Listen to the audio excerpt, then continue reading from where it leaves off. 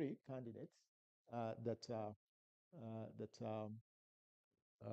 really account for a lot much of the attention within the media, and this picture, all is almost reflected across all different platforms.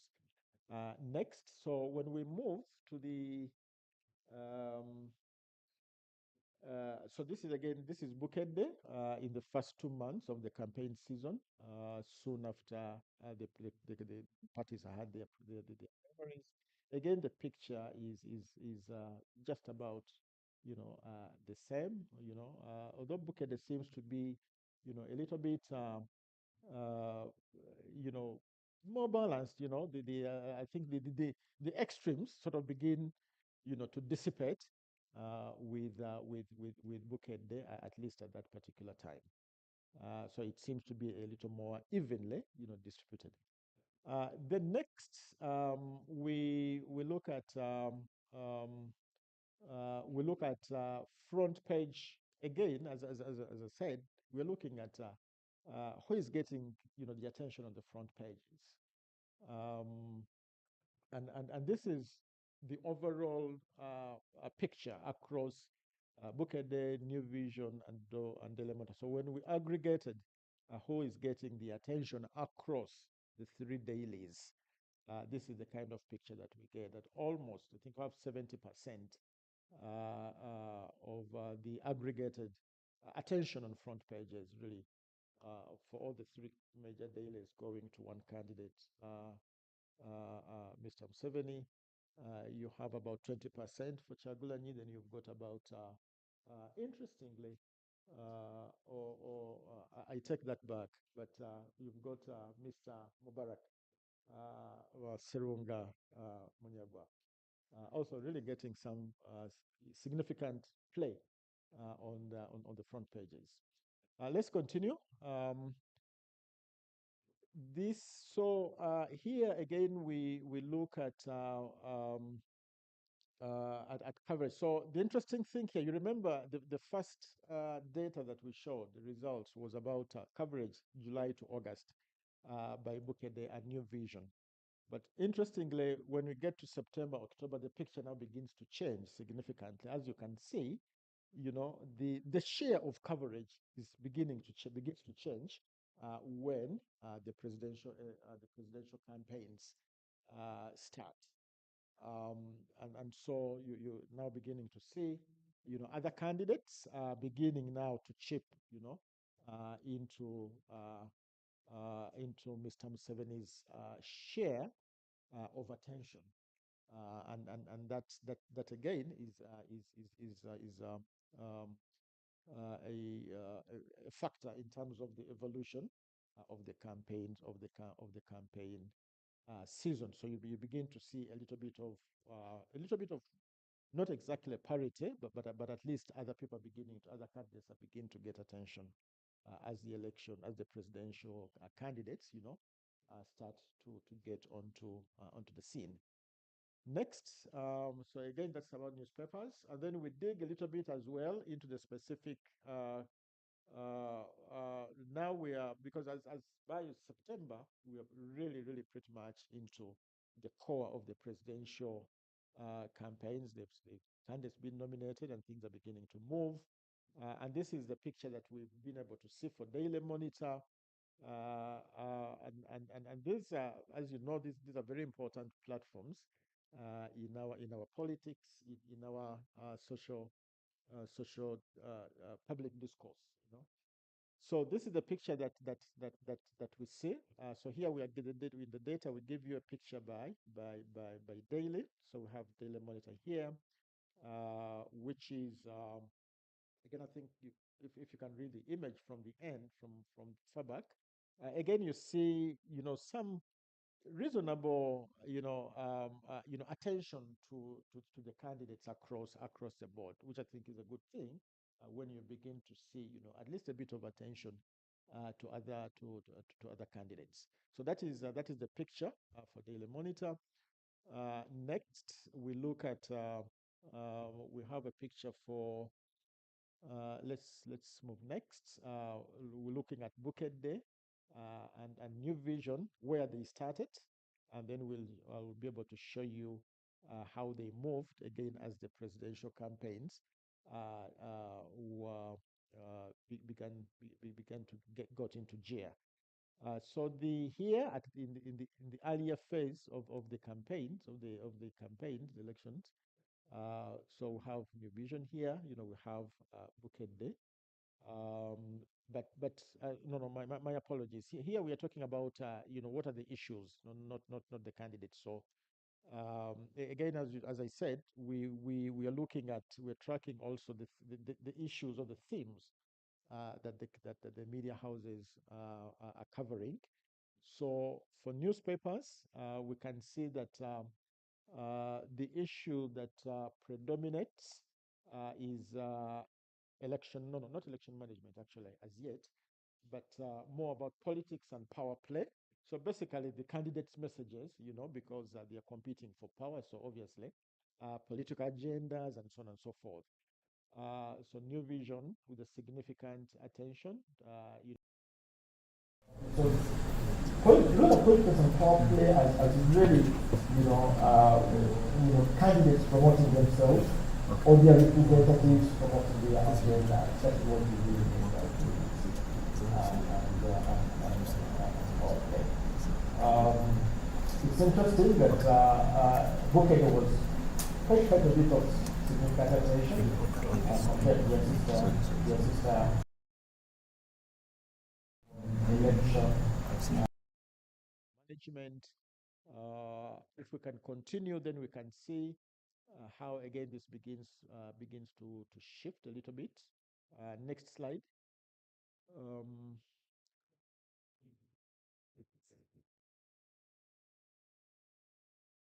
next slide. So this is so we have a picture as well for Daily Monitor as well in the earlier part of the campaign season between July and August. We can see a significant amount of attention to politics and power play. So these are really reporting about the candidates and their issues. And again, we have the overall picture when we aggregate what all the dailies were paying attention to. Again, the picture begins changed a little bit, but on average, we can say that at this particular time, a lot of the attention was on who these candidates are, what are these candidates talking about, and what are these candidates are doing. So other issues that we themes include business and economics, election financing, accountability issues, election violence, election, management, and already we begin to see that election violence, for instance, begins to get a lot of attention as well. Next, next, this again gives you a picture of how the attention to particular issues evolved as the campaign season moved into the presidential phase from about September to October. Issues around, works and transport, issues around election management. So it looks like, issues around service delivery, if I were to look at it that way, because you can see like issues like education, issues like accountability. It is basically very much issues around corruption, issues around health, issues around election management, water and environment, works and transport. So as the presidential candidates, it seems to I would say as they really spreading out across the country, then they begin to respond to a lot of these issues. So this could also be a reflection of what uh, either their constituents were asking them to talk about, or candidates beginning to talk as they went across the country, beginning to talk to issues, that concern the electorates in whatever areas they were campaigning in. Next, we now shift to radio. So we sampled a number of radio stations, and this is how they are distributed. Uh, um, uh, over and we're now looking at the entire period that we have so far monitored from July to October, the entire 4 months in Central. So this gives you the pattern in terms of what particular how many stations and this was really part of this the decision to select, and we'll be able to see you to show you the actual station that was selected. Again, looking at the population distribution, but also the distribution of these radio stations across the country. Because the idea then was to ensure that uh,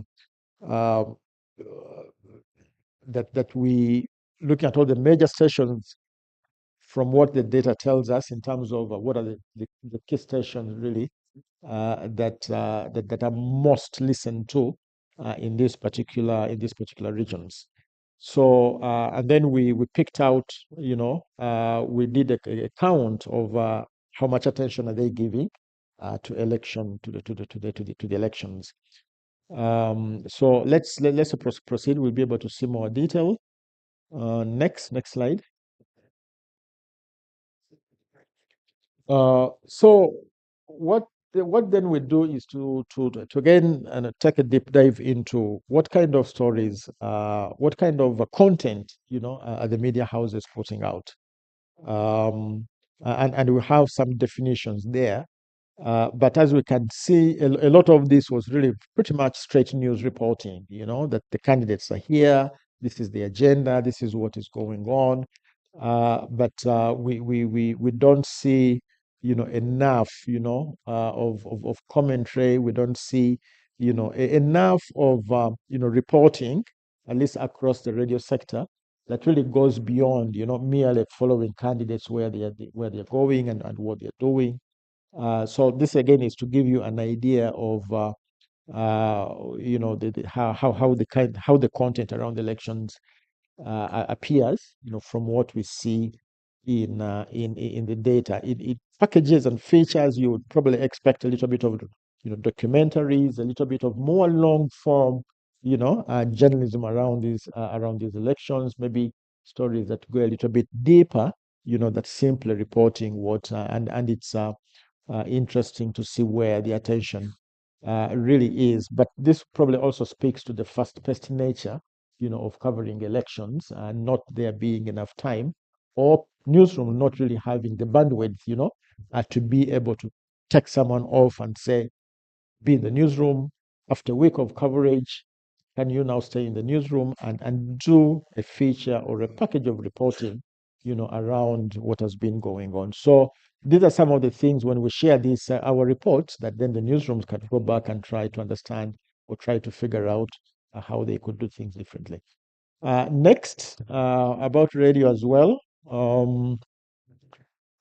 Here we looked at the coverage of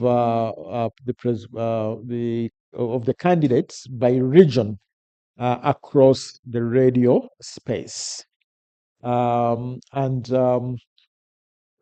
I don't know whether people at the back can see it, but in the report, because this is also just to sort of uh, uh, trigger to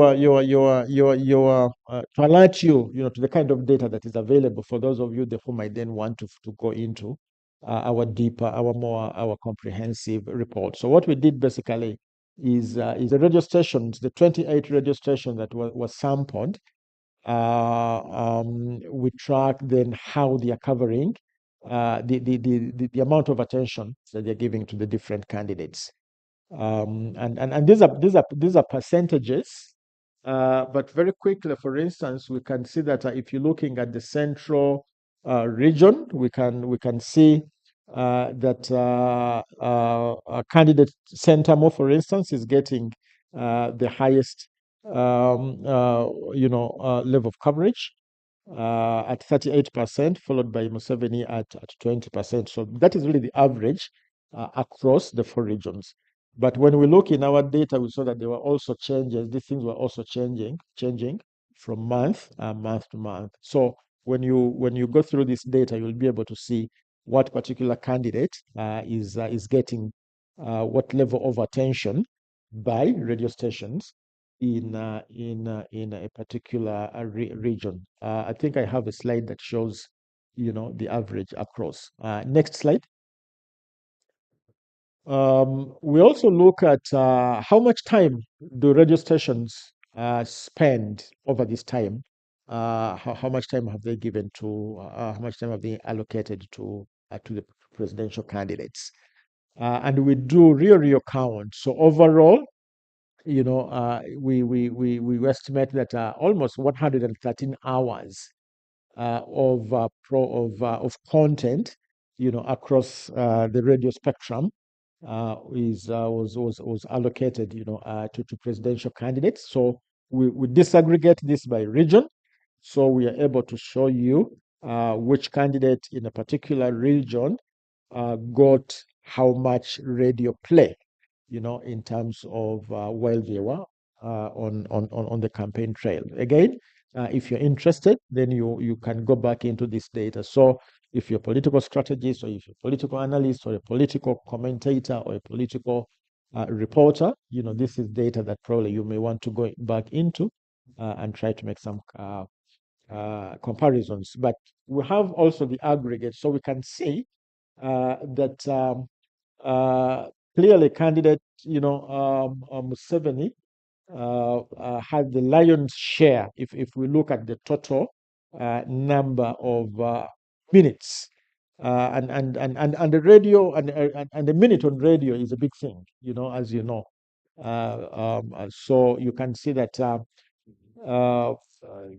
you had, so candidate Museveni, then followed by Nandala Mafabi, no, no, followed by Chagulanyi, and then you have Nandala Mafabi.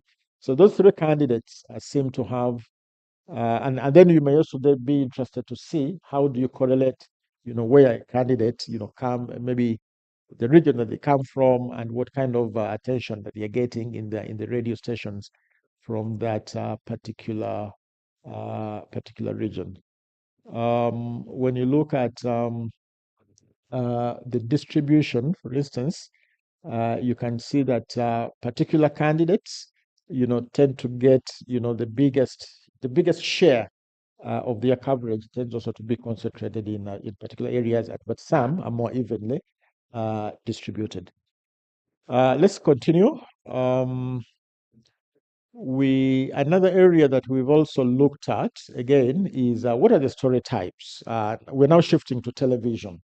Again, as I said, we've collected data across the different media domains, and this is the last component. Looking at television, again, asking ourselves what type of stories, what type of content about elections television, or our television stations that were sampled, and I will show you what this station. Yeah, the stations are there. There is BBS, there is Bukede, NBS, NTV, TV West, and UBC. So the numbers really speak for themselves. As with radio, a lot of the reporting is very, very much about the news. What is going on, who is where, what are they saying, what are they doing, and so on and so forth. But we are not really getting enough, I think, as you can see, of the more nuanced coverage that probably would be more of the more enterprise kind of reporting that probably paints would be able to give people a richer picture of what is going on around this campaign. So our data, if you're interested, you can always go back into this data and be able to get a clearer picture on uh, if you're looking at so and remember here we're not looking at talk shows. We're not monitoring talk shows, but we are really monitoring more primarily news content and commentary that clearly speaks to elections. So, if, for instance, there was what is it, an opinion, an editorial, it would be captured under commentary, or if there was, the equivalent, of an op-ed, for broadcast media.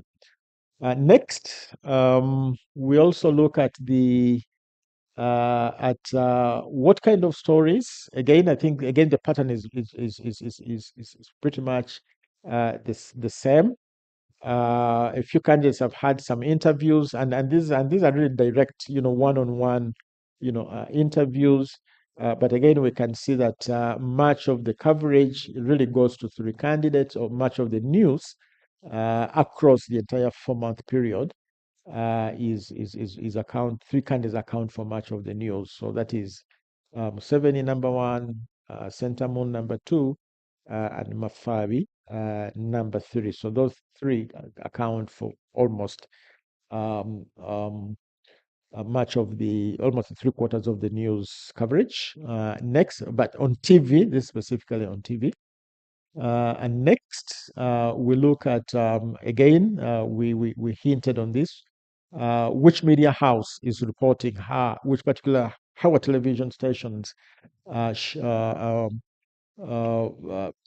kind of formats, story formats are they using? Again, there is what we define as the conventional. So basically, just telling stories. Just as we said, the conventional reporting is basically reporting events as they happen. A little bit of enterprise and interpretive reporting. Again, that is now we're looking now at reporting that goes beyond just covering the news, covering a candidate, as just an event. So where we see enterprise and interpretive reporting, now that is now where we expect to see a little bit of analysis, stories that really do some analysis, stories that go a little bit deeper into beyond what candidates are doing on the trail, and so that really gives you really a bit of the picture. And for the news managers who are managing the election desks, this is data that you can look at and say and do some reflection to see where you may need to balance up your coverage by offering your audiences more than things that are just unfolding on the campaign trail. I'm about to conclude. I think I have one or two more slides. The next one is again, as I showed you for radio, we're also doing we're looking at how much time is allowed. So we actually watch this. Our team really runs these this content and does proper accounting for the time that is spent on stories about these particular candidates. So again, you can see the distribution across TV, BBS, Bukede, NBS, NTV, TV West, and UBC. This gives you an idea of how much time each of the major TV stations has allocated over those 4 months, particular candidates. As we can see here, very quickly, I think the thing that stand out, for instance, we see UBC all 68% of the time, went to Museveni, one candidate, and the others shared just about 30%. The other seven candidates. The other thing that jumps out as well, TV West, again, we can see that 62% of the time was also allocated to one particular candidate. The rest seem to be reasonably balanced because, as you can see, the trade, the landscape has pretty much, it's like a league table, so you have the top three, and then you have the mid table, and then you have the lower table. And so, if you talk about this also, if you look at the top three candidates, clearly, as the patterns have emerged, uh, uh, um, so you have Museveni, Sentamo, and Mafabi. So that is, at the top of the table, and then you have the mid table, and then you have the lower table. But clearly, as you can see across these media stations, there are really, really some outliers, as you can see. when you have one media house pretty much handing over its entire news hall to a particular candidate, 70, almost 70%. Uh, if there is someone on TikTok who has this thing, who makes a statement and says and asks, isn't that concerning? So if you follow TikTok, there is a guy who does very interesting things, asking some of these, making some of these claims, and then says, isn't that concerning? So, but the data speaks for itself. And finally, I think another element on TV, and we have some of our research team members will be here on the panel to provide some more insights and context to these findings. Next, is this the last? Um,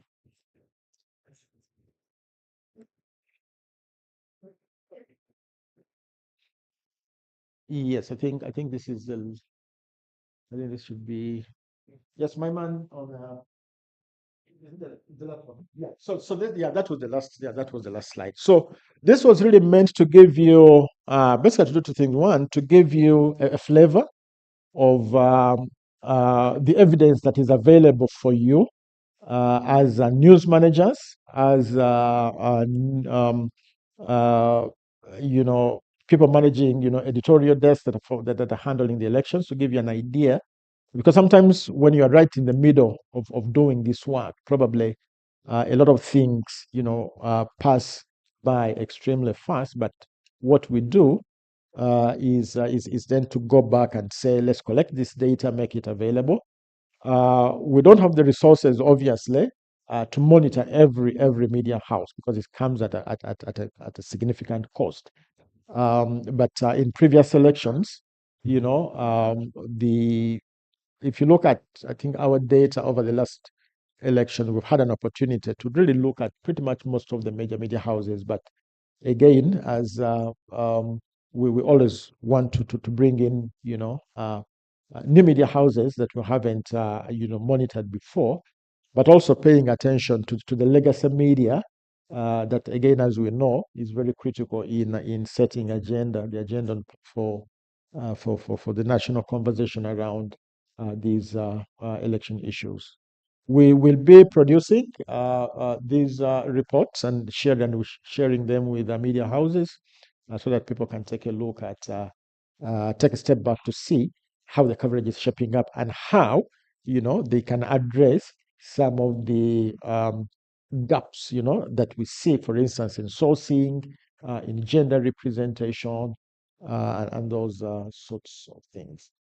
I would like now to hand back over to Simon. Yeah, thank you.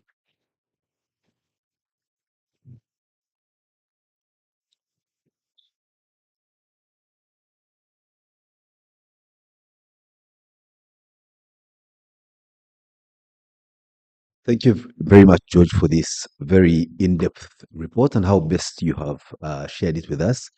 I think let's give him another round of applause. So it's very clear that quite a lot of work goes into the production of data, such as what George has shared from ACME. And I think if we were ever in any doubt that there is information that's been well sought, that ought to be used to. George, don't worry. I'm going to make a very interesting announcement. So I want to be in a corner where I'm able to duck a few bottles and shoes. So yes, those of us in the room who who like to use data to impregnate our coverage with in-depth information, I think this is a report that we ought not to miss. It's interesting how, George, you did mention that people need to take a keen look at, among other things, the gender representation of how the stories are covered and all. And then I looked at the list of the presidential candidates, and I don't think anyone can accuse that list of presidential candidates of having been considerate of the word gender, unless, of course, I didn't get the names right. But there it is, and it gives a very firm indication of how we are splitting our time amongst our respective presidential candidates, and also the conversation around state-owned private, legacy, then of course private, and individual media, which many of you also apply in as social media. It's exactly 11 o'clock. There are a few things we may want to do late, but having a break is not one of those. So, may I request that we go for a short stretch of a break, which will be with some teas. You may, if you please, also grab a coffee, literally and figuratively. Take a moment to look around the exhibition corridor, which have some very interesting insights and storyboards for us to read through. And I request that we'll be back here at exactly 20 minutes past 11. That's a 20 minutes break. Thank you very much. See you later. Jan seems to have another housekeeping rule. She may change and say the tea break is now being promoted to lunch.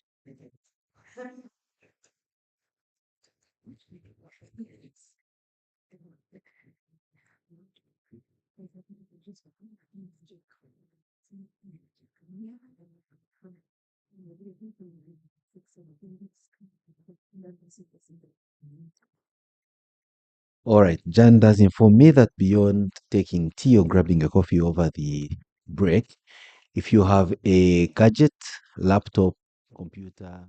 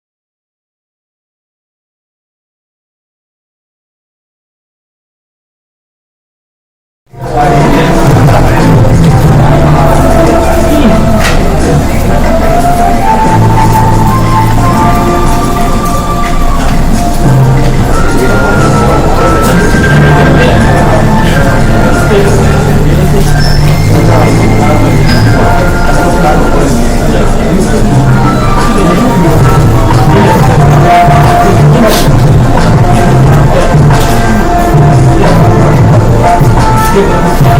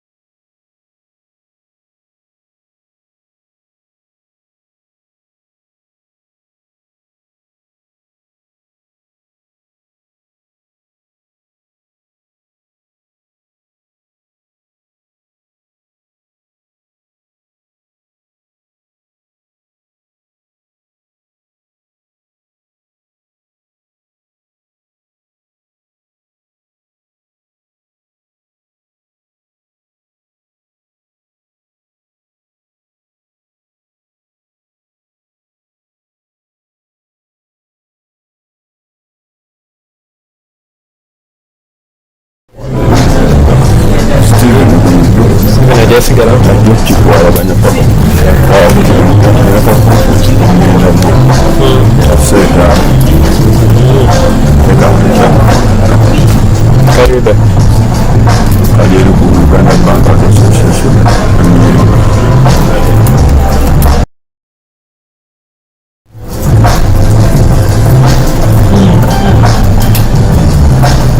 Kiki kisitaaki akakyajafayo lwaki tekatereera amazeeko emirembe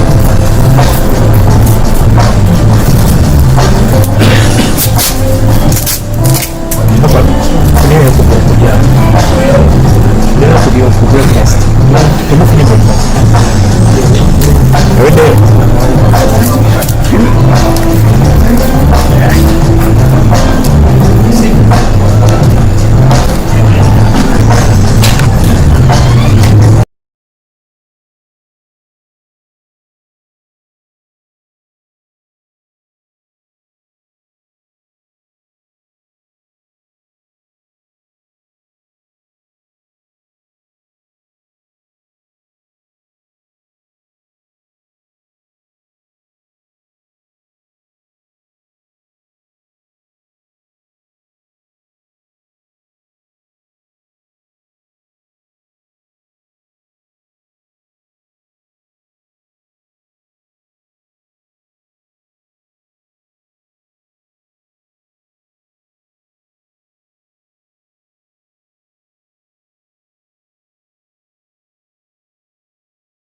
Makes it here.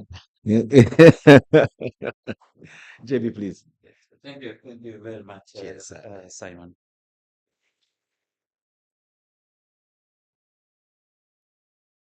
Good morning, good people. Okay. And welcome back from the break. So it's time for us to move into the next session of the Media Week. And now we are going to have a panel in which we will be talking about protecting independent media as we head into the 2026 elections. Now, it's my pleasure to welcome my panelists to take their seats. And our first panelist will be Mr. Tabu Butagira. I've seen him somewhere. Let's offer him a hand clap as he comes through. Tabu, kindly.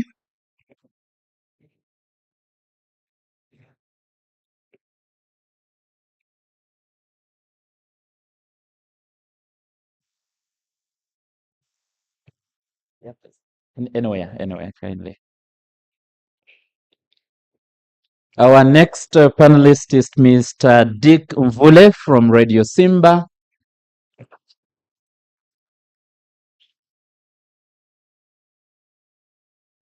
Thank you. You're most welcome, Mr. Mvule. Our next panelist is Ms. Maureen Agena from the African Internet Exchange Points Association, AFIX. You're most welcome, Maureen. Our next panelist is Ms. Marcela Careche.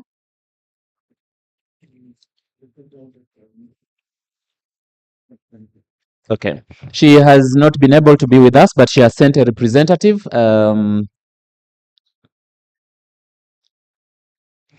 Let's offer the gentleman a hand clap. You're most welcome. Robert Mugabe. Robert Mugabe.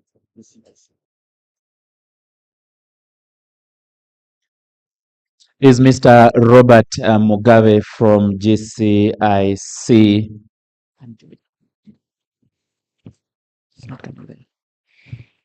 Okay, all right. So this is the panel that is going to have this conversation with us for the next few minutes.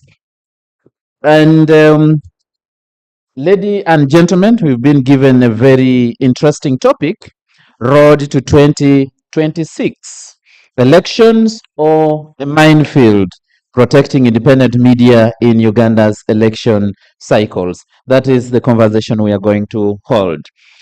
Ladies and gentlemen, this will take us about 40 minutes. We will start with the panelists. At some point, we will invite the audience to be part of this conversation. My name is John Baptist Mokola. I am a journalist on sabbatical. Took an early retirement for now, making noise in university. So I train journalists, and recently I've been appointed to the Uganda Media Council. So, lady and gentlemen, let's dive into the conversation. And I would like to start with Mr. Dickinville, since he's deeply in the thick of things. When you look at this title for our panel discussion, what comes to your mind? Road to 2026, elections or minefield? Protecting independent media in Uganda's election cycles. Thank you very much, Mr. Imokola. Answering your question, what comes to my mind is that what we are seeing in the campaigns is more of violence than campaigns. And that's why you are asking this question. Is it, are they elections or we are into a battlefield? You realize that the media is under attack during these campaigns. Journalists are being beaten. Journalists are being threatened by state operatives, by the state itself. And I think we are operating under a very harsh condition during these elections, something that is really not giving the right picture.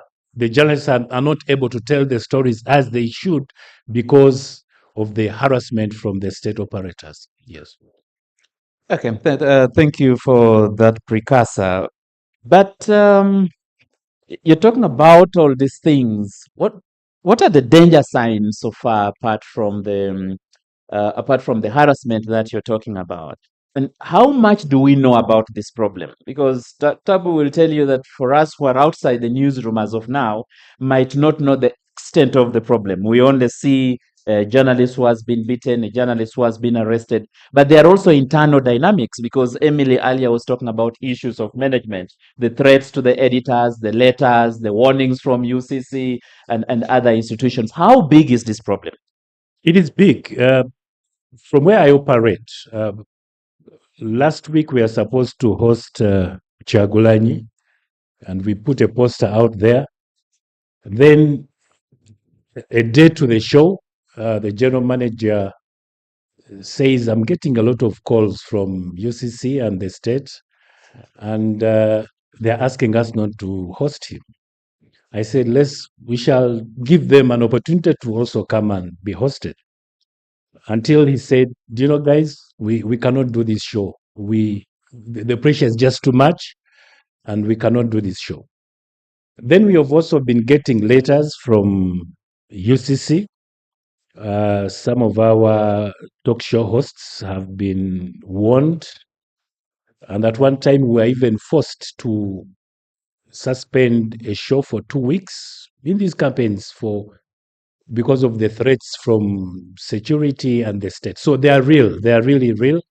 And this is denying us opportunity to tell the stories or to give an opportunity for these politicians to tell their stories. Another one, and it's not only from the state people. You realize that, you all know that Radio Simba uses yellow. And we have bikes for our reporters. And when they are on the campaign trail of some of the opposition politicians, they send them off that you guys NRM, that's why you're riding yellow bikes. And so the threats are real and they're really happening. Okay, thank you. No, it's at this point that I want to bring in Mr. Tabu Butajira. I'll come to the other panelists. This is directly related to what Mr. Mvule has talked about. You've been a foot soldier in terms of actually reporting elections, not in terms of the social media adage of foot soldiering. Looking at where we have come and where we are as media in covering elections, are we stuck at the same spot? Are we backtracking? Are the gains getting lost? Or we are actually taking a better direction? Thank you. So first of all, this is to my left, and I'm right-handed, so it looks like I'm driving on the wrong side of the road. But I wanted to apply myself to the topic first, and then I will respond to the question that you asked, which is essentially, is this an election or is it a minefield? And just going back a few elections, media houses ordinarily would budget for, maybe vehicle, fuel, accommodation, airtime, phone credit, maybe purchase of actually cell phones and things like that. Because the idea was, if you're trailing, with a candidate, and then you need to have accommodation, you need to have food, you need to be able to meet your expenses. Now, in newsrooms that can afford, the first fundamental shift has been a focus on security of the individual. So there has been a significant upswing in preparations of journalists psychologically and physically and in the digital spaces for safety. Issue number two is the nature of procurement. So media houses have gone into purchase of bulletproof jackets and into gas masks and insurance policies that take care of that, including medical cover and having plans for emergency evacuations if you're injured or shot and something like that. They may not talk about it, but there is also a thinking about if they shoot you dead in the field, then the preparation of your burial. And of course, recruitment of a replacement. This is how these things actually work. So this shift in capex speaks to what the perception of the election is, right? So it's not just a minefield. A minefield would suggest that it is populated with explosives, and you probably can dodge them. This looks like a real combat, where the media, not just the media, but I guess the whole population is exposed to equal levels of hazard. Exclusionary and preferential treatment, which is not sustainable or even obtainable in a circumstance like in this country right now. And I've always said part of the problem of this type of gatherings is you have like-minded people. It's almost like an echo chamber. So we're basically speaking to the converted. And that's why we probably don't have enough traction, because we look ourselves like a privileged class. So we are journalists. We're supposed to be treated separate. We're supposed to be independent. We're supposed to be special. Independent from what? We are powerful. Okay, so on what do you predicate that power? Is it on money? Is it on political source? Is it from the legacy of your proprietor? Is it based on culture, right? Is it just the laws?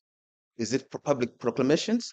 So power is always contested and is always morphing, and it can be diffused. So this power of journalism, of course, you can trace it way back from 1948 Universal Declaration of Human Rights, and you say those have been domesticated in the Constitution, and you can say there's the Uganda Press and Journalists Act and all these things. But what must be the governance architecture in which these things can actually operate and can thrive? And that then teleports the conversation away from the little domain of the media to the more substantive issues on, if you wanted anchor, if you wanted pillars to undergird the question of media freedom, what other things should we fundamentally concern ourselves with, right? So those are my broad strokes in terms of building the architectural framework for the thinking and engagement with the subject. Now specifically to the question that Yes. you asked. So first of all, I am back to the newsroom for the time when I'm here on the research. So I am just Welcome back. thank you, and I'm just getting back. You asked the question: are we stuck or are we moving? Now it depends on which point we were that you're referencing, because I need to have a datum in order to reference and say. Now we can hear from I the. would prefer we start from 2001. Okay. What do you say? So 2001 elections were quite dramatic because one of the closest persons to the president broke ranks and then came to stand. And that time he stood on the powerful platform. Basically, I mean, all of these political, young, energetic, vibrant politicians in town, including the all political parties and so on. So that election was very unique in its own sense because of the entry of Kizza Besigye, and of course he has shaped subsequent elections for some time. And of course, until now when he's unavailable. But what I wanted to just suggest, when Besigye was arrested in 2005, the whole of Kampala went up in flames, basically, right? It was a big thing for Besigye to be arrested in this time, big news, and everybody will be concerned. Now he's even in cell, he's in prison rather, and nobody is concerned, right? We've moved on, in a way, right? I mean, people, I don't know how many people talk about him these days, when he appears in court, maybe, Yeah. but that's the person who fundamentally shifted the way this Or government. maybe the concern is there, but expressed in different ways. That's one way of looking at it. I agree. Maybe it's actually not there because this country, to be alive is a full-time job. And it's usually very difficult to preoccupy yourself with the problems of other people for a very long time. You don't have this level of concentration. So 2006, of course, from late George Kanyahamba, the results of 2001, 2006, which went to court, he says actually one of the elections we were supposed to annul it, and then he was done in by one of the judges who is his friends. Of course, he said this is written that in the books, and it has never been contested. Yeah. And then you come to 2011, and then the walk to work, which is where real violence was introduced. But 2001 had a lot micro level violence, particularly in the constituencies. Kinkizi constituency, and those investigated, and there's documentation of the violence which was a process of violence. And so 2011 ends up in what was thought to be a replication of the Arab Spring. And so the government is very nervous, it's unsure about what's going to happen next. And then they unleash this, and then we end up in those killings and so on. 2016, Babazi comes, he's not as consequential, really. So Tabu, if you're to summarize, you look at all that and Yes. where we are as media, Yes. So as what direction are we taking? where are we now? Yeah. I think we are evolving. We're evolving in two dimensions. One, high attrition rates has meant hemorrhage of talent from the newsrooms, and expertise and wisdom to guide things. Second, we have seen a transition of journalism in some aspects from being accountability demands to populism and celebrity status. So there's an evolution of status over journalism, so form over substance. That's the point I'm raising. And the vulnerability that presents is then people can begin to see the weak points and use those to attack us, whereas it was more difficult to attack you from strength. It's much easier to attack you on weaknesses. And so that's one of the things. Third is that the newsrooms have become younger. People who are energetic, they can dare, but they are not as well equipped with experience to know how to manage certain situations. Okay. And so that in itself is also a problem. And the fourth one, which I think is the most important perhaps, is the resourcing of journalism and of journalists. For the most part, we have always presented ourselves as mission-oriented, but even the guys who preach the gospel live well, right? So journalism and journalists are in a perpetual state of poverty and of brokenness, and you can't hold power to account when you're a victim. Essentially, you're an economic victim. You're Okay. captive. Thank So you. my sense really is that media owners must focus on investing in journalism and investing in journalists that can be resilient. This thing we're talking about. Oh, yes. Resilience is not a word, it's the way of life. Thank you. Thank you, Tabu. We'll return to that conversation, especially in regard to what is happening behind the scenes in the boardrooms, the negotiations, and how you're preparing for these elections. And of course, we've been joined by Dr. George Lugarambi. I fear to call him earlier. Is officially part of the panel, but there was no chair, so I didn't want to have a doctor standing. That's why I delayed to introduce him. You're most welcome, Dr. Lugarambi. Let's go to Maureen. You're a communications expert. You're talking about, you're from the African Internet Exchange Points Association, safety on the internet, how the communication is going. When you're looking at 2026 in regard to independent journalism and the role of the media, what do you see in regard to this conversation? Thank you very much. I'll start by saying I was privileged to be one of the three researchers who came up with the ACME reports that Dr. Lugala presented. And my focus was mainly on the digital aspect of it. Yeah. But just to again also apply myself to this conversation, the theme of this panel, I'll start by saying that we've been talking about the rise of citizen journalism and people having conversations online. non-professional journalists, ordinary people talking about things that journalists report about. And as a result, there's been so much issues that have arisen out of it, because as a professional journalist, of course, you're trained on certain values, objectivity, partiality, and all that. But these are things that the ordinary people do not understand. So there is that rise of misinformation. We've seen a lot of that online. The use of AI. We saw some of the presidential candidates drafting their manifestos using ChatGPT. I mean, there are certain things that are evident when you read and you see when it's not well edited that this was clearly AI oriented. We've seen the shutdown of social media. I'm happy to see Mr. Fred Otuno here from UCC. Maybe he'll speak to that. You're welcome, Mr. Otuno. Until today, Facebook is still shut down, isn't it? And it's still shut down for reasons that I guess UCC can explain better than George just added that officially because our young people in the room are looking at you and saying, eh? For so many years, Facebook has been down, and then the regulatory environment is tightening, like he spoke.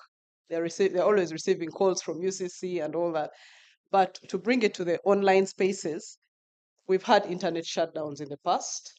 And when there is no shutdown, the internet is deliberately slowed down, okay? And people have to download VPNs to bypass and access the online platforms. And then there is offline harassment that has come as a result of online engagement. There are things you post online and you're followed, okay? You're actually arrested, you're picked physically and taken to court or to jail or whatever, but as a result of what you posted online. And like Tab already mentioned, the shift of journalists from the core of journalism into celebrity kind of. So we have this emergence of influencers, professional journalists also being influencers. So there's a very thin line there between, like you said, you're easily attacked from your point of weakness. They'll attack your personality as an influencer, but it's harder to be attacked when you're part of a core media space. So when you look at media, online media, when you also look at things of editorial policies, they barely exist online. People post whatever they want. Nobody's regulating anyone on what they post. And that becomes a challenge because, in a way, they set the agenda for a certain kind of population. For those who are on TikTok, you see so many videos go out. They could be false information, but to counter that, the viral effect is so much that when I post one tweet, and for instance, I have 1 million followers, imagine what it takes to undo that. So it becomes a very big challenge even to mainstream journalism. Okay. So even as we talk about elections, that's a challenge we are likely Exactly. to have. Yeah. I want to bring in Mr. Robert Mugabe. All your panelists seem worried. Everyone is practically panicking, issues, challenges. Yes, George has not yet spoken in the panel, but in his earlier presentation, he already showed that we are in trouble. You seem the only man at peace in GCIC and not seeing what these people are seeing. Is it that they're just agents of doom? Are you sitting in another planet? Who is misleading the other? So, Thank you. That's interesting. So my name is Robert Sharp Mugabe, and I prefer to follow that code. Otherwise, someone might think I'm the red. But I come from a government entity that also relies on especially digital platforms to inform the general public, to tell the public what government is doing, what are the services and government programs that citizens can benefit from. Yeah. And I'm not a journalist by profession, but I have worked with several of them.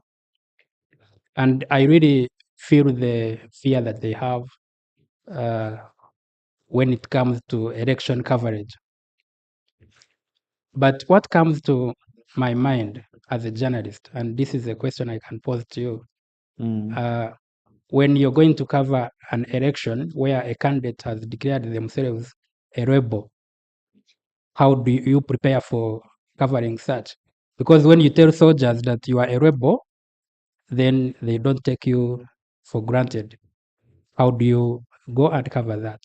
But also, I have witnessed a lot of journalism to pick which narrative are you pushing.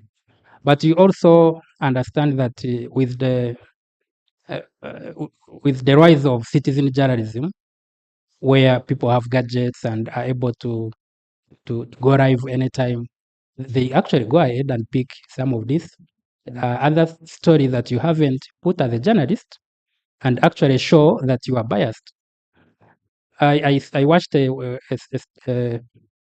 clip shared by the Citizen by CNN last evening with the Mado, and you could see that this was completely one-sided. It's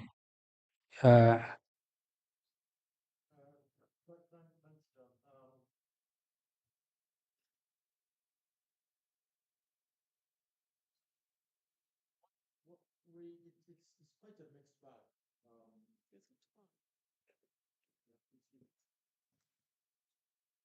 I think it's quite a mixed bag. It's very easy to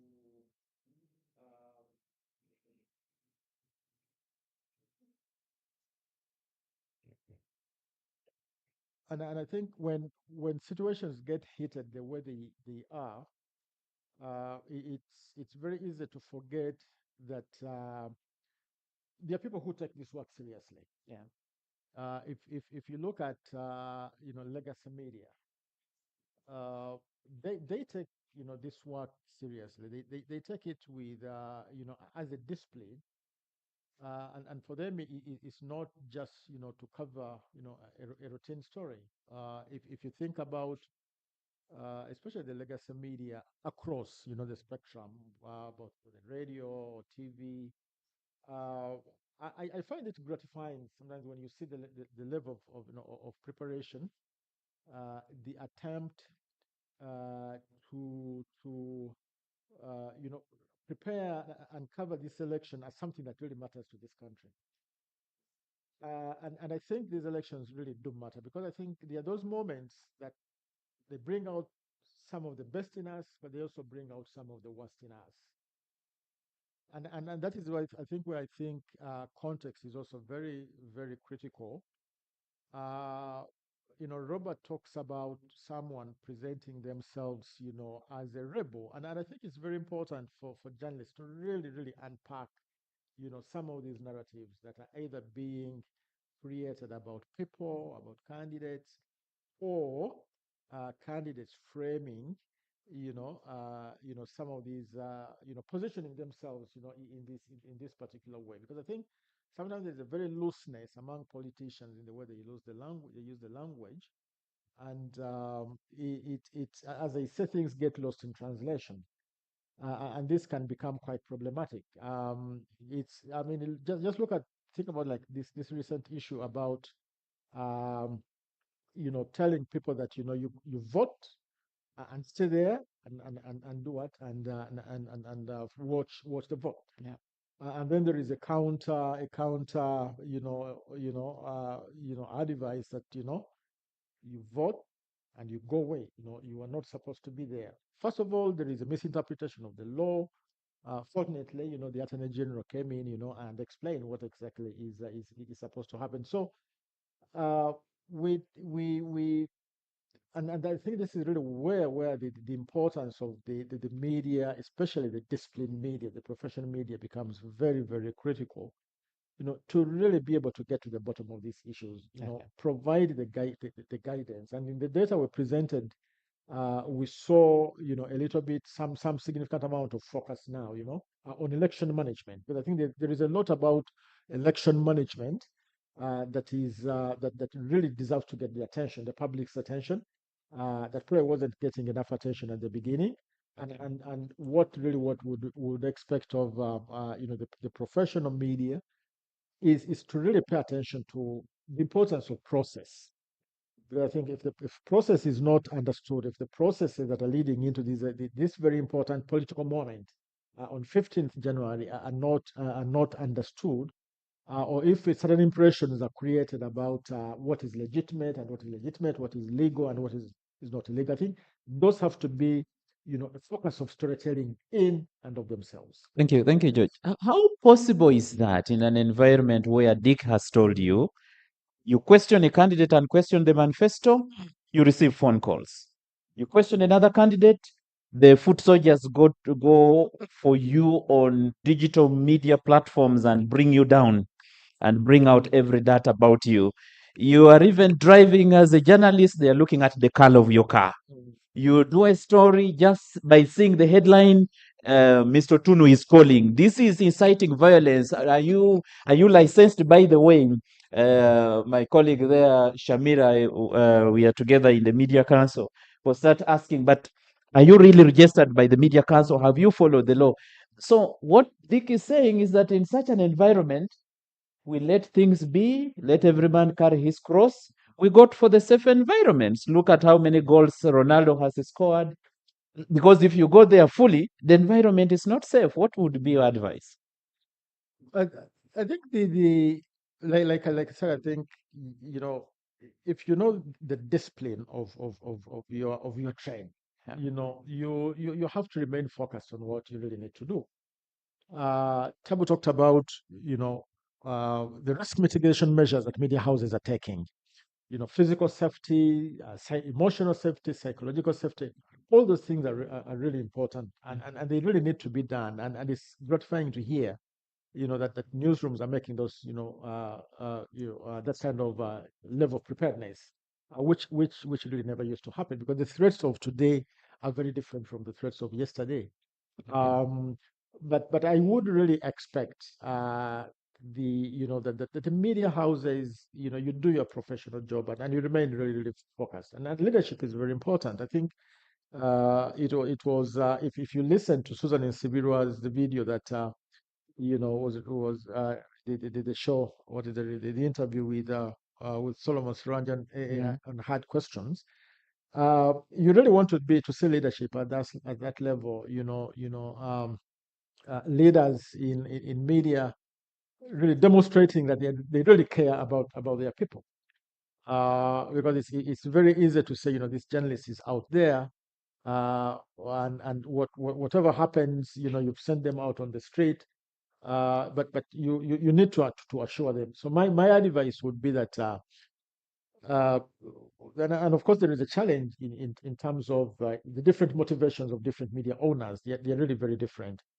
But I would like to imagine that really those who are invested in media properties, and really, really, that care about the quality of the journalism that they do, Okay. that should then be able to cascade and really instill confidence in the people on the front lines and the newsrooms, that if they remain focused on their job, and you sit together collaboratively to assess, the risks, and then you do what is necessary, because beyond this election, you want your media house, we want Radio Simba to be there, we want those journalists to be there, to continue doing the good job that they're doing.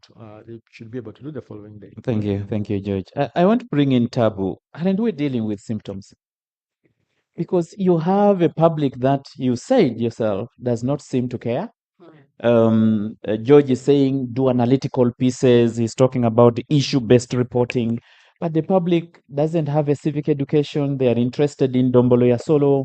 The soldiers are carrying their sticks and caning whoever they want. So by looking for protective jackets and the gas masks and training journalists, aren't we just dealing with the symptom and not going down to the real issue? Please, so I have a Congolese heritage. Don't play around with Ndoboseo Solo. Excuse me from the other drama of Uganda. Yeah, sure. So you asked the question, are we dealing with symptoms or are we dealing with the sickness? Okay. And when I spoke earlier and said the problem with our kind of congregation is that we are like-minded. So there's an echo chamber. We are just dealing with affirmations of ourselves and of our work. So we're not holding ourselves out to scrutiny by people who have no interest Maybe in the Tabu, media, by right? holding these conversations, we get to understand the depth of the problem. Right. And in our different platforms, we continue talking about No, this. I hear that, but the point I'm raising is this. Media literacy is very crucial for the defense of the media. journalists are never going to by themselves defend the media, right? So we need to market journalism as a public good in which everyone has a vested interest. The problem right now is it is us who are deriving our livelihood from journalism who think it is important. Those who don't actually see why you're making a lot of noise because the journalist has been beaten, because everyone else there is also being beaten anyways, right? So you can't have a preferential treatment. You can't be a very clean fish in an ocean of sharks, right? That's the point I'm trying to raise here. And that's why we need to elevate and teleport these conversations away from between ourselves to the outside world, and we hear what are the other people's views about journalism, how we do our trade, right? What will they like us to do? Because we think we know it all. We are always going out to say what we are doing, right? So we need to be able to have some humility and say, can we actually engage and see where our fault lines look like, where our strengths are, and what can we benefit from these engagements in order to enrich our own performance. That's issue number one that I think is important. But you asked the question, is this a symptom? I did present earlier that there is an assumption for media freedom to exist, for democracy to function, there's an assumption of certain level of literacy of citizens and an assumption of governance character, right? Uganda currently, and not just currently, as an individual, I've always believed that the president is more of a military man. So these questions of democracy, where you're making all these kinds of analysis and workshops and so on, he's preoccupied with how do I secure the country, how do I still secure my government, how do I secure the region, right? So fundamentally, you're looking at different mark sheets and questions to understand his government. The other thing which arises from that then is what Foucault called biopolitics. So use of government mechanisms and regulations in order to control the behavior and performance and functioning of the citizens. So essentially what we are doing right now, whether they're accusing Uganda Communications Commission of something, or you're talking about the contact of the police or of the military or of a technical officer in government in a particular way, there's one constant strand of things that you see: fear. So fear is palpable, and people are just out to protect their jobs and to protect their lives. So if you're an executive director of Uganda Communications Commission and you get a phone call from the military and they say, shut down that radio station, are you going to go and first pick what the law says? Or are you going to first act, then you go back and check what the law says, right? Because these are the real situations where people, I don't want to speak in abstraction. I have a lot of engagements with these people privately. And what they tell you privately is completely different from what they're doing officially, right? Because we don't put ourselves in their shoes. We don't begin to ask the question, what is their motivation and what is the incentive? Because for us, we assume we know. Okay. We Is don't. there anything we can do about that now? Well, yes, there's something you can do about it. You change the governance structure. Okay. And is that possible between now and 15th January?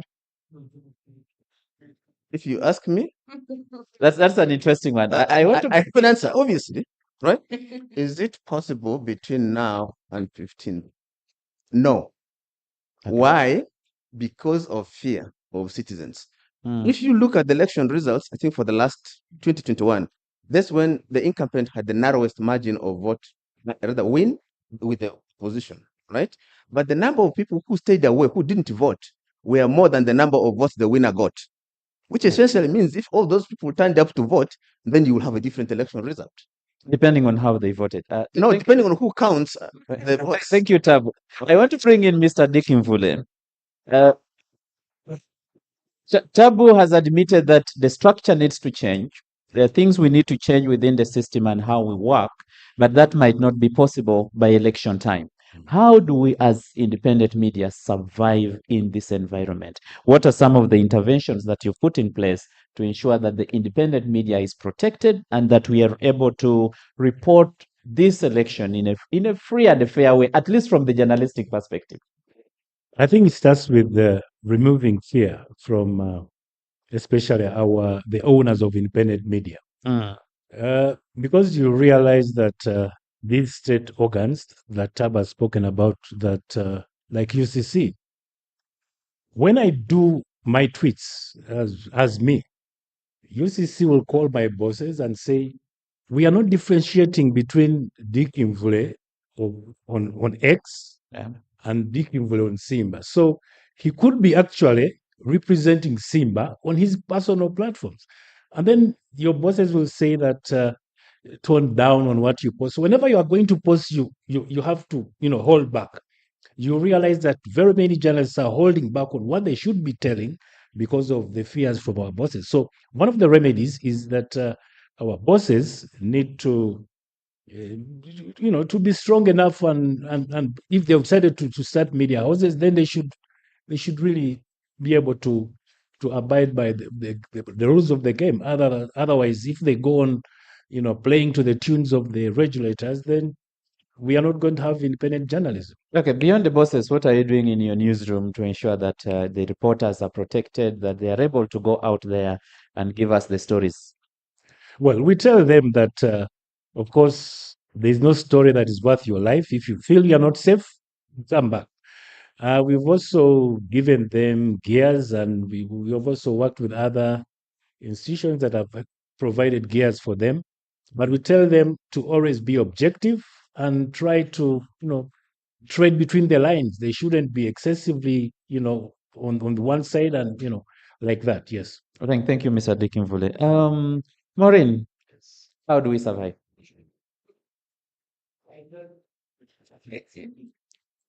My mic is not on. Is it on? Yes. Yes, Okay, it is. Yes, okay, it is. thank you. Yeah. It's very interesting listening to Tabo and then listening to Dick, and just imagining, for instance, what the representative from UCC, what's going on in his mind, because indeed, until you're in that seat, you don't know what's on that side, because we've seen people who have been very vocal online and they have been co-opted into government and they just gone silent. May not necessarily be in the media, could be in other aspects of government work, but they just go mute, completely silent, because maybe on the other side of the grass, it's a whole different story. But again, speaking on how we survive, like he says, I mean, there's nothing worth your life at the end of the day. Okay. And as he has also re-echoed that sometimes what you post online affects you offline. Okay? You post something, could be out of ignorance, could be out of emotions, could be out of conviction, and then it rattles the powers that be the wrong way, and you have to pay a very heavy price. There are people whose institutions, could be the media house, could be the organization you work for, that have just, left their staff to face it off with the law. They say, you know what, your opinion does not represent us as an institution. What do you do in that case? For instance, if you're a journalist, you post something and then the institution says, no, they don't represent our interests. I'll give an example. For instance, my husband is a journalist, and there's a time he was beaten by the police for going to cover Kizza Besigye when he was arrested at Kira Road. And he tweeted something and said, I'm really being beaten here. And so the whole social media space went, why are you beating this guy? And the media house called. He was a stringer for one of the international media houses. And they said, why did you do that? You don't write that. We have to work. We work with the government of Uganda. So when you do that, you're affecting us. You will affect our work with the government. They can withdraw our license and all that. So what do you do in that case? You see, so it's a very difficult question to answer. Yeah. But again, it goes down to what policies exist within the media houses to protect the journalists. Okay, thank you, Maureen. And I think that is mentioned in the guidelines that George is going to talk about shortly, how we can use these guidelines to improve our reporting and journalistic work. And as I see Jan is there, she's trying to get me a movable microphone so that we can bring the audience into this conversation. But Mr. Robert Sharp Mugabe, when you look at the journalists, we are already in the election period. You've raised some of the issues that you've had with some of them. So when you look across the bridge and you're seeing them working on the other side, what would you tell them? I think, to be honest, we need to go back to the drawing board and look at the principles of journalism, and make sure that whatever you're doing, you're following the professional. If there is a code of conduct that governs you, you follow that. so that you don't collide. Know what you're supposed to do and how you're supposed to behave as a journalist, but also conduct yourself in that manner so that you don't collide with whoever you find in that field. Okay. Thank you. Thank you, Mr. Mugabe. George, I would like you to say something about the guidelines that we've just launched. How can we use them to serve the public interest, but also to protect ourselves as media people? What contribution does it make? And probably you can pick one or two areas from the guidelines that are going to be very critical for media in this 2026 election. Right.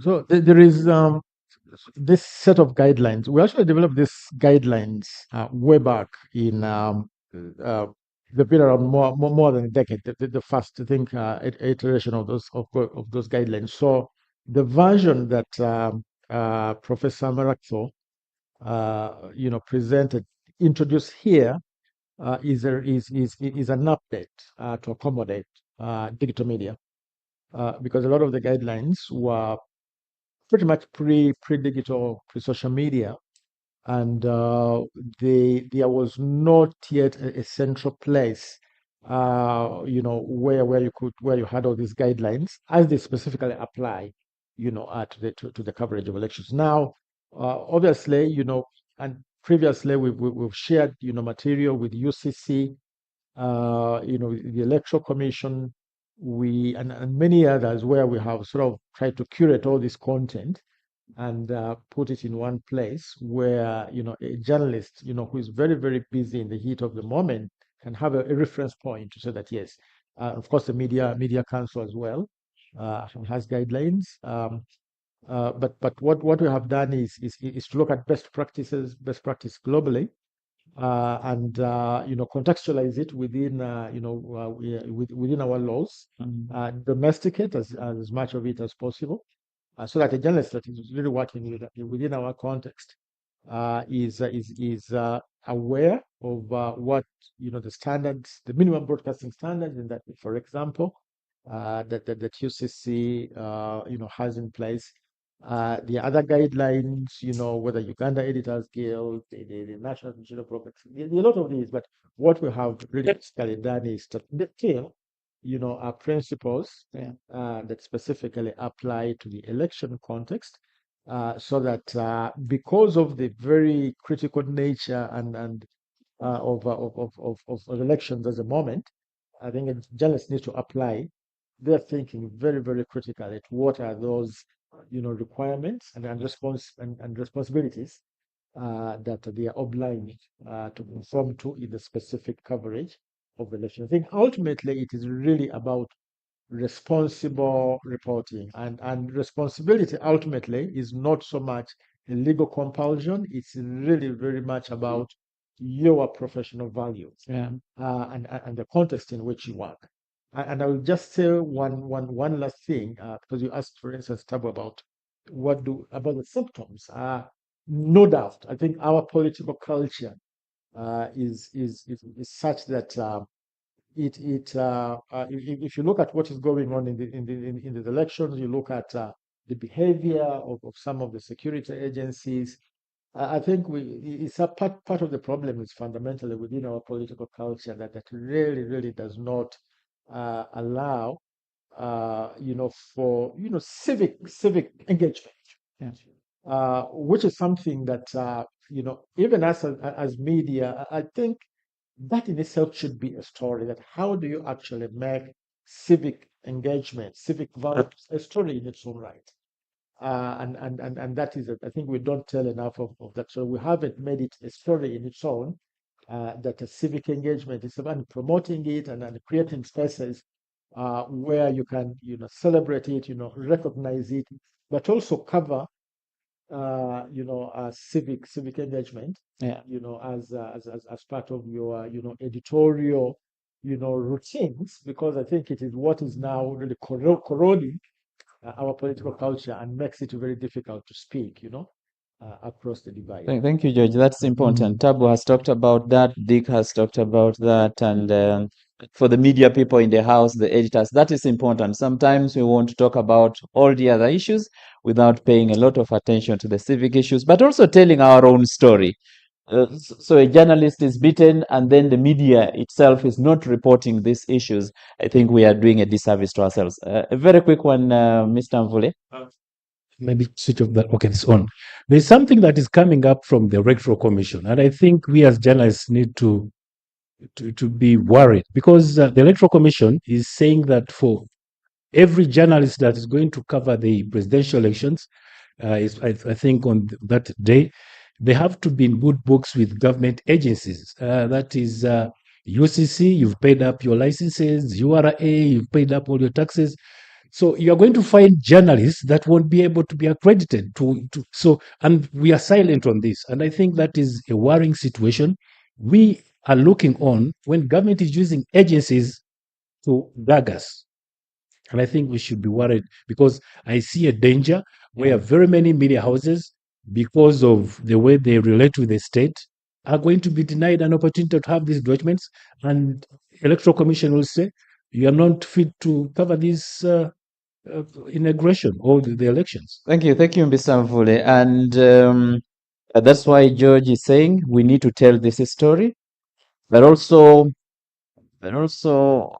yeah, the law works in interesting ways. Usually, when I'm talking to editors and media owners, it's important to follow the law so that you close the gaps that can be used against you. So when it comes to licensing, issues of registration, do you have the necessary documentation? It is important. Otherwise, when you don't have that, it is very easy for Mr. Tunu to do anything based on the But law. you also know that the state might deny you those documents for their own interests. But that's why we need to tell the story. All right. I don't want to repeat what Tabu has already accused me of as sitting and talking to ourselves. I don't want this to be only for the panel. I request that I bring in members of the public as well. We are still trying to get a microphone that we can easily move around, but I will try to be the real smuggler from Busia and move with mine. So, George, where do I get those guidelines as a journalist from Kabohwe? Where do we get the guidelines? We've actually disseminated them quite widely, electronically, physically. There are even copies actually that people will be able to go with from here. Thank you very much. So, members, I will take some comments and some questions from. Thank you very much.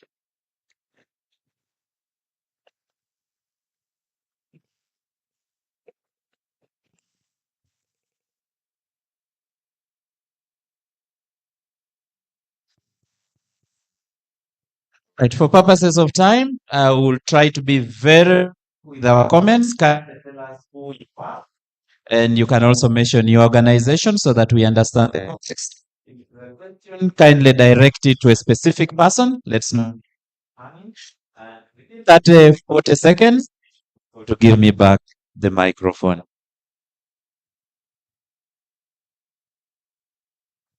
Thank you very much, moderator. My name is John Ngaberano. I'm from Pan-African Club think tank. I am not a journalist, so my small comment is from the perspective of an ordinary citizen. First, as you all know, journalism attracts huge interest from actors globally. Because you play a very important role, and particularly regarding elections, you foster informed choice. So you are such a very critical sector, and you do a very important role in society.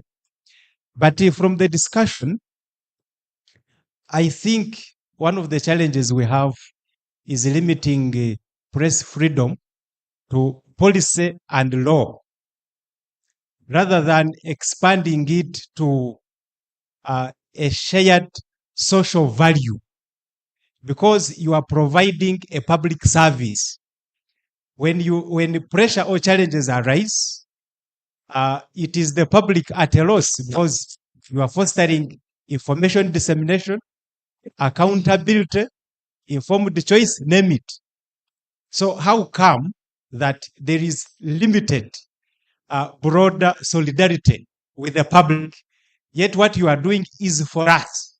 So I think we need a strategic refocus on building journalism or press freedom as a shared value, such that it is a solidarity for all of us. And lastly, the interest of time, I think on a positive note and very constructively, we need constructive dialogue across stakeholders. That is the community representatives, professionals, name it, everybody, such that rather than having a reactive struggle when problems arise, it should be continuous engagement to improve and protect the work of journalism, because it is so critical for development and sustainable engagement. Thank you very much. Thank you, Mr. Ngabirana.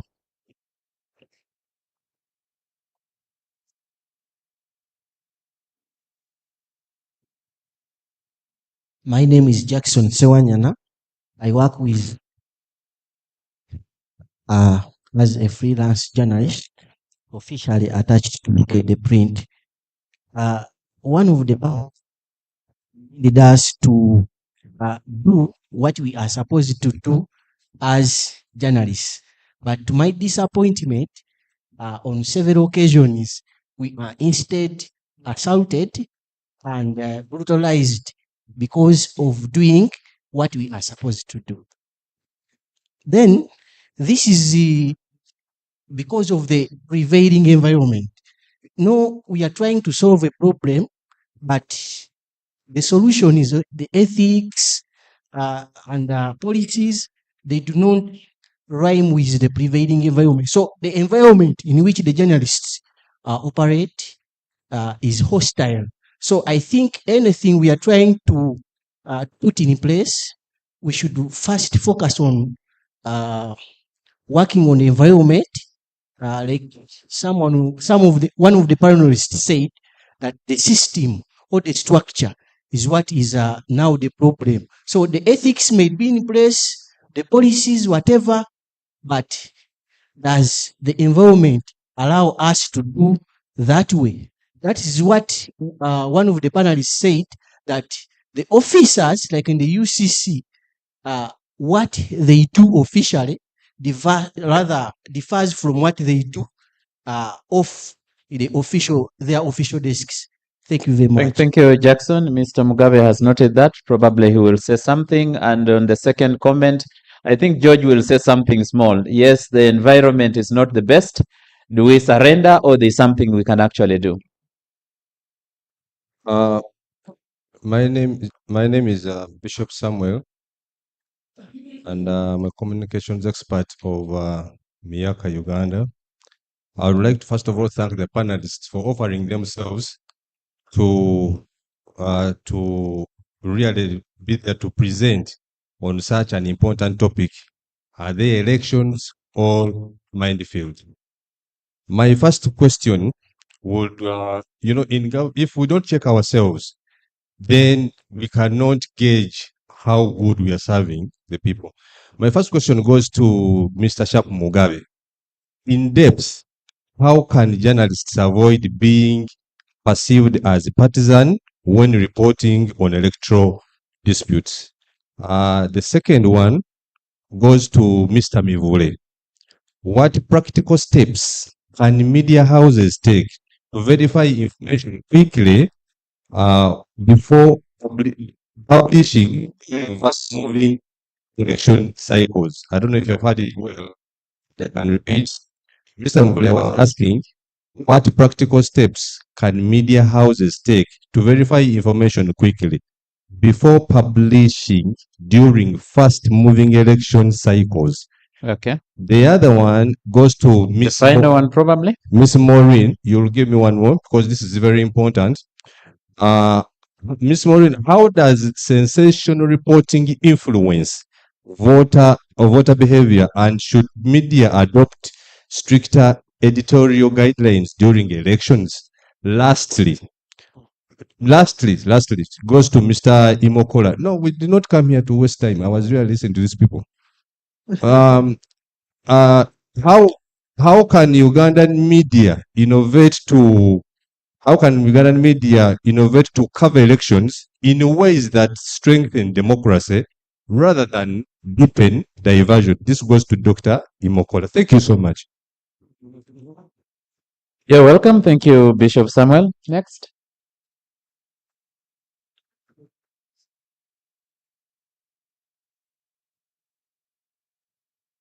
Uh, Good afternoon. so my name is Sim.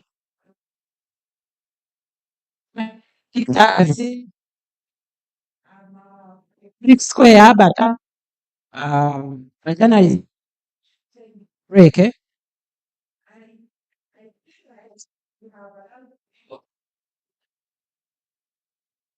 We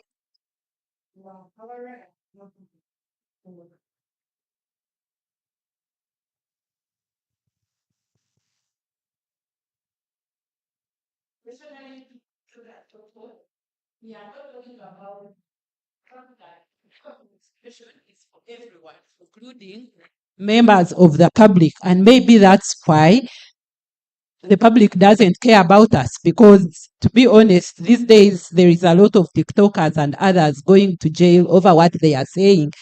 And it looks like most of us don't care. Most of us don't follow it up. There was a time when there was a fight over the Media Council, should it be registering journalists? But now both Media Council and we have allowed both Media Council and UCC to register journalists. But this is not a right that we hold as just journalists. It's a right that we should hold as citizens. And because media has institutions, we should be fighting to open up this space. Because if we focus on the small part where we as journalists are professional, if you want to use that word, you are allowing the government to box you in a corner. And in my view, this is what's happening now. Thank you. Thank you, Dictor.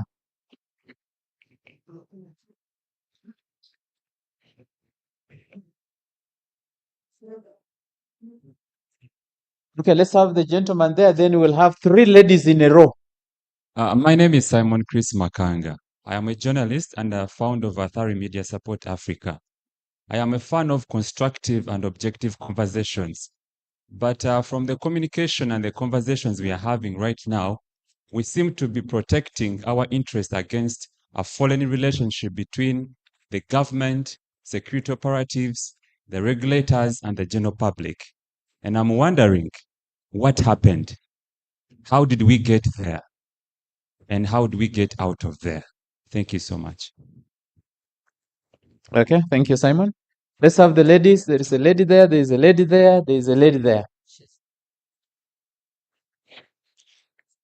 Thank you so much. My name is Hadija Mwanje. I am a journalist. I'm also a founder, High Sound for Children. And speaking about independent media, where do we draw a line in a circumstance where maybe a political party decides who covers them and who doesn't? Where a journalist on the campaign trail is fully sponsored by a party, where do we draw a line? Thank you. Okay, thank you. Your neighbor there? Charity Kalebo Ahimbisiwe is a board chairperson of the Uganda Media Women's Association. Thank you to the panelists. I'm especially excited by what I hear my brother. Can you imagine your name has gone? Tabu. Your name just flew out of my head. Especially when I hear what Tabu says and what Dick says. One, this election has closed out so many people, including observers, that the legitimate observers who understand the process have been sidelined. And the election is going to rely largely on journalists and what they see. That will be the point of intervention after the election. Actually, what has happened to most of us, we are organizing for what we call the national dialogue. We are no longer interested in the hogwash that is happening right now. We call it hogwash. Why? You veered off the law. You veered off the standard. Elections are the law. Elections are standards. Elections are internationally established echelons. And so every time you can't move by the echelons that have been situated, you've picked elections from international spaces. You did not create them as Uganda. And so because you didn't, you must live by the law. And because you're not living by the law, and we have seen it, we have raised it, so our eyes are now off the election. And what are we thinking of?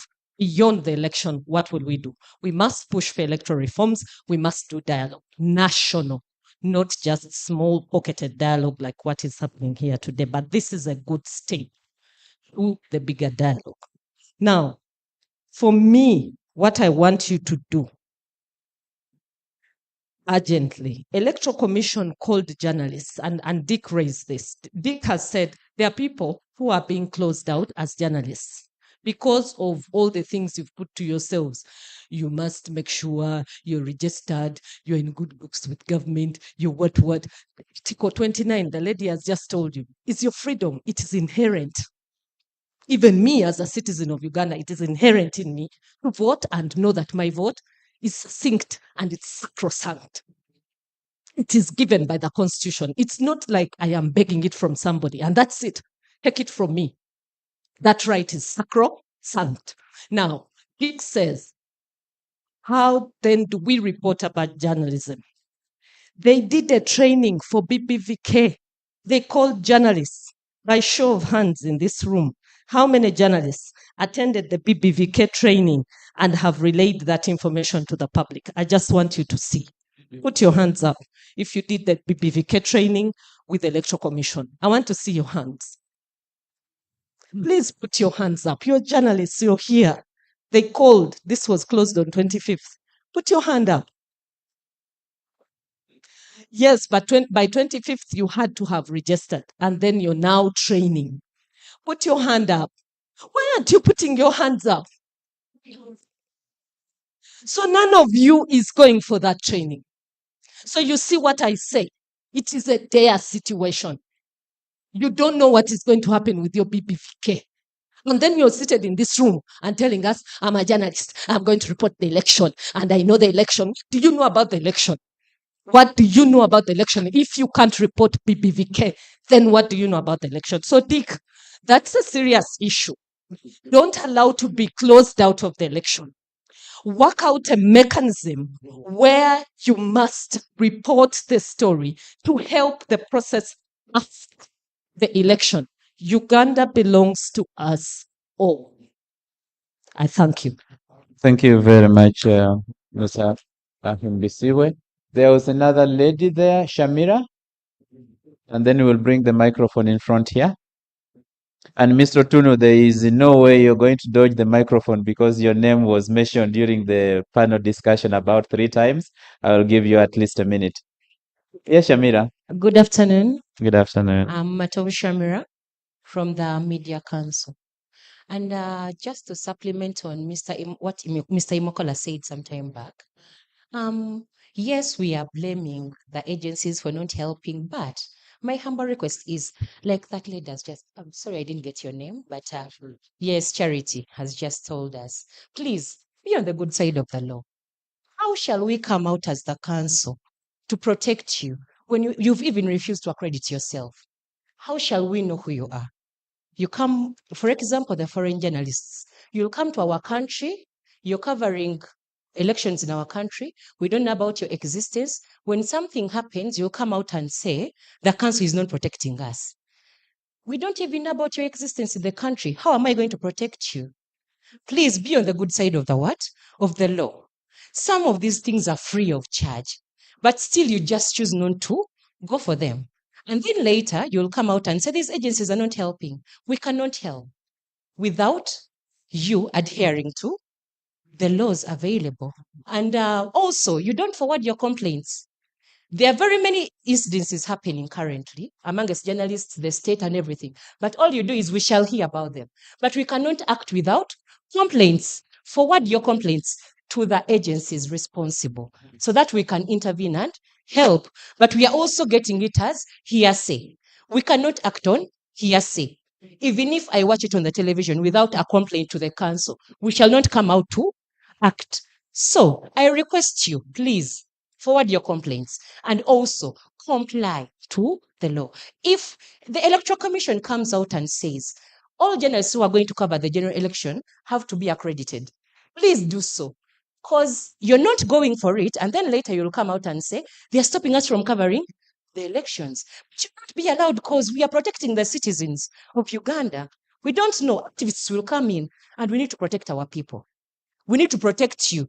And the only way we can protect you is when you adhere to the law. Please. Thank you. So there is nothing wrong with activists, but every activist has an agenda. So we don't know what your agenda could be. All we are looking at is protecting our citizens and our journalists. If you are a safe activist, we have no problem with you. But all I'm requesting for is, please, we need to help you. Thank you. Help us. Thank you, Shamira. Idris, you will need to sit with Shamira on the same table for lunch so that you can continue the conversation. There was a hand there, and then we'll give the microphone to Mr. Tuno. I'm Christopher. I'm a freelance. Yes, Chris. My question is to Dr. Garambi. Did you investigate why a presidential... Ladies and gentlemen, we have two microphones that are in use. There is a conversation on that desk that is distracting us. Yes, Chris. Did you investigate why a candidate was on the news to relate to somebody's question? Because we see some candidates who move with journalists and some who don't move with journalists. For example, did that one have an impact on why a candidate didn't appear on the news? Okay, thank you. Then your neighbor there?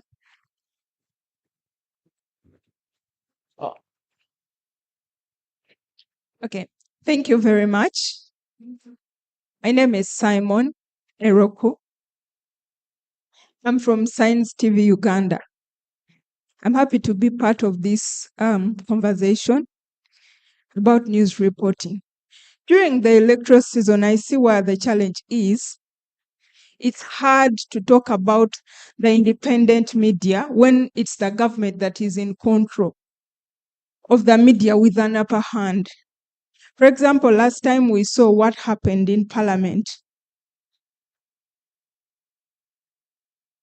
There is a group that the opposition was just out of Parliament. The Nation Media Group, was kicked out of covering Parliament. So now they can't report what the citizenry wants to listen to. So now there is no practice. What we are talking about is not there in practice. When you look at UCC, they are controlling everything under the government directive. They can't allow other candidates maybe to come and campaign from certain media houses. You remember what happened Besigye when he sued UBC for not giving him coverage. Up to now, actually, the courts awarded him, but he has never even received the award. So we cannot really, this government isn't dependable 100% because everything is regulated, is under the directly, and it's the government that orders these other agents to do. So when we are not actually in charge, so they will continue serving the government. We can't really have independence happening when it's the government in charge. Okay, thank you. Thank you very much, Simon. Thank you. Thank you for that. Let's have Mr. Tunu. A few more hands are coming up. Let's have Mr. Tunu first. I think I'll respond when I get the Okay, okay, that's fine. So there's a hand on that table. There is another hand there. and one at the back. Let's have those three. Thank you so much, Mr. Moderator. My name is Pius Mtekani Katunzi. I serve at the Observer. I think I've just been provoked, and I think for the benefit of this organization, of this meeting, since they are members of the Media Council present, I would request them to clarify to the members present here about the constitutionality of the council, because as far as I'm concerned, the Press and Journalists Act hasn't been amended. There is also there was a court ruling of Uganda Editors Guild and the CPL versus Attorney General, in which it was clarified that NIJU, UNEPA, and all other constituting bodies were not present, and therefore the council could not be in place. And then also we have another case which probably also explains the absence of such a council, is the Sam Kutesa versus Sam Kutesa and others versus the Attorney General, in which you're talking about the constitution. If something is not fully constituted, then it cannot exist in law. So okay, I would like to know if at all Media Council exists in law. Thank you. Okay, thank you, Pius. Shamir, I will give you a minute to speak to that. There was a hand. Yes. Yes, my name is Vicentia, and I am a digital media and communications practitioner. So mine is more of like a concern I've seen from everyone that has submitted today. So everyone is so concerned about the independent media during this election process. So we are forgetting the fact that yes, the independent media has during the election process, they're under influence. It could be political, safety risks, and misinformation. And then we tend to forget the people that actually serving, which is the citizens. So, and if you're talking about, I heard Mr. Mugabe talk about how are we holding the media accountable. So we see that everyone is only looking at protecting independent media, but also forgetting the citizens that we're actually serving. How are you trying to actually provide them with the right information? Yes, during this election process, as you're putting in mind that you're trying to protect the independent media, but at not at the cost of the citizens, because you try to protect the independent media, but you're actually affecting the citizens at the bottom, because there are going to be safety risks as you're trying to go through the entire election process, the reporting, because there's going to, as well, someone mentioned influence as well. So you will never know, because of influence, there's going to be misinformation going on, and then and that is actually ignoring the people we are actually trying to provide with the right information. So that is just my concern. How about we actually address that? Because if we do, we are going to finally hold that media accountable. Because these people, once you've given them that kind of angle, they're going to be to look at actually providing the right information, because the public is going to hold them accountable. That is just a concern. Thank you. Mr. Mugabe has noted that. And then there was a final hand, the gentleman in the back row.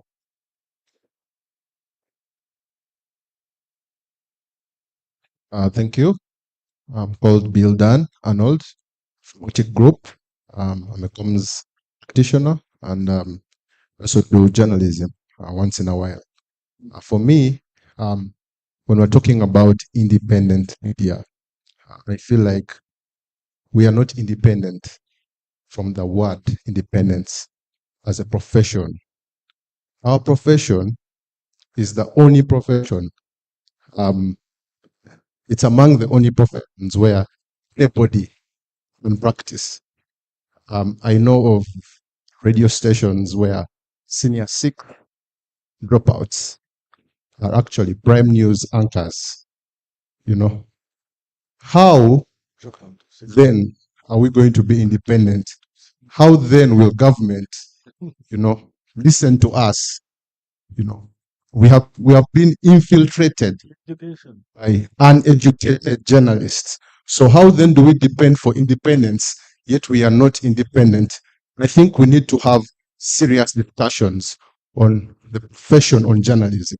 Who is a journalist? That we need to define. Yeah, thank you. Thank you very much, Arnold. So as the microphone returns to me, it will pass via that table where Shamira is.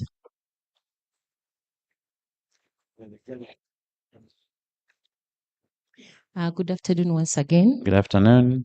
Sir, to address your question, if you go to the website of the Media Council, you will find that currently we are fully constituted with 11 members.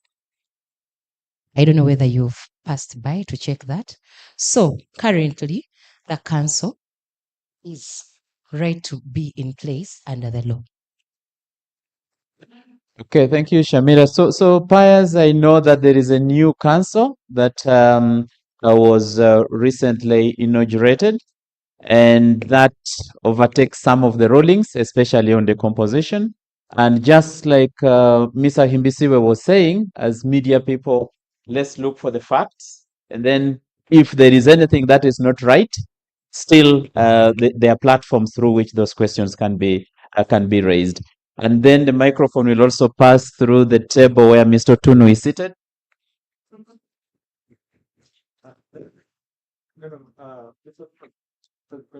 I had asked that I will respond to all issues related to me and the institution I represent when I get the protection of that floor.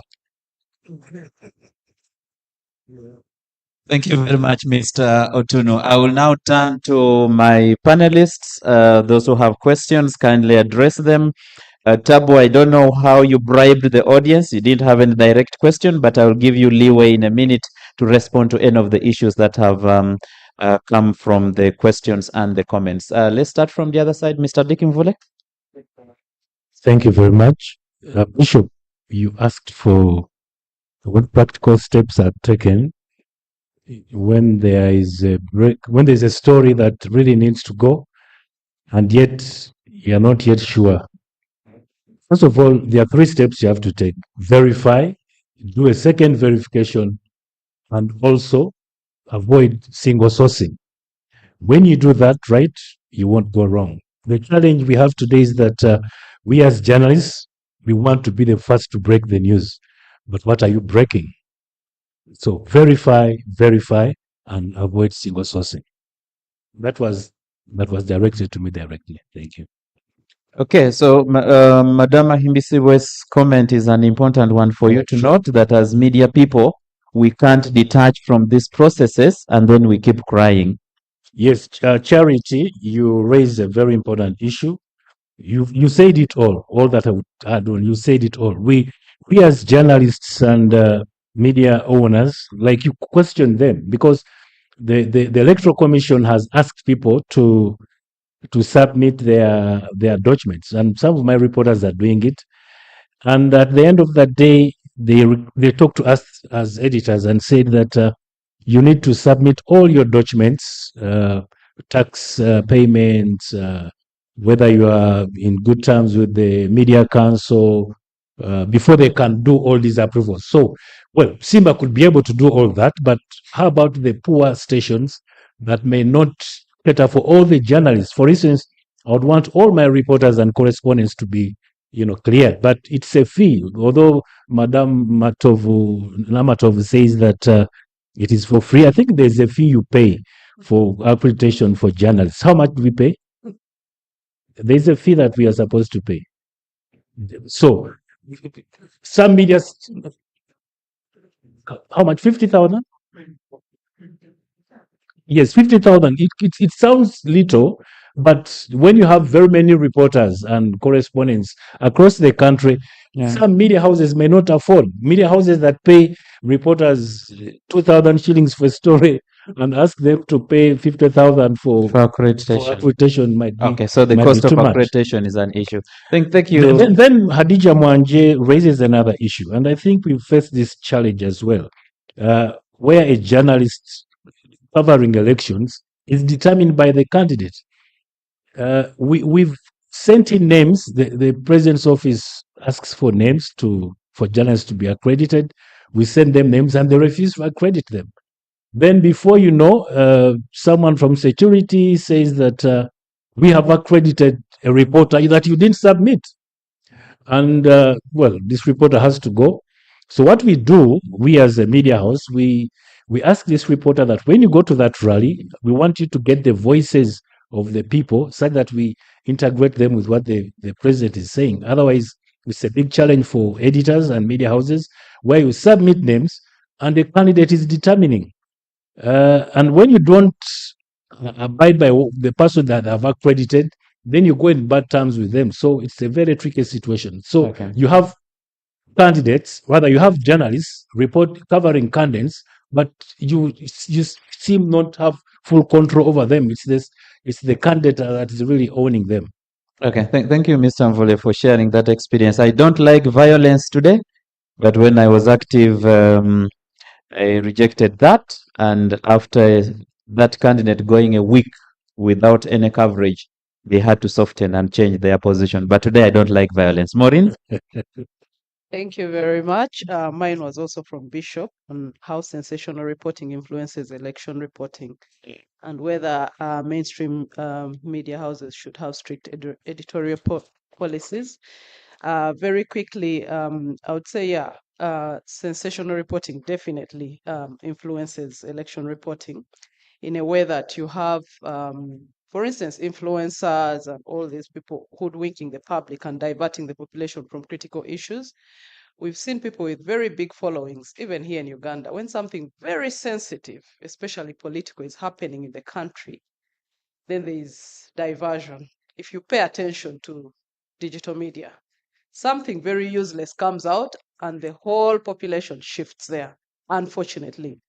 And then, of course, it shapes how these campaigns go about and eventually influences voters' behavior. Because then, you get to see what people are talking about, and that's where the narrative gets directed. And that's where all kind of conversations, like they literally set the agenda in a way. And I think this is where the mainstream media comes in. That's why you're trained journalists. You're trained for a reason because of the issue of authenticity that he said. At the end of the day, even when I'm on social media, on X, I'm reading everything that is going on, maybe at the rallies, I want to sit down and see what is NTV saying, what's NBS saying, because I expect that kind of reporting, objective reporting. And as Dr. Lugalambi presented the results that we did in the research, especially based on the analysis that we did on online sources that we sampled, he mentioned the danger of single sourcing. For those who were here earlier, that for some of the media houses, you have to get information from different sources. And for that particular report that was presented July to October, we saw that it was at about 50%, which is still wanting, because that should be higher. That information is being got from different sources online. So I think sensational reporting definitely influences and should be avoided by mainstream journalists. Thank you, Maureen. Robert? Thank you. I think most of the comments that come from the audience look similar in nature.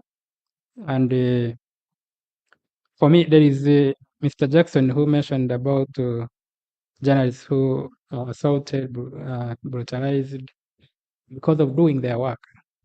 But for me, I think when you do your work the right way and you are called that side of the law and maybe you're brutalized, there are areas where you can go and you can go to court. For example, you can sue government and somehow you get a fair hearing.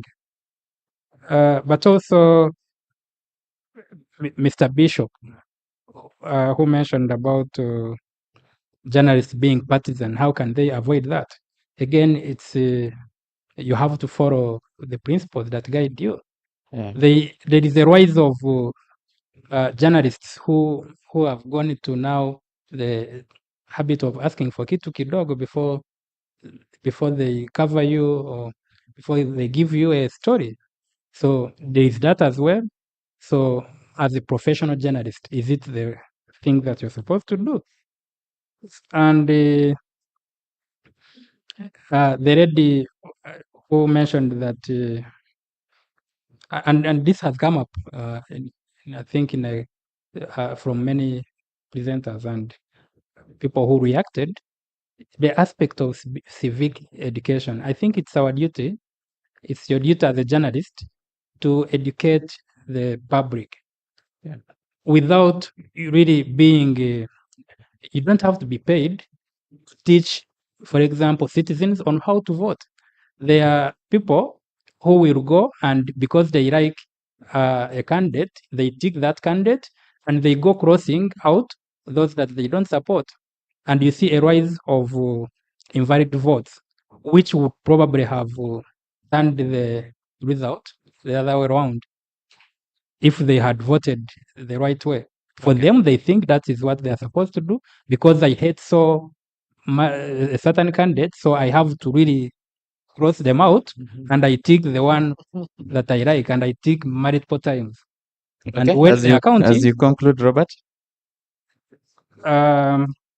Then again, looking at the professionalism, when you're hiring at the media house, do you consider to hire a professional journalist or do you hire someone because they are so vocal, they are sensational, and they can really appeal? So when you consider the other aspect, then you might go wrong. Thank you very much, Robert. Tabu, you're already in the minefield, struggling with the ban, Daily Monitor, Nation Media Group. What can we learn from your experience and what is going on? So, first of all, I'm happy to have dodged all the bullets, and that's how you should survive in Uganda. The second issue is when I listen to some of the comments, I can see that some of the articulation is intended to safeguard one's food, which is okay. But we need to apply a little more intelligence to recognize that the chairs change, the sides shift, and Uganda will be here. I think we need to apply a lot more seriousness to things that we say. Okay, it's not a child's play. Okay, it's not a child's play. If we are talking about the situation of journalists being brutalized, and if we take, for example, Kawempe by-elections, and then the Bobby Wine situations, the right question to ask first is who pioneers the violence? Okay, right? That's question number one. Who benefits from the violence? Okay, these are people who are paid for by the taxpayers, including the journalists who are also taxpayers and the media houses. My brother comes here and speaks so casually about the question of life and death. And I am surprised, very, very surprised, that on a panel like this, okay, we somehow think we can play around. Okay? That we somehow can get a package of words to valorize violence, to sort of place it in a costume that it looks so saintly, so pious. Okay? We are talking about people who get deformed for life. They must rely on the support of other family members or friends to walk, to feed. We are talking about people who have had to leave their professions because they are not physically able now to do these things. Okay? That could happen to him. It could happen to his relative. Okay? Is that the Uganda we want? Not all our family members are media people. Not all of them work for government. Some work in private sector. Okay? Some don't even have a job. They are struggling. This violence is indiscriminate. If you just pump tear gas, if you shoot bullets, you can catch anyone else. It could be your parent who is actually by the roadside going on totally different things unassociated with the chaos. itself, or even the politics of the day. The question is, what is the professional bar for security forces to dispense violence, especially if the people are not armed and they do not present an imminent danger to the lives of the security people? So my master's in security studies, and I come to this conversation not just as a gossiper, because I understand the fundamentals not just of state security and not just of human security, which is under critical security theory, but also international security, which is the broader architecture from which all the other rooms of security domains derive. And I understand that the construction of the state traditionally has relied on realism, which is where national defense is the priority. And that's why we always say there's the preeminence of security forces, right? There is a codified means of contact of the people who wear the uniform and the flag of the country. Are they doing the right thing? If they're not doing the right thing, why are they behaving the way they are doing? And what is the middle ground for us to have constructive engagement to realize that your children will live in this country? Thank you. Thank you very much. So let me apply myself to the more substantive issues regarding the small domain of journalism and add these talking points into like 8 or 9 recommendations in terms of really how newsrooms can bulletproof themselves in regard to all of these challenges we are talking about. The first, and I'm happy that it's picked some spots. I hope we can summarize that in a 2 summarize minutes. totally. Yeah. Bullet points. One is accelerating media literacy by media houses, by entities like ACME, by UCC coming on board and onboarding all other stakeholders and make this a conversation that this is the public good, not in the economic sense, because there are two qualifiers for that to happen in economics.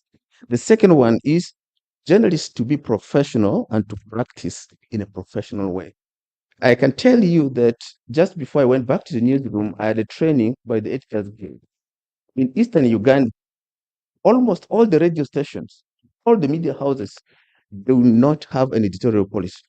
Almost all of them, entire from Karamoja down to Floga, which suggests that the individual journalists and the editors do as they wish because there's no reference document that everybody abides by. So there's no Bible or Quran in the newsroom that guides how you must do your journalism. How can we allow this to happen? So this is another matter.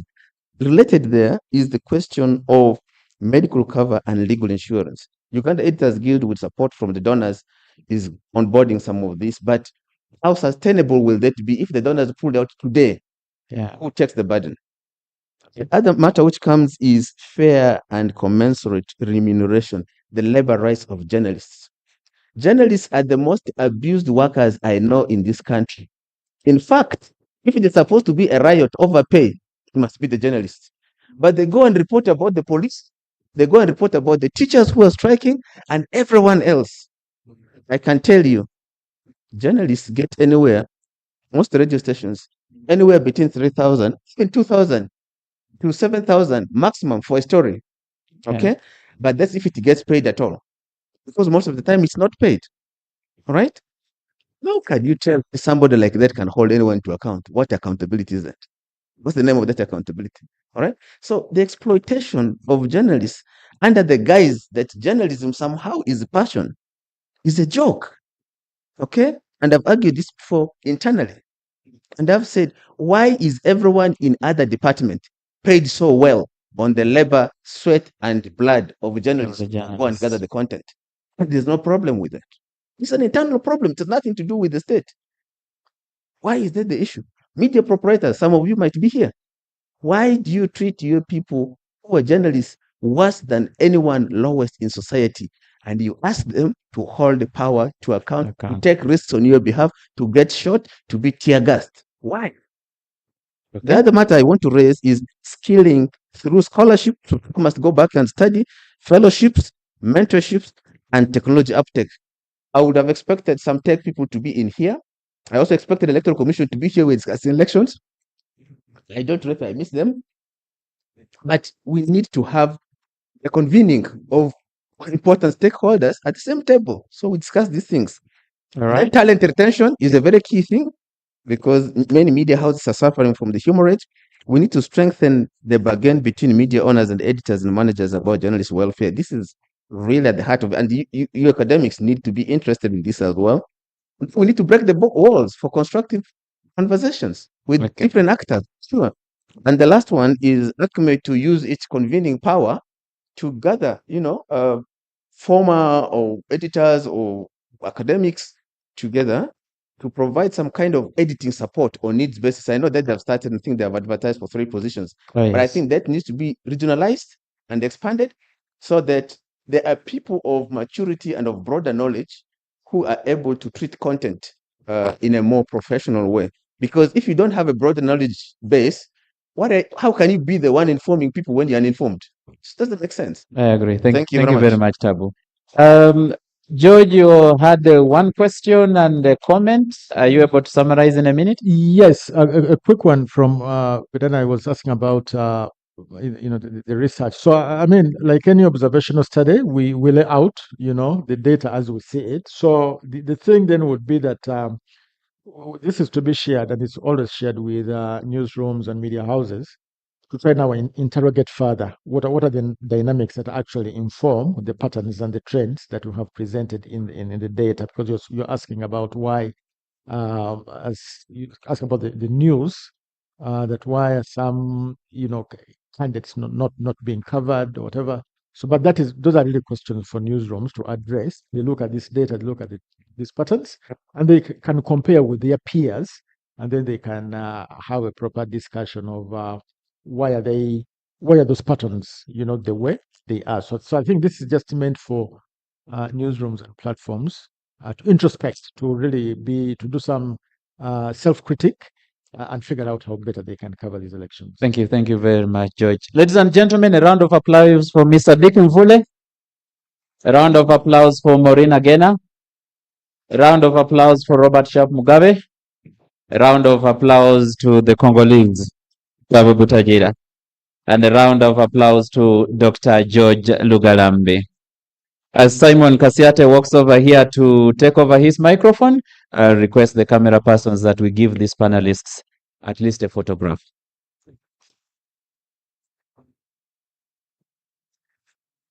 I think, folks, let's really be kind enough to thank the panel and the moderator with that traditional hand clap that's befitting. Thank you, Mr. Imokola, and your incredible panel for putting together such an interesting conversation that made the room almost forget that what we do in time, other things we may delay, but the meal time and the breaks, that one we make sure we are in time. But for this particular session, because of the electrifying effect, we pardon you. Yes, and of course, some of us listened keenly on your panel discussion under the theme elections or minefield. I don't know which now we have taken, whether it's an election or minefield, or it's a minefield of elections, or elections in minefields, or a combination of both.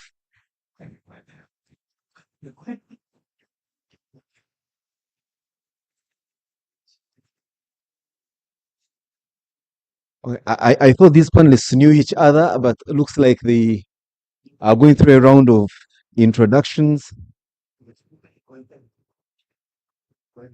What's now up, according to the program, will be remarks from the Uganda Communications Commission. And, Mr. Fredo Tuno did indicate that even though he was hit by a barrage of questions and comments, he will only be in position to respond appropriately when he's got the protection of the podium. But I also may need to say, somewhere, can we have some order, please? I knew that the noisemakers at the back who are led by Idris Chigundu, certainly. All right, as we proceed, there are some forms, or should we say cards, that are being distributed on your respective tables. Those are, I'm told, aptly called feedback forms. Please feel free to make any comment that will serve as feedback to the conveners of this. to improve our next sessions, but also importantly, to tell us what you felt about different sessions. So it's important that you are candid, respectful, and if you're courageous enough, you can leave your name and contact. You shall be contacted and may be given direct feedback. But if you're not courageous, you may leave it anonymous or draw an illustration of yourself.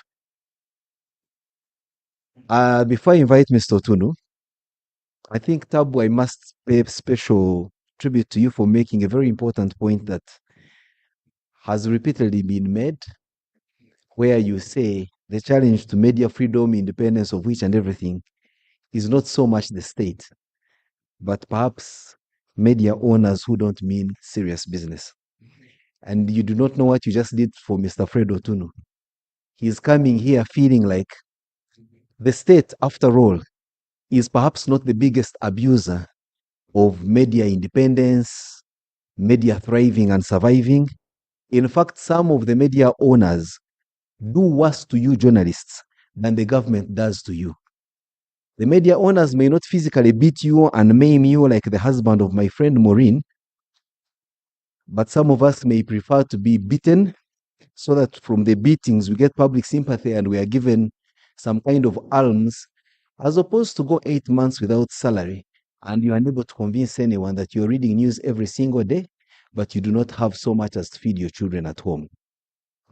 Also, I think some media owners, in fact, if I were them, as seems to be the case these days that media thrives on clicks and likes, if I had a media house and I can organize a beating for one of my reporters so that I can get sympathy, likes, and eyeballs, I would, so that then I can be regarded as a media house of repute, when in fact I am simply putting my reporters in harm's way. And so sometimes it may not go. The media owners cannot go beyond suspicion that some of the things that happen to you on the streets at the hands of security forces and others who beat you could have been organized by your same employers so that they can get revs. And that has happened. I am saying that because of the experience I've had on being on either side of the coin, having been in the newsroom myself and having been on the other side of communication. So here we are. We need to introspect. That said, Mr. Fred Otunu, the ground has been set for you to make your remarks from a point where at least you are standing on the borderline of sainthood and the devil. At least you are not the devil that you walked in feeling like you are. Thank you.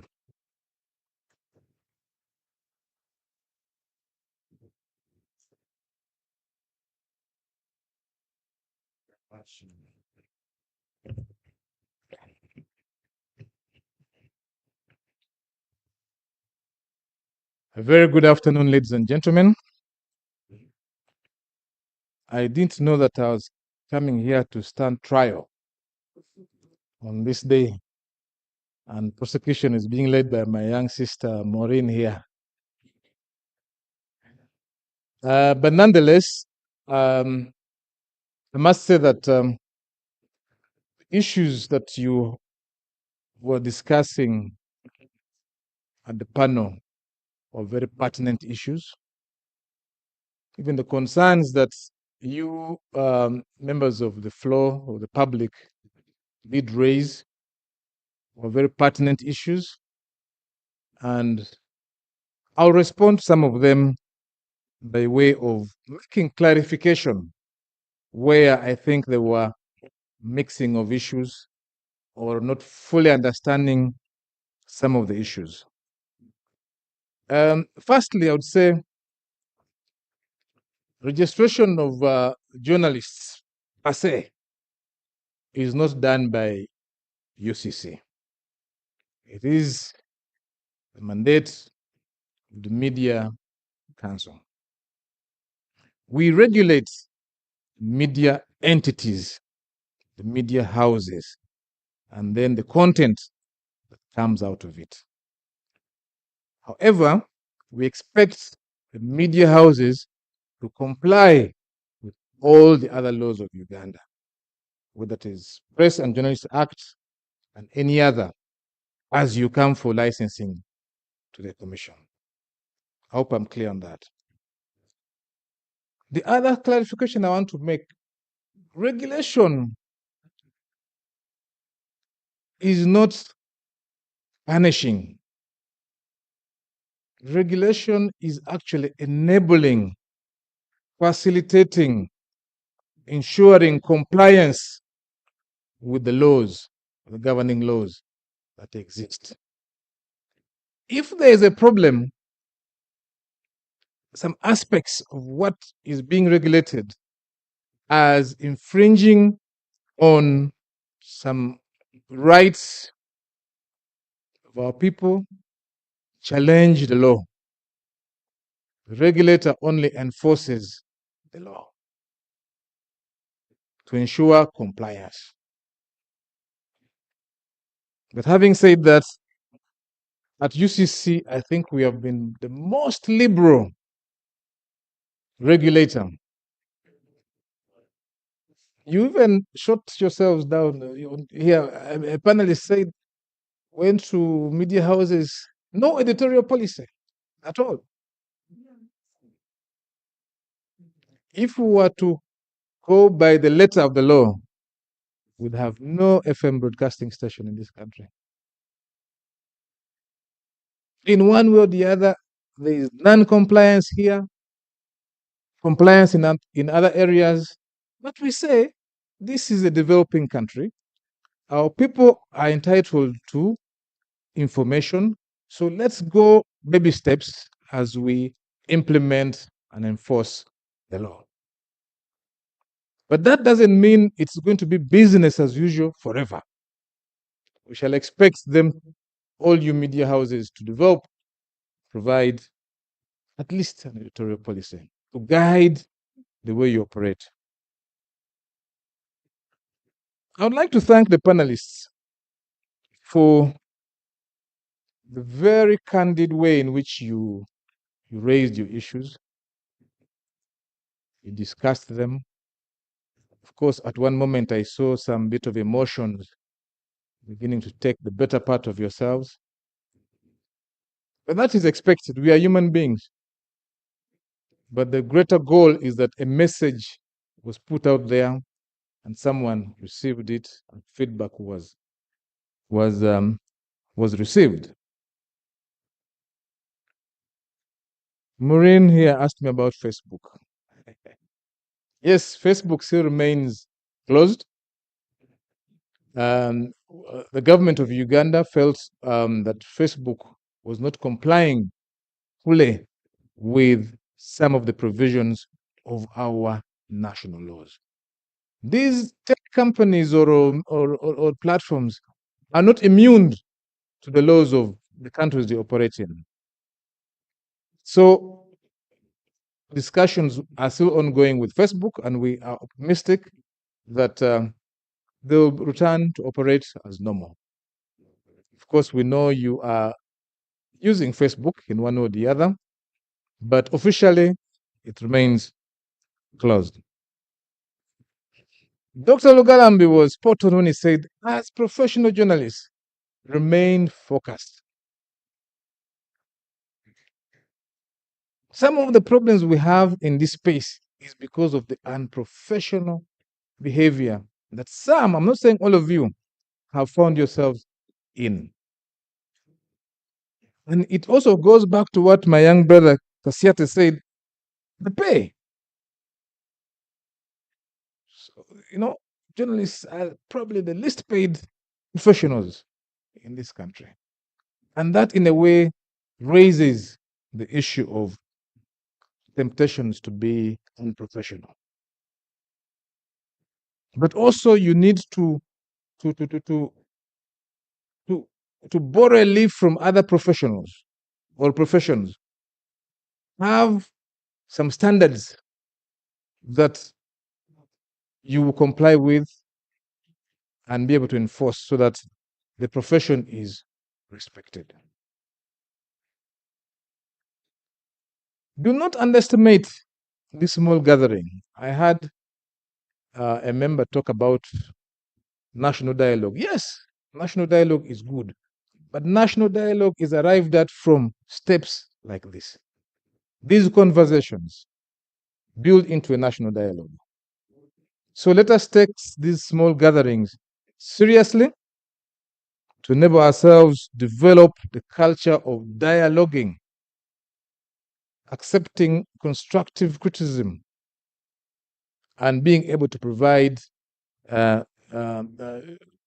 good input when you reach the areas of engaging with other stakeholders. Journalism is public good, mentioned by Tab. Very good. Let us engage with the other stakeholders so that this public good is consumed in a manner that the public will be your defenders. Let this conversation be taken to security agencies, to regulators, to other branches of government, civil society, and so forth, so that the appreciation of this noble profession of journalism is understood very well and appreciated. The regulatory environment, I believe, is not as hostile as some of you want to portray.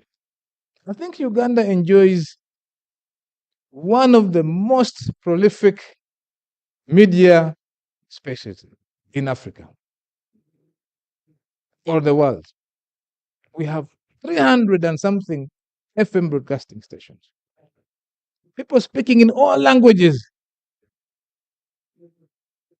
speaking their mind, reaching out to bigger audiences. But we have been able to contain that with several challenges to give Ugandans to enjoy freedom of expression and the right to information. As I close the issue of response to the comments raised, my sister talked about Article 29 of the Constitution. Do not read Article 29 in isolation. Read it together with Article 53. Those rights are fundamental but not absolute.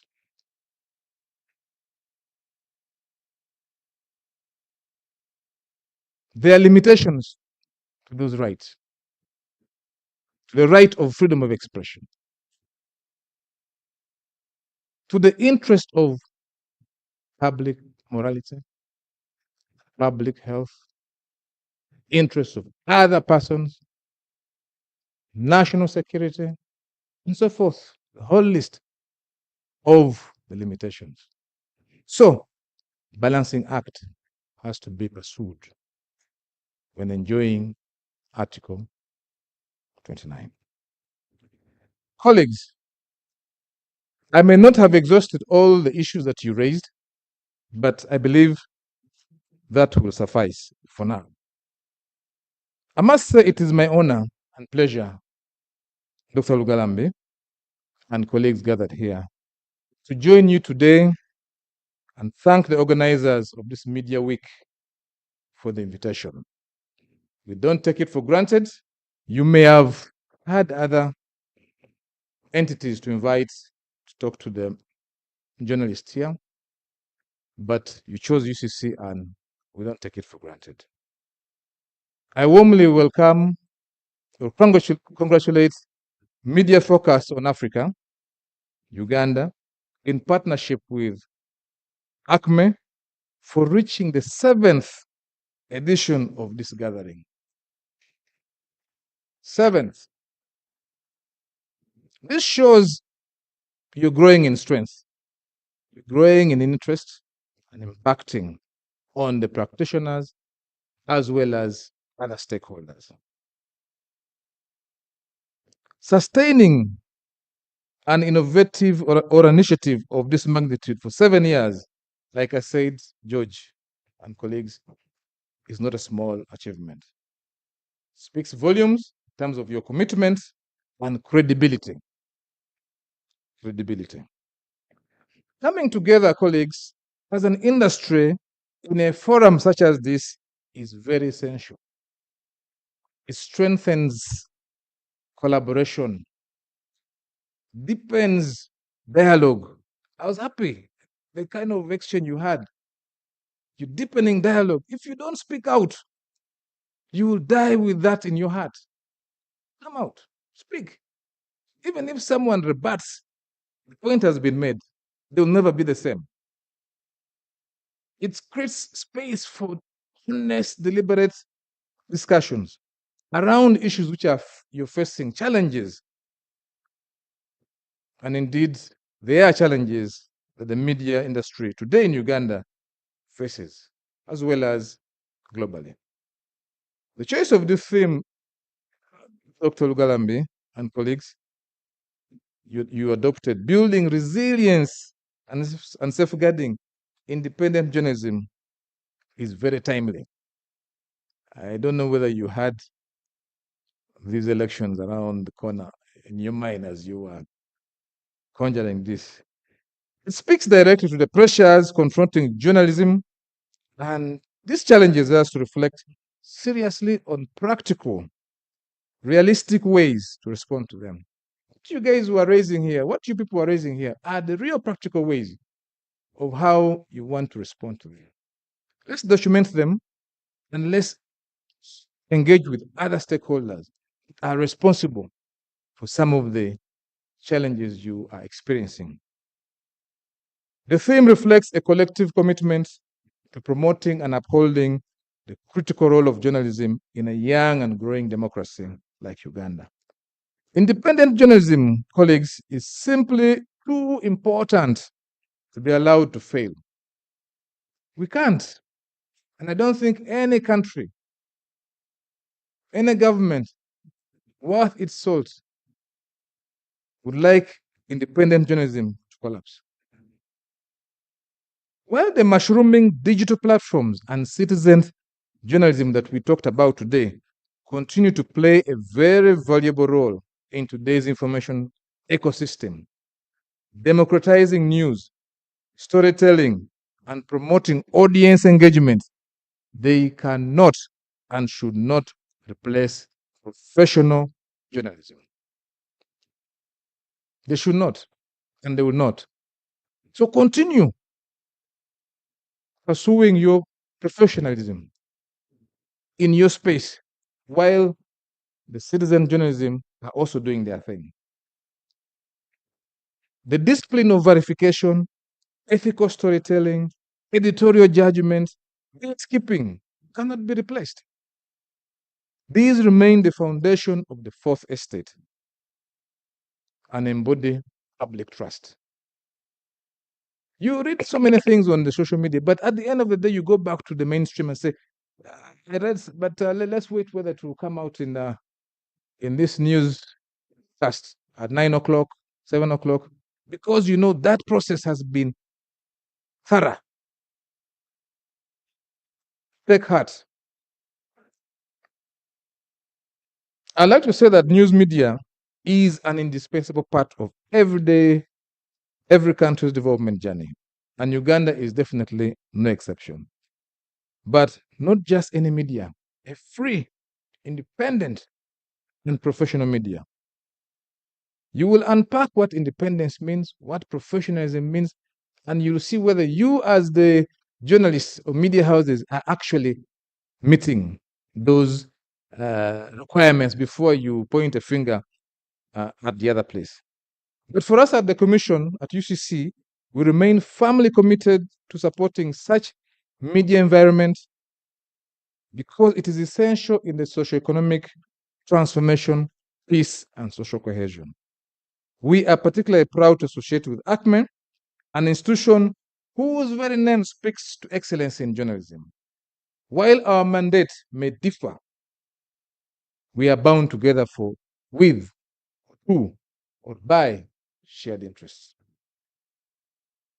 We have interests in the product, the outcomes of this engagement. We may be regulating different spaces.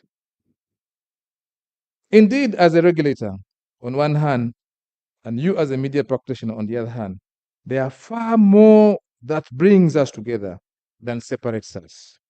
We have previously supported ACME We've walked this 7-year journey together, especially in the journalism awards, because good journalism is good content for the broadcast houses, and that's what we want to promote. And we look forward to continued collaboration, whether through that initiative or others.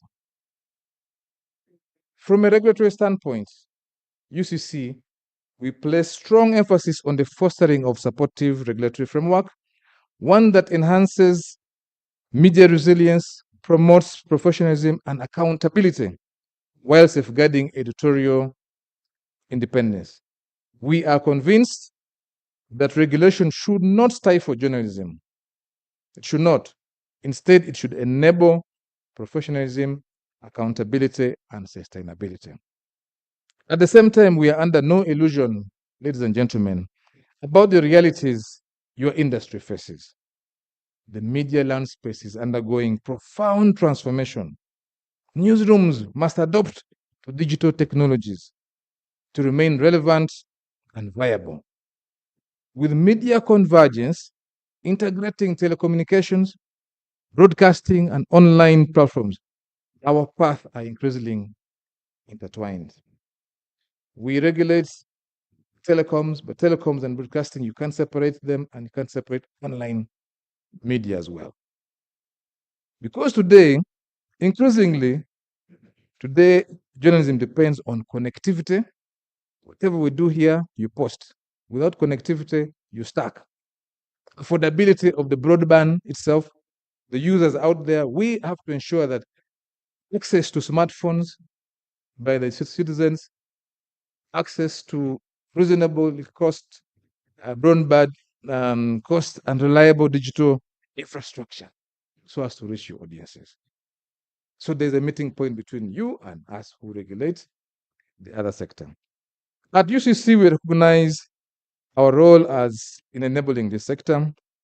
We are alive to the reality of artificial intelligence taking root in journalism, as it is in most other professions, whether in the legal profession, whether the medical profession. Artificial intelligence has arrived, reshaping content production and newsroom workflows. These developments bring both opportunities and challenges, but we call ethical, professional, and regulatory conversation. Invite us more frequently, George, so that we can engage on these conversations as we build our industry. In this regard, ACME remains or has been a strong partner in promoting professional media space, for which we applaud you. As elections draw closer, I call upon media owners, editors, and individual journalists to remain mindful of the immense power and responsibility you hold and to exercise it judiciously in the interest of promoting harmony, peace, and public good. Last but not least, allow me, colleagues, to address you to the issue of journalist safety and welfare. We take safety and welfare or well-being of journalists very seriously at the Commission. It is a shared responsibility that rests with concerned organs of the state, media owners, civil society, regulators, and journalists themselves. I urge all stakeholders, especially those in government and the wider public, to perceive news media as partners in nation building and not adversaries. I urge media owners to make every effort to remunerate journalists fairly. I spoke about that at the beginning of my comment. A truly independent media cannot exist with journalists who do not feel safe, supported, and motivated. This is not merely a media concern, it is a fundamental tenet of democracy. Colleagues, we have a lot to do in this space, but we have the potential to achieve also much more. I'd like to thank you very much and end my speech here. God bless you all.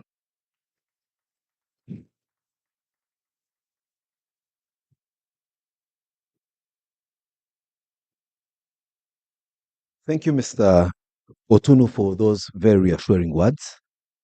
Indeed, sometimes when you see the commentary that swings between the practitioners in journalism and you, the regulators, one can only imagine that if you met in a room, the scene wouldn't be any different from what Tom and Jerry in the famous cartoon depicts.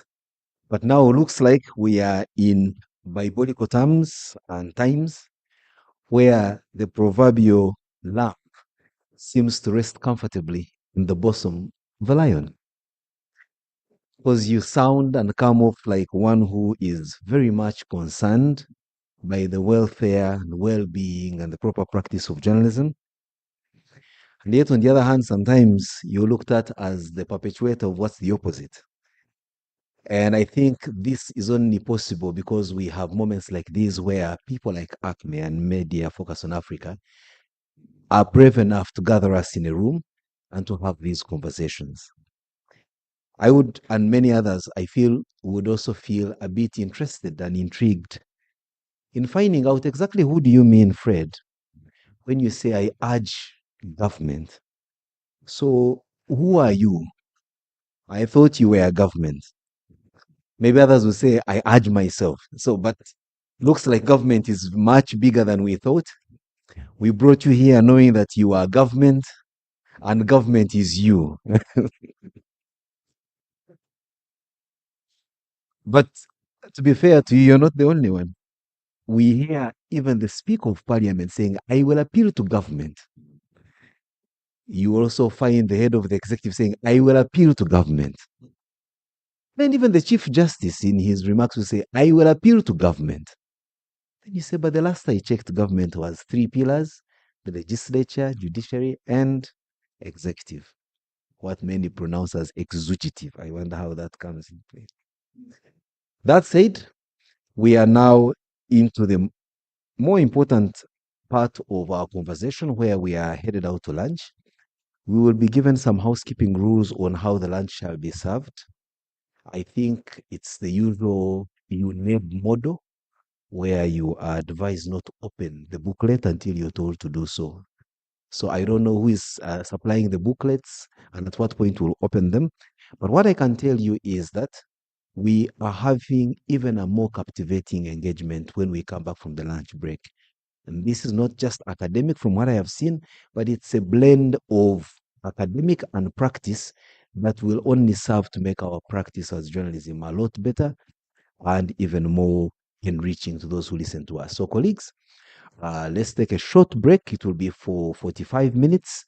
We have our lunch break and then come back in here. We want to exit before 5 o'clock, considering that where we are is Kololo Hill and it normally gets a bit crazy in the afternoons, especially when it rains in the morning as far as traffic is concerned. So those of you who claim to live in Kampala, like my friend Bichachi, sorry, I keep picking up on you. You know, you find people who live where Bichachi lives in Mukono, and when we're in the villages, they say people of Kampala are going to eat first. Then you find him in the line. Say, but Bichachi, they say the Kampala, which is the 7 hills. So, but we have to be fair to those of you of Nigeria, which is in Wachiso. Those of you of Sonde who claim it's Kampala, but it's Mukono. Those of you who live in Wewa, no, not even Wewaja, Najanankumbi is in fact Wachiso, but you claim to be in Kampala. So we have to leave very early so that we can go back to our villages that we sometimes call Kampala. Let's enjoy. Thank you.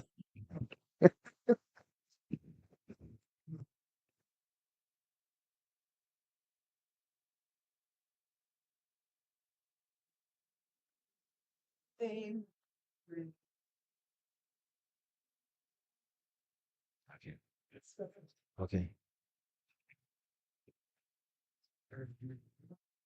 This one I'm not going to announce. They're organizing photo ops, but looks like they are for selected few, and I'm not one of them. And because of that, I will not announce. They know themselves, those who are going for photo ops.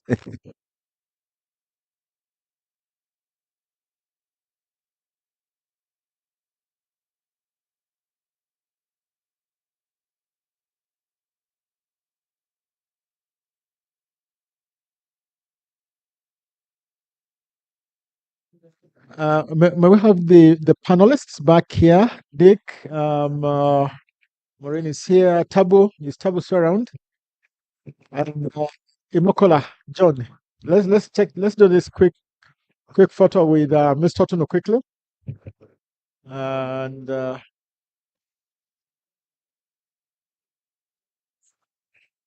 And we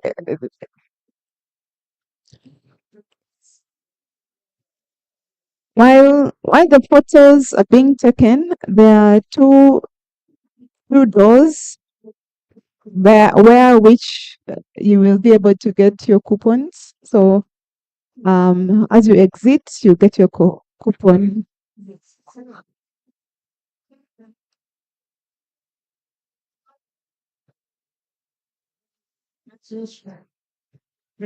since they have said even I know money. No, no, it's okay. You were right. You were but also I. Yes, sir.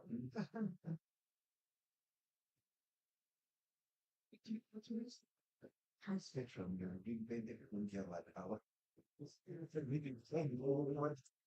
3 minutes. But then, remember, it's also the hospital.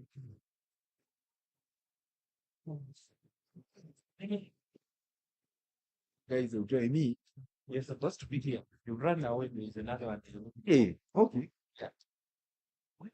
Yeah, you're missing. Yeah, you're missing.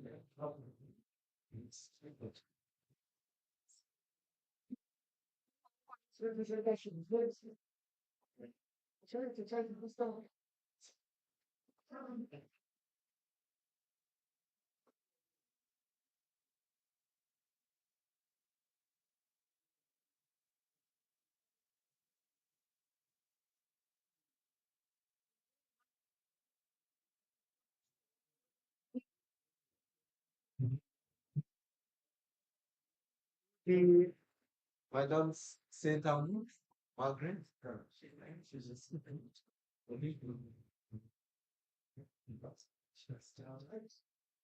okay.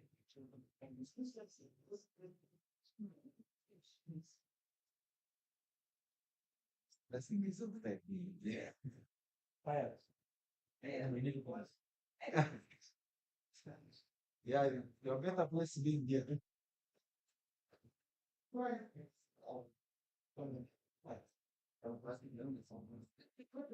No, it's just what is right here.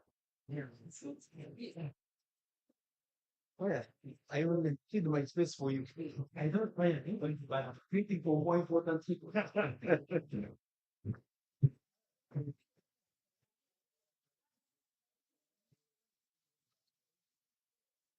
So for very big people. So very big.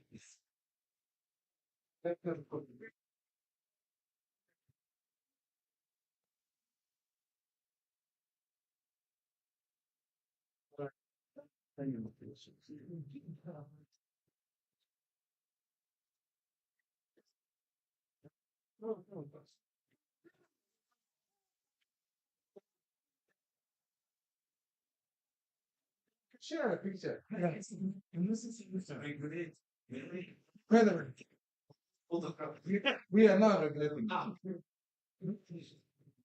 Better protection. Must be a license to take people in. When will this be consent? Where is it?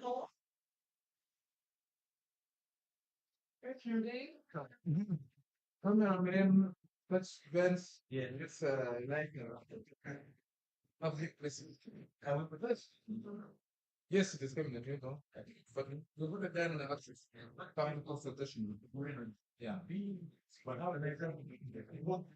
You still have. Yeah.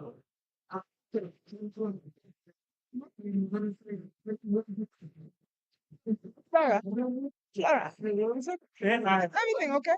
I picture. I know.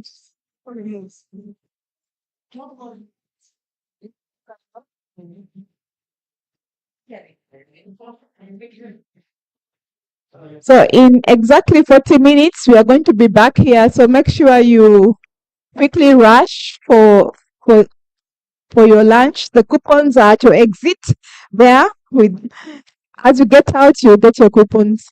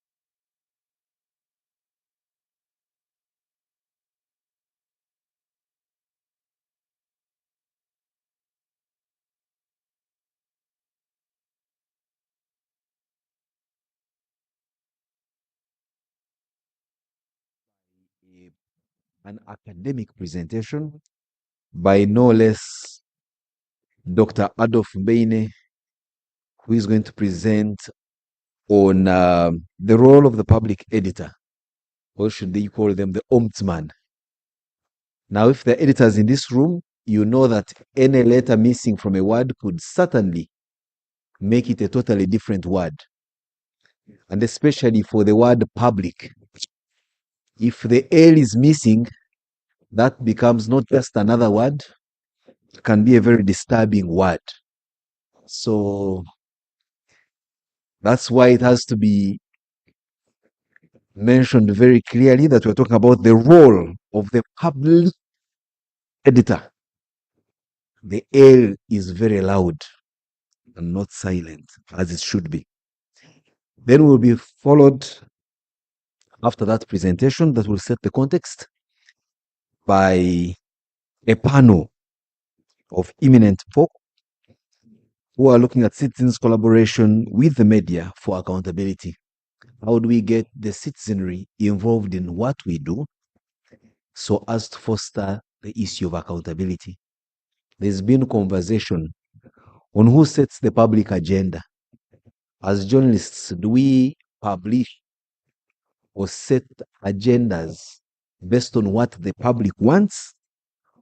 Or is it we who set the agenda and then the public's interest and follows? And I want to believe that these panelists, who will be moderated by Maria Gabalakel, will answer to that question. And so, no further ado, Dr. Mbeine, don't worry about the empty seats you are seeing. The only seats that may not be populated while you're making your presentation in the first 5 minutes will be these ones at the front. But the rest, they will come in when they hear your voice. So may I invite you humbly to come and take us through your presentation. Thank you, sir.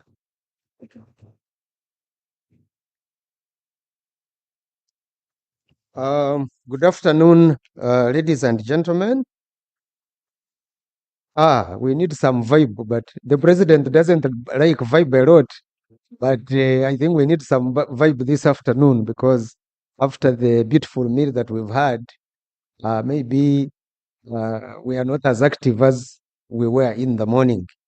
Let me say by way of introduction that I'm very glad to be here to join you during the Uganda Media Week, and that in spite of my absence in the morning, I was with you fully in spirit, not in flesh, but in spirit. The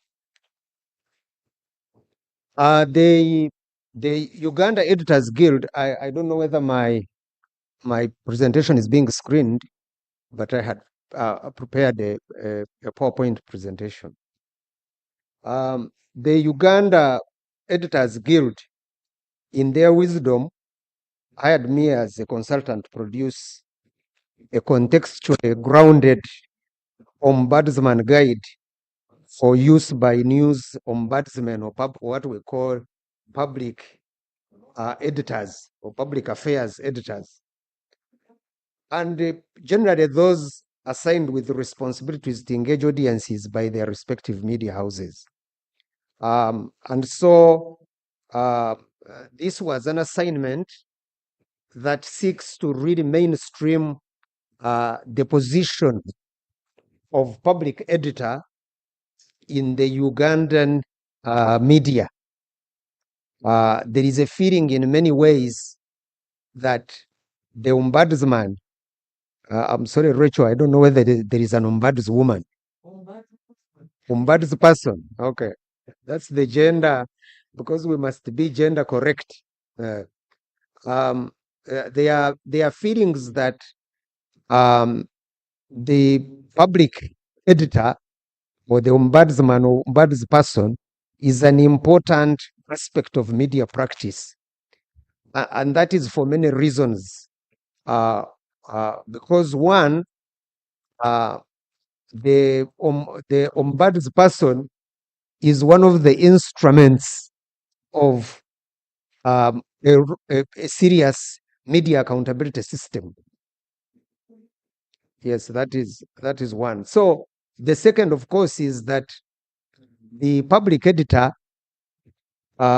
is also part of a significant part of media self-regulation, and so on. And then thirdly, the public editor also, whenever they exist and do their work well, are more likely to connect the public and the media institution in a more structured manner. Yes. So the assignment was to cite and borrow from relevant best practices from within our country and region, but also from other jurisdictions that we think probably do these things better than ourselves.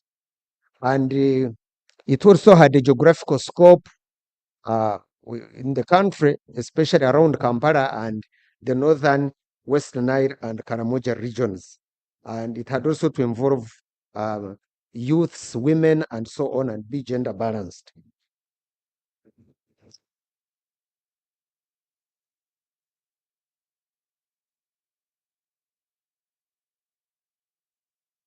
To gather data for the assignment, we relied on 3 qualitative methods.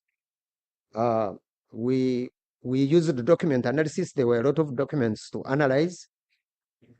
We also carried out in-depth interviews with various categories of people, and also had focus group discussions, especially with journalists and other members of the public. There were key issues. There were key issues to determine, or key questions that we needed to answer in carrying out this assignment. First of all, we needed to ask ourselves and answer the question: are public editors necessary? Are ombudspersons necessary? Is the media better off or not with the presence of public editors or the ombudsman? That is question number 1. Question number 2 was, what do they really do? Yes, what is their work? How can their work be contradistinguished from the work of the other editors that exist? Then the third question for us was, where do they exist in Uganda, and why not? Yes. Then 4, what challenges do they face where they exist in Uganda? And what value do public editors anyway bring to the media? And then 6, how do we integrate public editors across the Ugandan media? What do they need to succeed? And what lessons can we learn from other jurisdictions? So those are about the key areas that we focused on in carrying out this assignment. Now, for everything to happen and happen well, you really need a context. You really need a context to ground it in. So the Ombudsman Guide was grounded in the notion of media accountability. Media accountability, defined as the processes by which the media are called to account for meeting their obligations. Professor Karujire, of happy memory, one time told us that the only people who exercise power without accountability are prostitutes. That was Professor Samuel Karujire in 1986. Yes. I know that accountability is not a very strong point for Ugandans, but at least we should be alive to the fact that it is necessary and works in a certain way. Yeah. So media accountability also includes the systems by which the media are led or constrained to put the interest of society on a par with their self-interest. So we provided a background of accountability, because I think when people really want to beat the media, they bring out they come in various voices. Irresponsible journalism, isn't it? That we practice irresponsible journalism. That we do not account to anyone except ourselves. That we do whatever we want. Now the problem also again is that, and this is from field experience, is that there are many journalists who think that journalism should be open-ended, that people should go in and do what they want, and that there shouldn't be any consequences. I don't belong to that school of thought. I think that I'm a believer in the freedom of expression and freedom of the media, but I also believe that there is a responsibility that the media owe their audiences and other stakeholders. So there is then the question of who does the media account to? Yes, there are various lines of accountability. There are people who legally must be accounted to, whether you like it or not. Yes, or people you have promised accountability, or people who are affected by the work that you do, or those with the power to act in response to publication. Yes, all those are layers of accountability, for the media. But ultimately, I think the media owes it to the public, the profession, in terms of accountability. Those are the first lines of accountability. The primary, uh, uh, constituencies whom there must be accountability. The public is very, very important. And I think we practice journalism in the name of the public, or at least we claim so. Yes, that the public has a right to know, that the public is entitled to these things, that the public must be assisted to make informed decisions, and so forth and so on. Yes, but we also have an ethical code as journalists, which defines our professional obligations. And to that, we must exercise some significant level of fidelity. Yes. Now, I had already talked about mechanisms or instruments of media accountability, and I list them here. We have press councils, and number two, we have listed the ombudsman. It's one of the mechanisms of media accountability. I think I've said before on various platforms that self-regulation is really the most important form of regulation for journalism. And self-regulation begins internally within the newsroom, within the media house. It may eventually cohere into an industry-wide body has come in to regulate you, but you must take it upon yourself to regulate your work as a media house. That's really very, very important. So there are also others, codes of ethics, editorial guidelines, letters to the editor, blogs, and so on. But our concern here is the ombudsman, which has been lacking in most Ugandan media, most Ugandan media. And this is the focus of our presentation. Now, the next question we wanted to answer then was, why should a media house have an ombudsman? The answers are the following. The ombudsman is more likely to improve the quality of news reporting by internally monitoring accuracy, fairness, good taste, and balance. So the media ombudsman works like the ombudsman that we politically know of, the IGG, the Inspectorate of Government. Yes, of course, our IGG has been so remodified in the last few years as to be fairly unrecognizable from what it was in the past. But that is really the job of checking, of being an auditor, an internal auditor of things. Two, to help his or her news organization become more accessible and accountable to the public, and thus become more credible. To increase awareness of its news professionals about the public's concerns, save time for publishers and senior editors or broadcasters and news directors by channeling complaints and other inquiries to the appropriate individual, to resolve some complaints that might otherwise become costly lawsuits. Yes. So that is what the ombudsman is likely to help the news organization to do.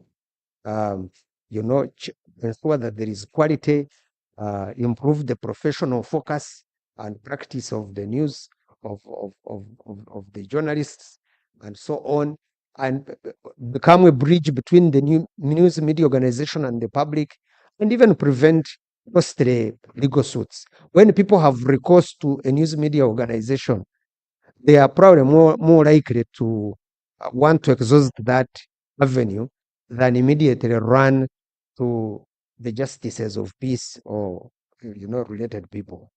Yes. So then we said, what should then the ombudsman be doing? Listen to public concerns about journalism,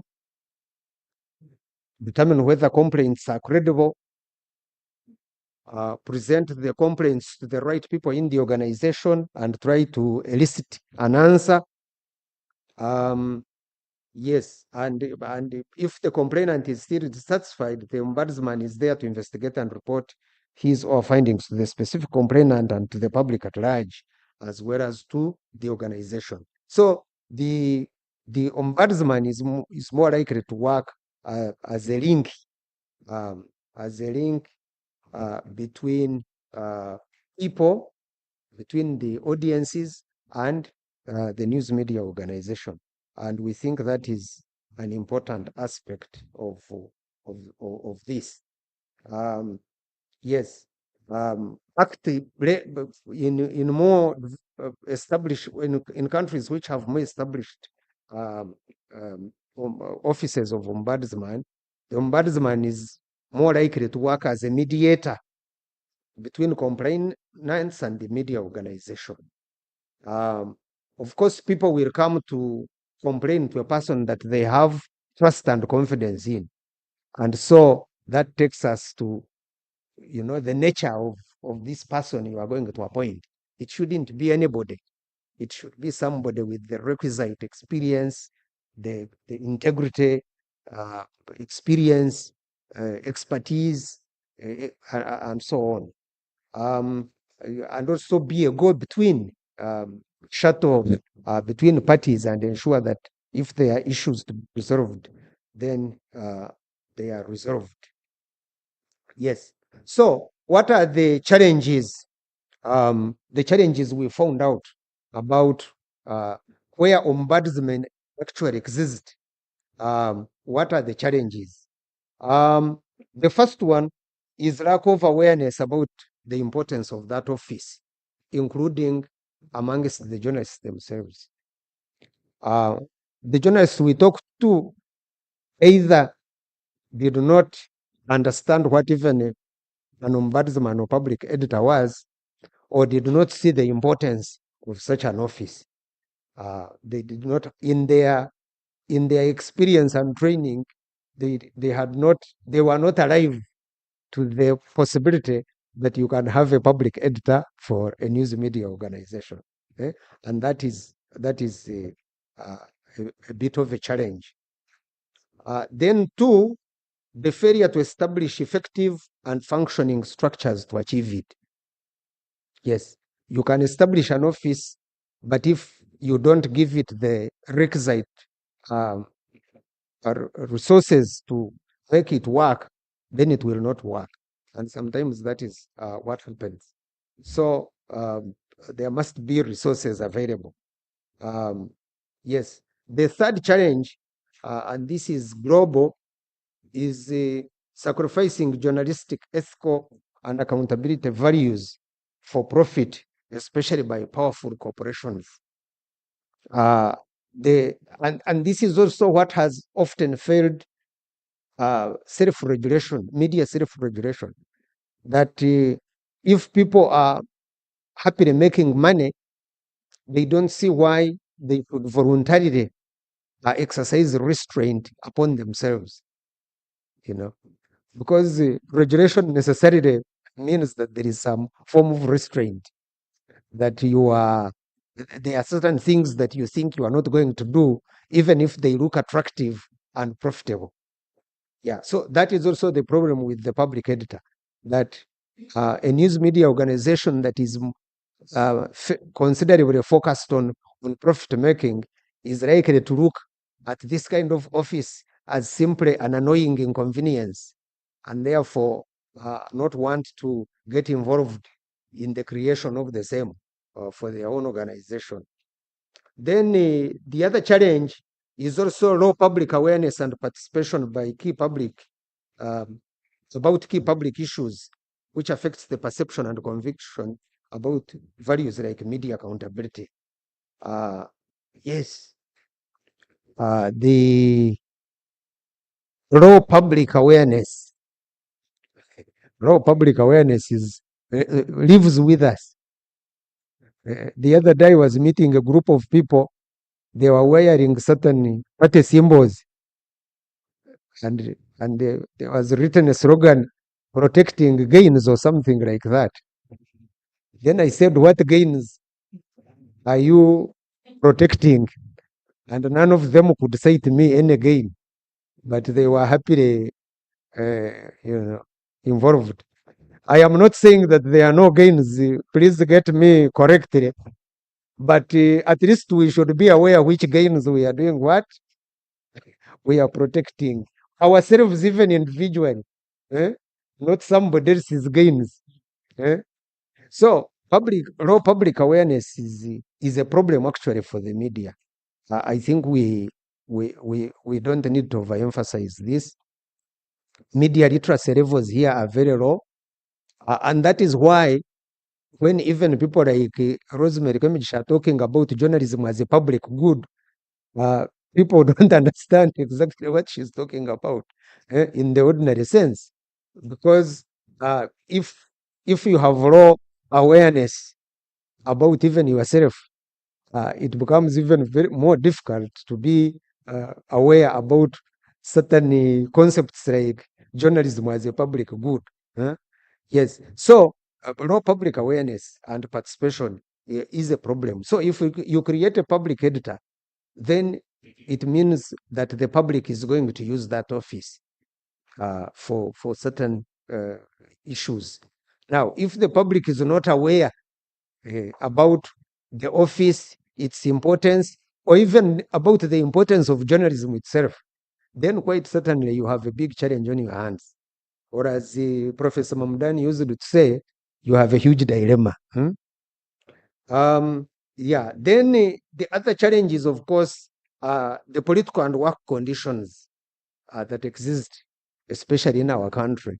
Not long ago, we were talking about journalists' safety in elections here, and I think we are all aware about what goes on around journalists, not only during elections but also in other circumstances. Harassment by police, poor payment, and generally a convoluted political situation, convoluted political situations all around the continent. It's in such conditions that journalism does not thrive, and therefore even the support systems to journalism become a problem to comprehend. Yes, so then we talked about, in this we also talked about how do you create an ombudsman in a news media organization. What are the steps you need to take into your stride to create this office if you are convinced? The first step, of course, is to set up the position of the public editor and create it and be intentional about it. You don't just slide into it or just doesn't come to you as a fashionable thing. You must be convinced that this is an office that you need and that it brings value to the organization. So you want to be accountable to the public in a more structured manner. That is one. Two is to define the operational guidelines of the public editor as well as the reporting channels.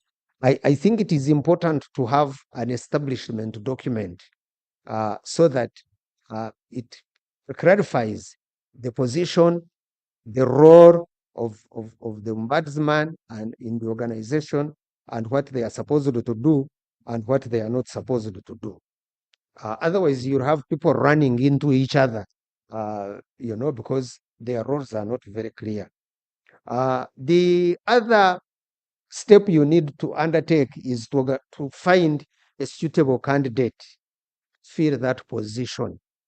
As I hinted earlier, this is not a position for which you just bring out anyone. You must be intent about the experience, the authority, the knowledge, the institutional memory of the person, and their communication and interpersonal skills, and so on, and their track record in terms of ethics and professional experience. So that is the third step. The first step, of course, is to set up the support systems and how independent this position might be in terms of costs, budget, and so on. That is also important.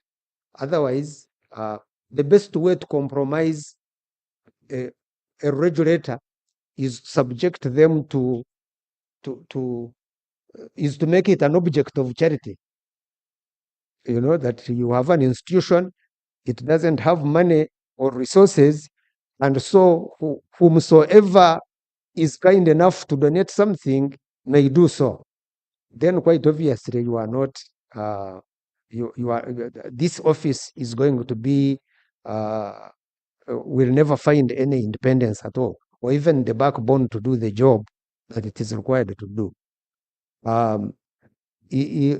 When we talk about, say, media regulators, we say media regulators should have, if you want to create an independent and strong regulator for the media, you must make sure that they have a vote from the consolidated fund. If you subject them to the whims of the minister and permanent secretary, then quite obviously, when their interests clash, they are going to close the financial taps, and then the regulator can't work. Yes, so that's also important because the office of ombudsman also has some elements of regulation, of internal self-regulation that must be protected. Then the fifth step is to prepare the newsroom to understand the role of the public editor and the philosophy behind it, the benefits to the organization and the public, and what is expected of the newsroom and its leaders. So it is important to establish the ombudsman as a collective office for everyone, and they must see the benefit of this. If they don't, if they internally, the newsroom does not appreciate the public editor, then the public editor has failed even before he or she has started. There must be a good appreciation internally that the public editor's office is important to the organization and that everybody appreciates the work that they do. Then the sixth step is to announce to the public that there is this opportunity of engagement between this media organization through the public editor, and also introduce this person to other stakeholders like the state and others and other actors.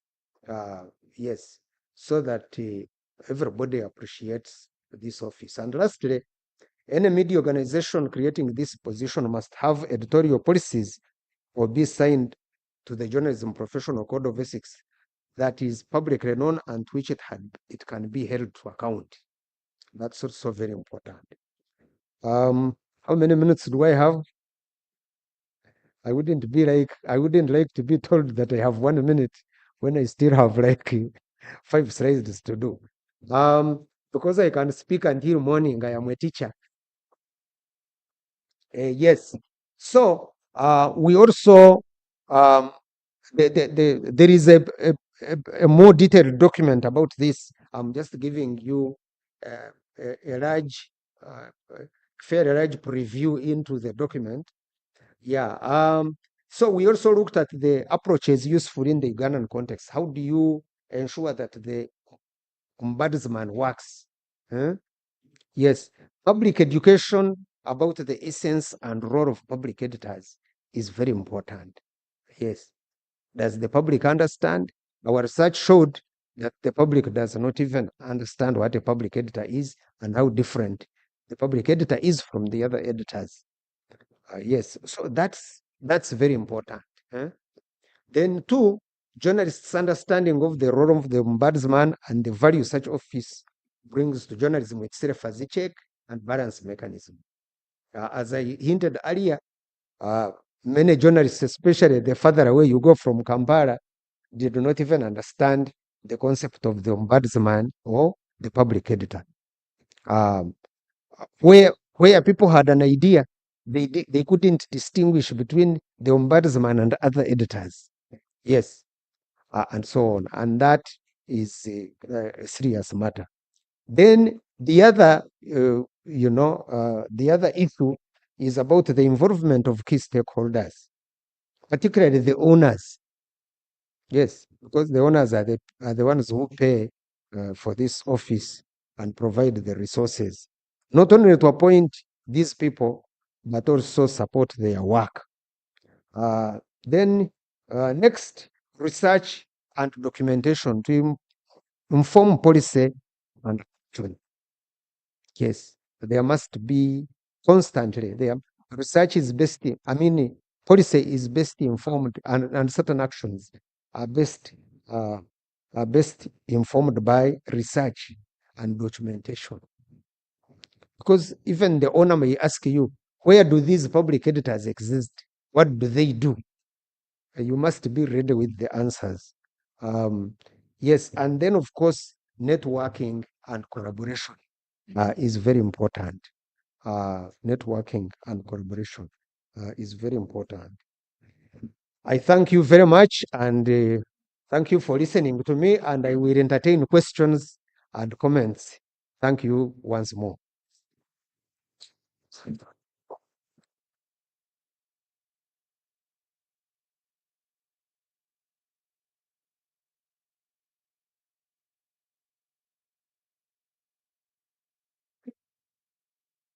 Thank you, Dr. Mbeine.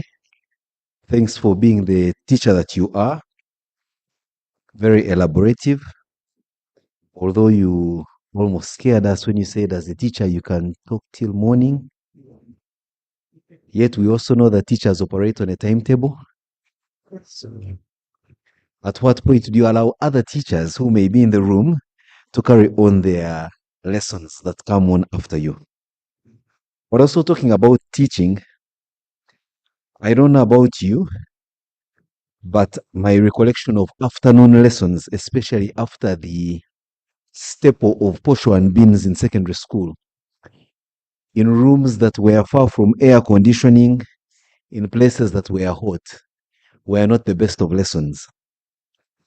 Unlike many of you, I had the misfortune of studying chemistry, biology, mathematics, and physics. So you can imagine an organic chemistry lesson at 3 p.m. in a room roofed with asbestos without so much of. That explains why I'm with you here and not at Mulago or other places where my colleagues with whom I studied ended up in NASA, not NASA Road, but NASA in rocket science and other places. But no regrets. I think I love what I am doing. Some of the things are not so much about training, but perhaps talent and gifts and interest. Now, that said, let's now get into a deeper conversation on citizens' collaboration with the media for accountability as you prepare some of the questions you intended to pass on to Teacher Mbeine. And so I have the pleasure to invite Maria. I don't know whether, Maria, you're already with us in the room. Yes, I can see you, very smartly clad. I will invite you as the moderator of the next panel and request that you invite your panelists and then take us through your panel discussion here. Should last us no more than 40 minutes, considering that the teacher has eaten 20 of your allotted time. Thank you. Feel free. You start from here, then you can go there. Okay. Thank you so much. Good afternoon, ladies and gentlemen. Thank you so much for being here. We'll go straight to why I'm here. I'm going to invite my panel that is comprised of media leaders. One of my panelists is also a public auditor. And what we are going to do is to go deeper into the conversation of the role and the reality of this office in the Ugandan setting. So join me to invite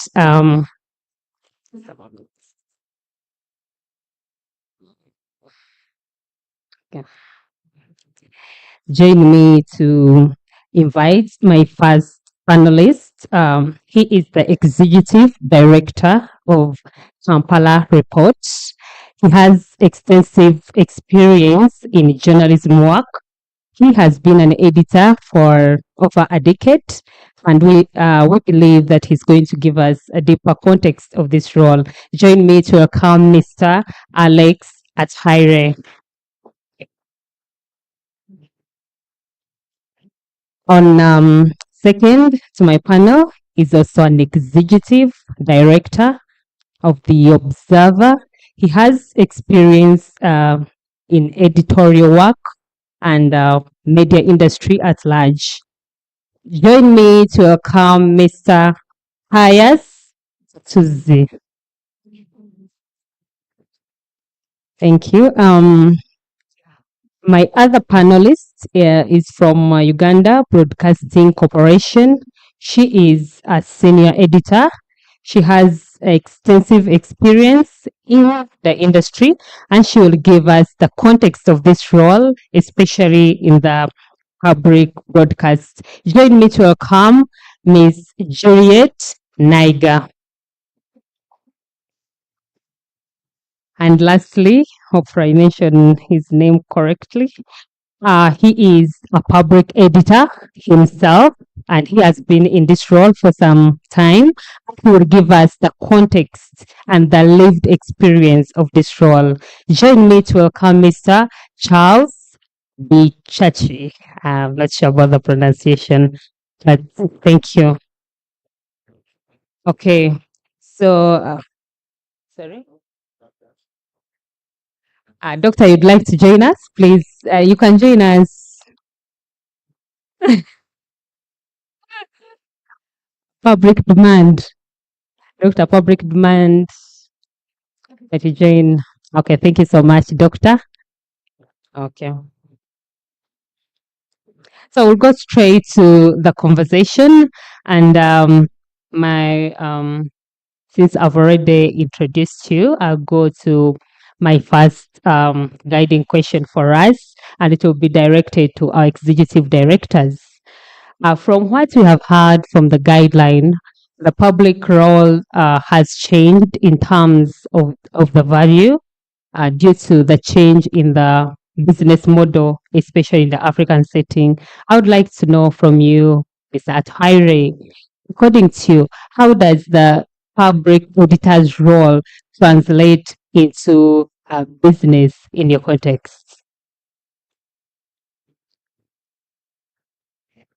Thank you. And as you rightly said, things in the world of business and the world of media have changed drastically because of what we call digital migration or digitalization. And what do we see? We see old business models extremely challenged. We see old content creation systems extremely challenged, and but the role of the media the cardinal role of the media does not change. It doesn't change because there is digital migration. It doesn't change because digitalization has allowed powerful tools like interactivity to disrupt people who are doing professional journalism. And that's what brings us to how then does the media remain professional and professional and profitable? Professional and profitable. I think it's something that the newsrooms are grappling with. For me, we have to go back to the basics, the basics. And I think the basic, one of those is to take accountability to the public by having such initiatives. The public editor is a very important initiative. And because of those pressures now, economic pressures, we have even stopped talking about things like the spaces of freedom of expression, the media, the attacks on media, the sustainability of journalism. So I think initiatives like public editor is an important role that can help the public to differentiate from professional media and then this other media that has come up that is like a bastard. And I think it is one of the elements that can sustain business if you bring initiatives where the public can feel that you are accountable and trustable. I think it's one of the entries into being sustainable. Thank you so much, Alex. I will move to Pius. Is there a return on investment from the management point of view in having the office of the public editor?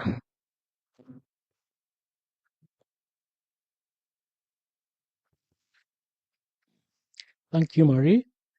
Let me first make a slight correction.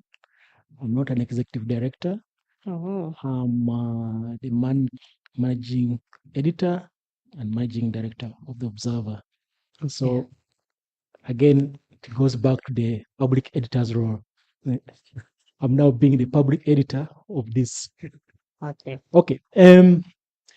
Yes, of course, there's a return on investment because what is it that we sell to the public? What is our biggest asset as a newspaper or as a media house? Our biggest asset is nothing but trust. So if the audience doesn't trust you, or if the audience doesn't feel that you're reliable, then you're not worth keeping the industry. So the role of a public auditor will bring, the public editor will help you to bridge the gap between the audience and the organization. So if there are certain things that probably you've been doing or taking for granted, the public editor will be able to iron them out, bring them to your attention, and also resolve the matter with the audience. In that way, you'll be building a trust base. So it is a worthwhile investment, in my view, to do. Okay, thank you so much. I will go to Charles. You have been serving in this role, the public editor. I would like to know from you, is there any story, any successful story your role has brought to the newsroom where you operate, or generally as an industry?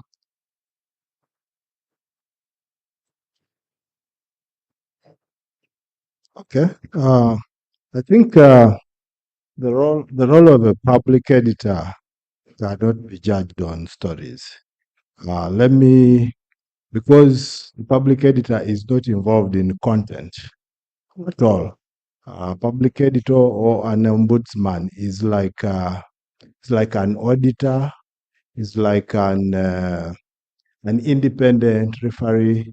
Is like a bridge. So what this role entails is, as a public editor, you take the newsroom to the public because the public does not understand. The public consumes media. We consume media, but they don't understand the little things. They don't understand the decision making that happens in the newsroom, why a story is written in a certain way, or why a certain story has been missed, or why a certain story is not even being covered. They don't understand.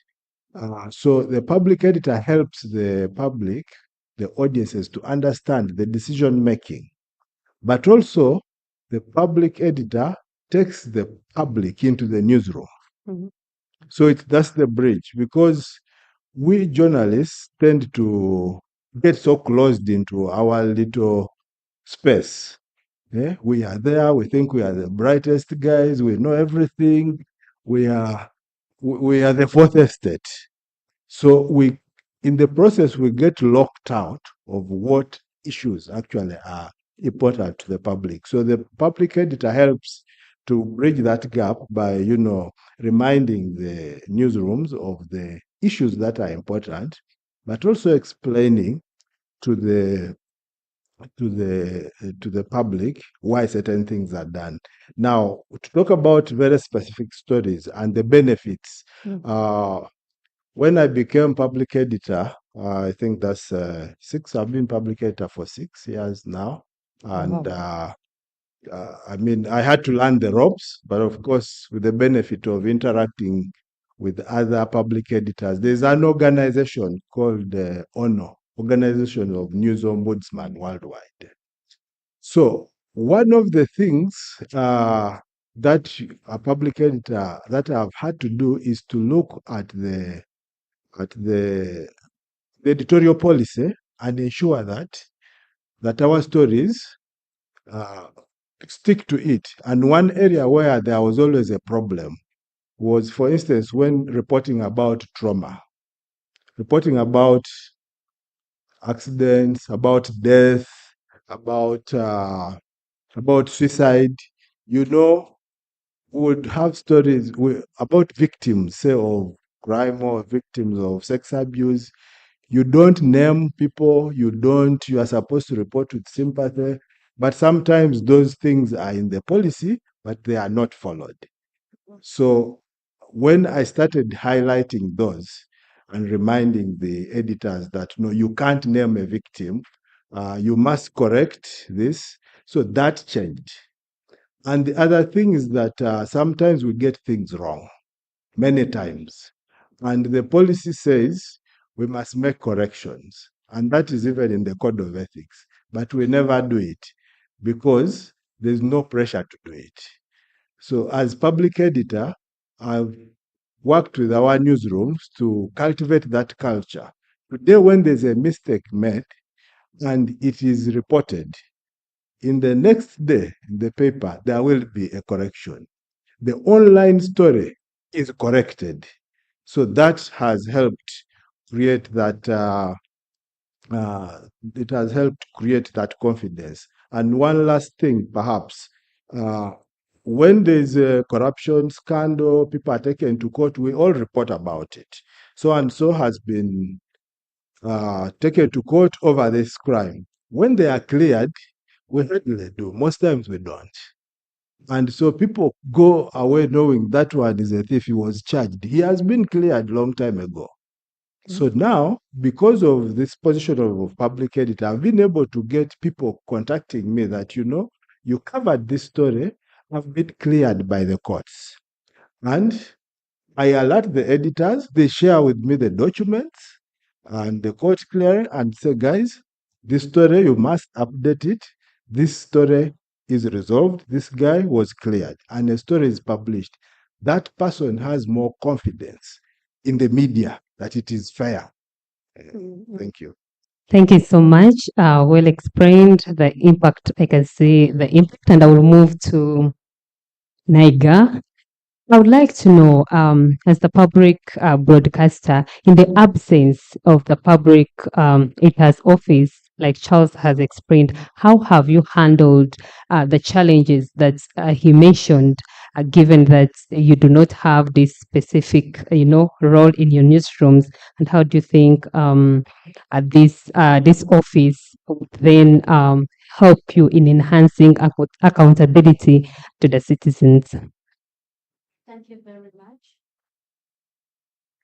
Thank you very much. In the absence of the ombudsman, we've really relied on the social media because we think the public is giving more feedback using the social media so much. So we really engage them. But the problem with social media is that it is harsh, spontaneous, and kind of a mob.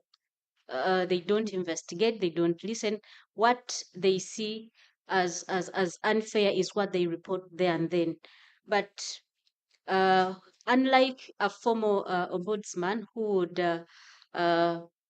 investigate when a complaint is given to him or her, they can investigate very well thoroughly and then publish the findings. The social media ombudsman in courts is direct, so they'll mob you in the way they feel like. So, however, we have tried as UBC to stick to the ethics of journalism because that is number one, our guiding principle as journalists. It doesn't matter how fast or long we have taken without going to publish our stories. But as long as we have really checked it, does it really meet the editorial policy? Does it meet all the 5 WHs, rather the 5 Ws and an H? That is what we have been able to do in the meantime. Okay, thank you so much. I'll move to Doctor. During your research, when you are gathering the data and listening to different people, what is that unique number one unique role that the public editor's office brings to the newsroom that other newsrooms that do not have this role miss out? Thank you very much. The for me the most exciting thing about having an ombudsman is that you have that particular should I call it basement or layer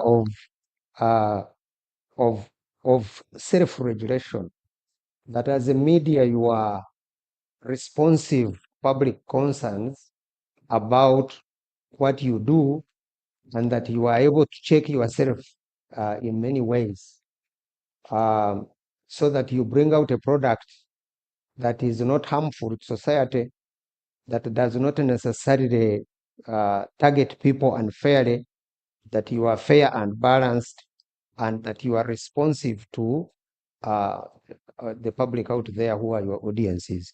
I think that is very important. But secondly, having a check and balance mechanism and bringing it out to the public, making it available for the public to use, also increases the credibility and also, most importantly, the trust people have in your institution as a professional outfit. And that we must not lose sight of.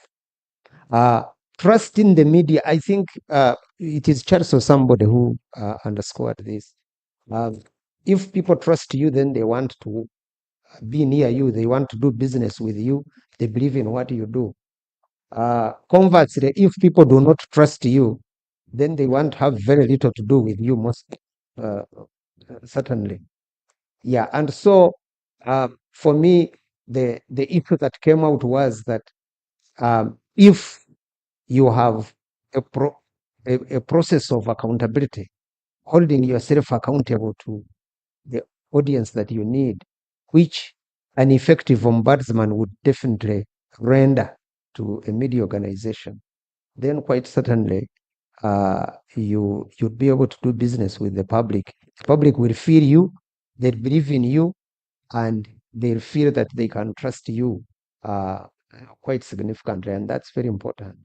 Okay, thank you so much, Doctor. Before you leave, putting in context our financial environment and state currently in Uganda, from which space can the Ugandan newsrooms, start the starting point to establish this office, especially in small newsrooms, small media organizations?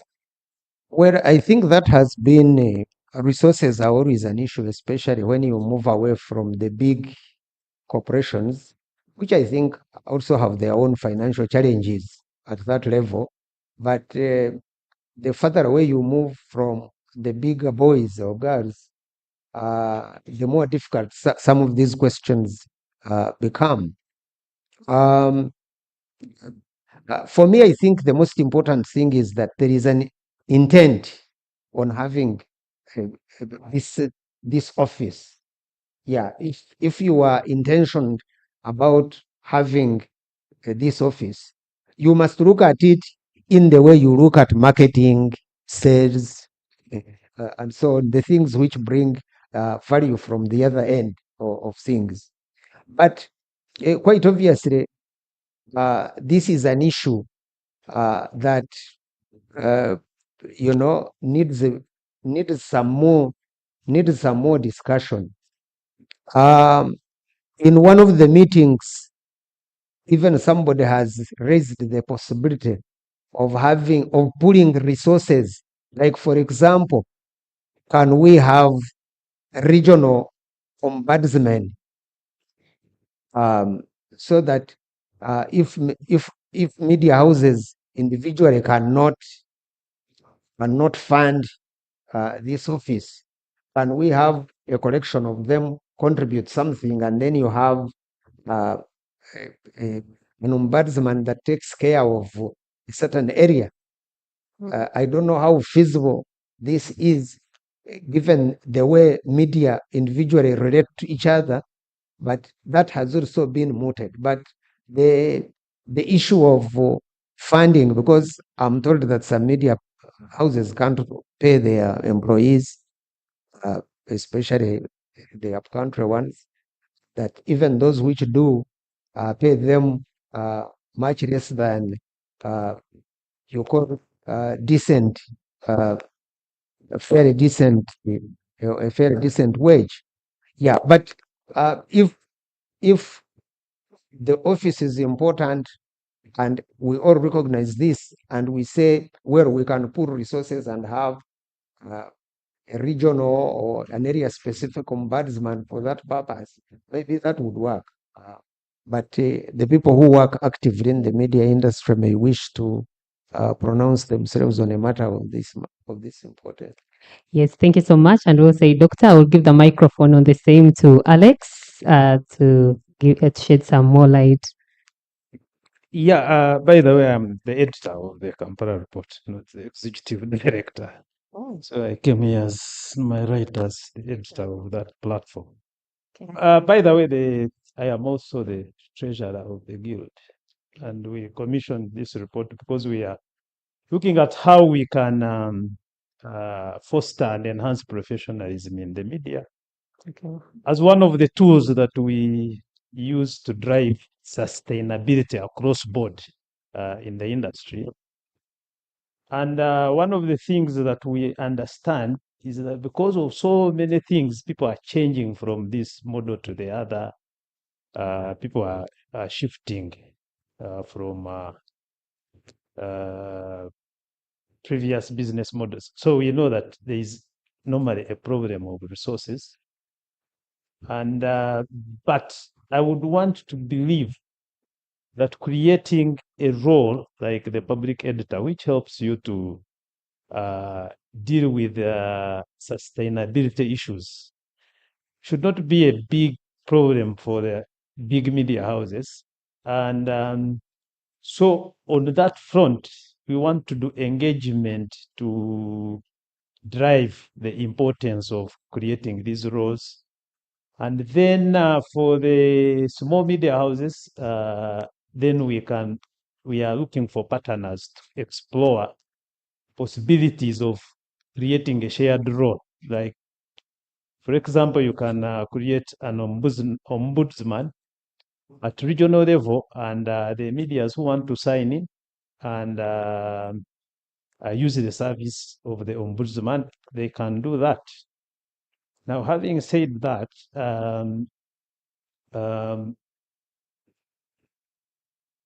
yeah, so that is the outlook. That is the outlook. We are looking for partners to see how to take this from a feasibility study or research to take it practically to the newsrooms. Okay. At the Kampala report, is it something that is in the pipeline? Is it something that you're thinking about? We would happily, because we are still a small media house, would happily join in as a shared effort if it is an industry driven objective. Okay. Pius, the Observer is one of our big media houses in Uganda. I love that paper. I would like to know what has been your most greatest challenge in having this office, despite its great role and credibility. Thank you, Maria. Of course, the challenges are financial, but that doesn't mean that we don't value the office. Okay. I was talking to someone, and someone also directed me to something which I think is relevant to this discussion. It was a sociologist was asking that, by the way, do you know why these days the modern marriages don't last?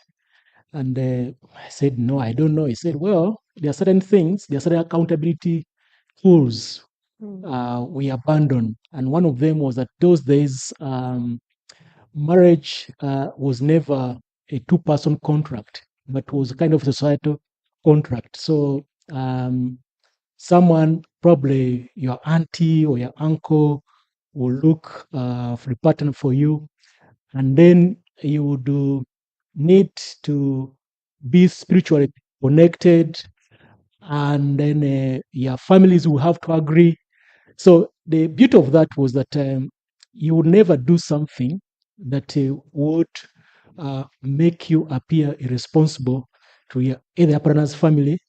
So in that way, whenever you would go a bit astray, at the back of your mind, you remember that I need to account his family. They were so nice to me in the beginning. They gave me a partner. So the same thing applies to us, in the sense that if we have an ombudsman who will be there to remind us of our transgressions, or to remind us of where we go, or to bring to our attention of the complaints of the audience, then it would do a better job. But sometimes we have relied on letters to the editor. We also have relied on direct complaint to the paper, and where we have been wrong, we have either agreed between ourselves and the person complaining. Either we publish our apology, or we just keep it inside like that. But most times when we are wrong, we publish our correction, and we publish our apologies. Okay. Thank you so much. Naiga, according to you, where would the public broadcaster start from? What is that essential step you think the broadcaster can start from to establish this office, given its importance? I will not really divert from so much what Mr. Mbaine said, but it starts with us appreciating as media organizations that we really need the ombudsman to help us keep us in check as editors, as journalists, because as human beings, we can sometimes have a conflict of interest.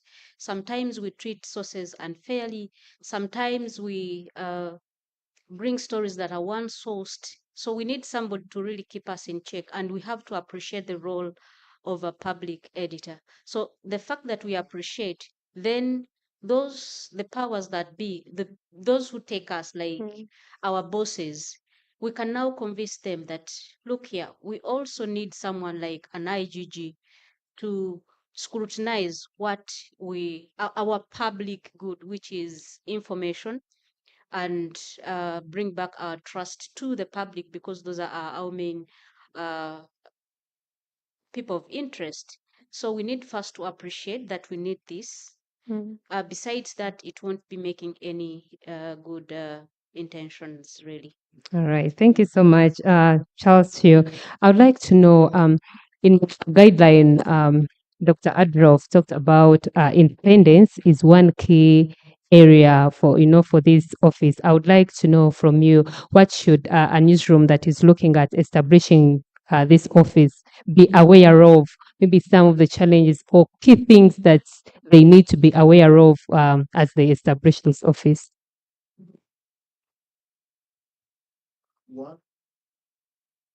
One of the starting points is when you're setting up the structure of a public editor or an ombudsman.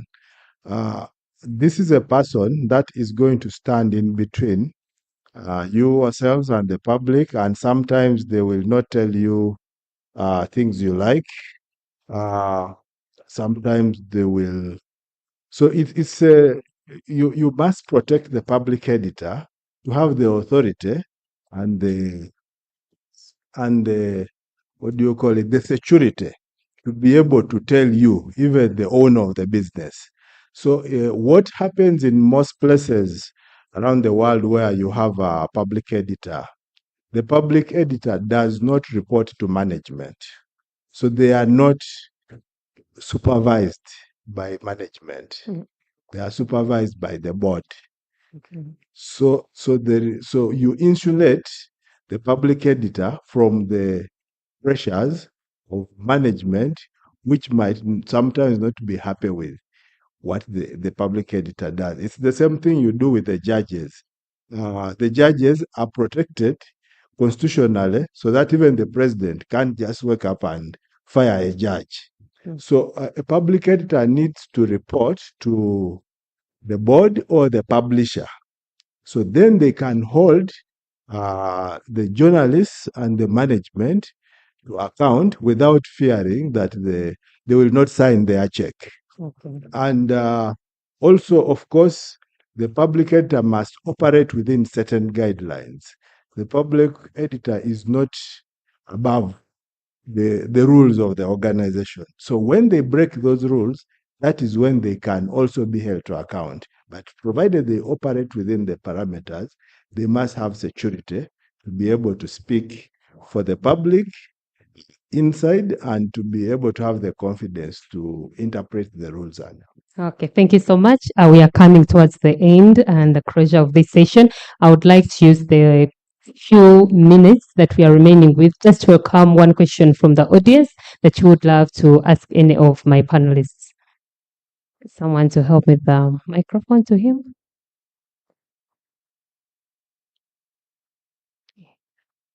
We have a few minutes, like 3, so I'll be taking only 2 questions. They should be brief. One. Okay, I'm told 1 question. So he was the first one to. Thank you so much. My name is Simon Chris Makanga. My question goes to Charles. How would you measure the success of how do you measure the successful engagement of a public editor, and what does the absence of one look like in the newsroom? Okay, Rachel, let me give this gentleman a chance. He was the first one to put up his hand before Chris took over. The gentleman in white. Please, you can, if your voice is loud enough, you can ask your question.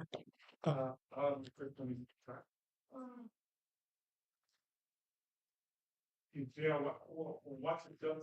Is there incidents that have given you headache, like this one, a conflict between an editor and a reporter? Is there that special incident that gave you headache? Can highlight for us? Okay, let's allow Charles to respond. Okay, thank you very much. How do you measure the success?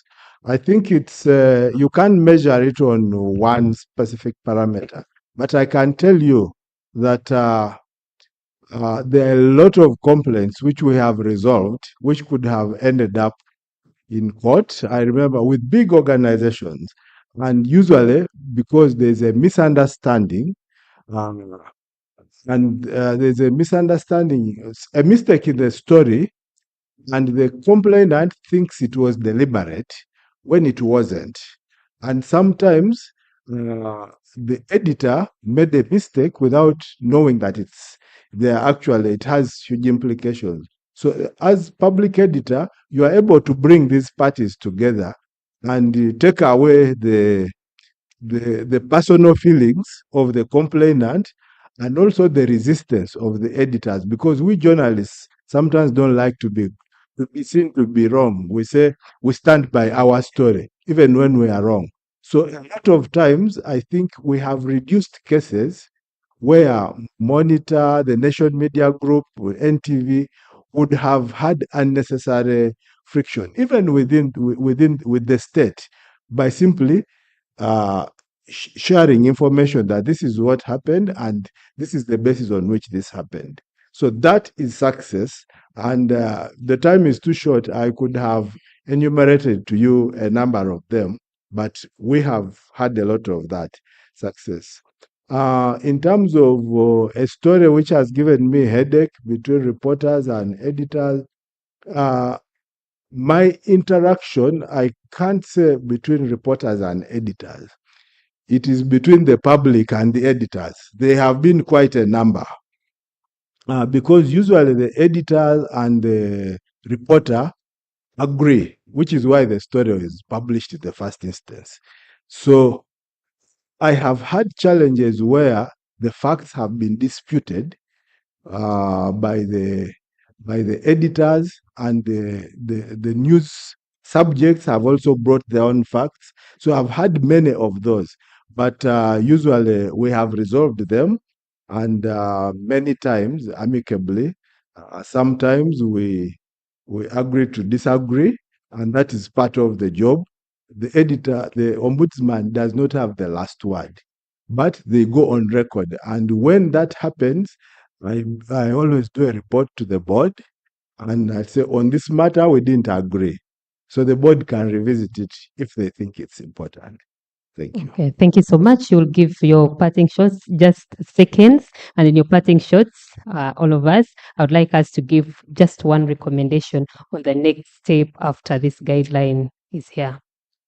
Yeah, I think it's important that news organizations consider having this position because it will build the public trust, but it will also help when there are more voices as public editors doing media literacy. A lot of what I do is to educate the public about media. So the public will understand the media better, then they can fight with the media better when they know that it has value for them. Thank you. Naiga, your recommendation? I would still support the creation of a public editor for any organization. If the resources allow, if they don't allow, let's go with the pooled public editor for regions, or if small media organizations can pull together and then have one public editor, that would be very good, because as editors, as journalists, we need also somebody to whip us to stay in the line, not to take off our powers, but to keep us just in line and to be accountable to the public we serve. Thank you so much. Pius, on the next steps. Thank you, Marie. Like I said before, the biggest asset we have is trust. And if there's any other tool that will help you to build that trust, that is the public editor, then we have to use it. I know sometimes it's very hard especially for people who have media houses, and their primary concern is not journalism, and they treat journalism as just as a product of one of the media houses, will be hard. But when you look at it with hindsight, I think employing a public editor can help you build a trust and can help you change the image of your organization. Thank you. Thank you. Yes, Alex. Thank you. I think to push the media sustainability envelope, we need to build trust. And to build trust, there is an old adage that says charity begins at home. We need to build it from home, and accountability mechanisms like public editor are very important in all contexts, whether you are a big media business, whether you are a startup, whether you are a small media business, whether you are a public media business, public media. So I think we need to come back home and build mechanisms that promote trust in the media, and this will bring trust in the journalism that we do, and then it will for them, and let the conversation continue. Thank you and have a wonderful evening. Thank you, Maria, and thank you everyone for going through with us for that first session where we are discussing the ombudsman and indeed holding ourselves to account. Quite a number of other questions did come through from the crowd, and I believe that perhaps at some point you'll have a moment to answer to them. And I got Pat Robert with a number of questions, 3 of them. He was kind enough to write them, but then I also, in the interest of time, will say since the questions really are more or less person to holder, I will pass them on to Marie, who will then distribute them to the most appropriate of the panel members, and then they can find you and you answer to them so that then we can squash how much we're able to put in the very short time. Okay, can we retain the noise to the clutter of your cameras as opposed to... Anyway, I think a lot of things have changed. Now cameramen have to talk you through the mood and all that. In our time, I think we didn't even know cameramen spoke at all. They never said a word. So you'll bear with us. We're going into a very interesting next session, which I think should be one of those that touches each one of us. Although the downside is that we are going into some kind of breakaway session. So we'll have an interesting session going on in the room next door, which is Mango Hill. They call it that. And that is Mango. Yes, Mango, which is a session around an issue that you may find very, very interesting. And that's about physical safety. So all of us would love certainly our safety to be guaranteed, especially in this time of elections. Kawempe by election having given you a sample of what can happen to you. But this is specific for Female Journalists Foundation.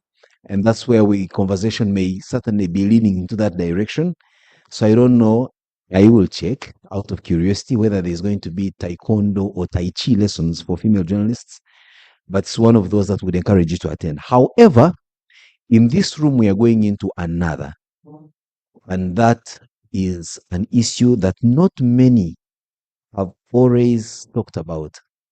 Yet it continues to bedevil our profession and us as human beings. And that's the issue of mental health.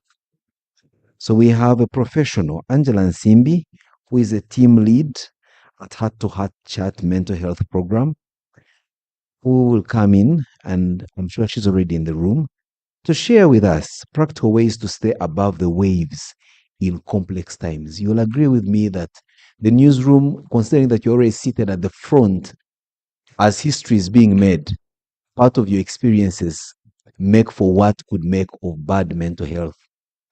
Sometimes we've tried to run away from that and accept the fact, for example, that we are going to be a very lowly paid cadreship of workers. That has its own share of mental health.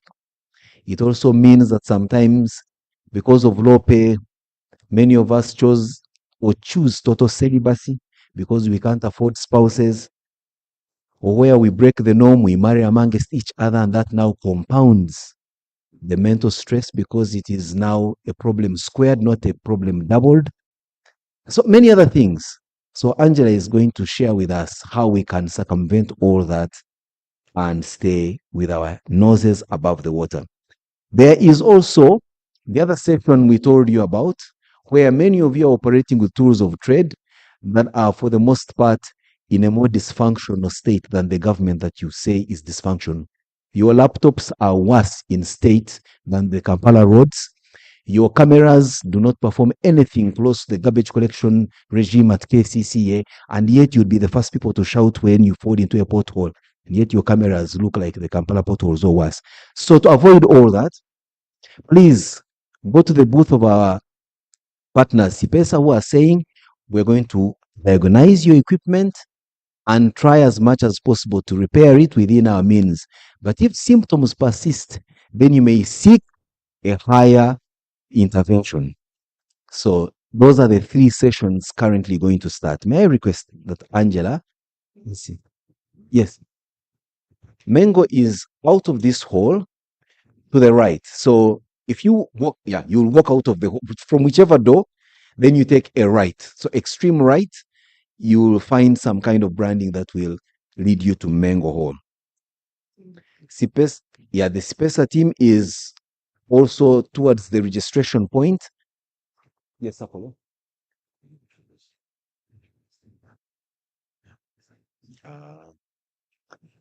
And then that's not even the most interesting thing. I told you ours is a very action-packed program.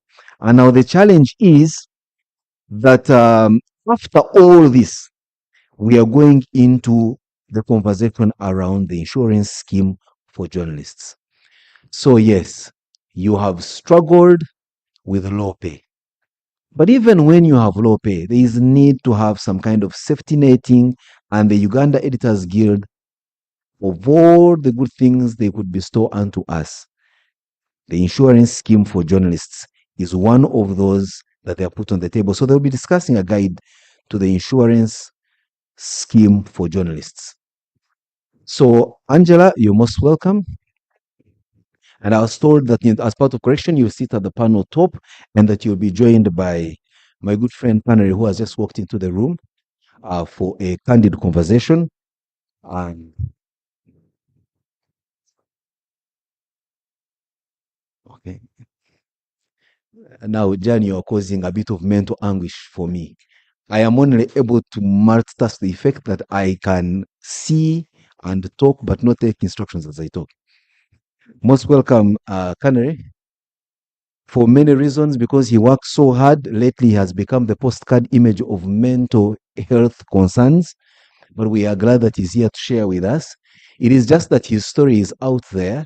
Yours is yet to be told, but I'm sure many of you are sitting on a story more ballistic than his. So sometimes it's important that we are candid and honest with ourselves, but also not selfish, so that you keep your story to yourself and help others who may be going through worse than you're going through. So Angela and Canary, the floor is yours. Please take us through.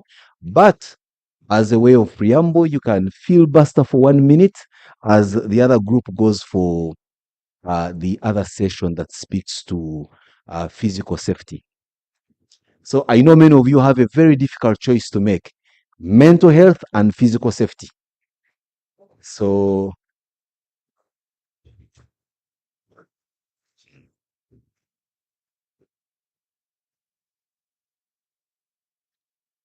Rachel, that people are not coming there is not because they can't find mango. Yes. My worry is they may find this a little more captivating, or they may want to be swinging between the sessions. So they possibly want to get the introduction here, then they run there, then they come back for the middle, and also maybe without wasting time, Angela and Canary, please let's kick off. And those, when you see fluidity in the room, it's because people are trying to double deal.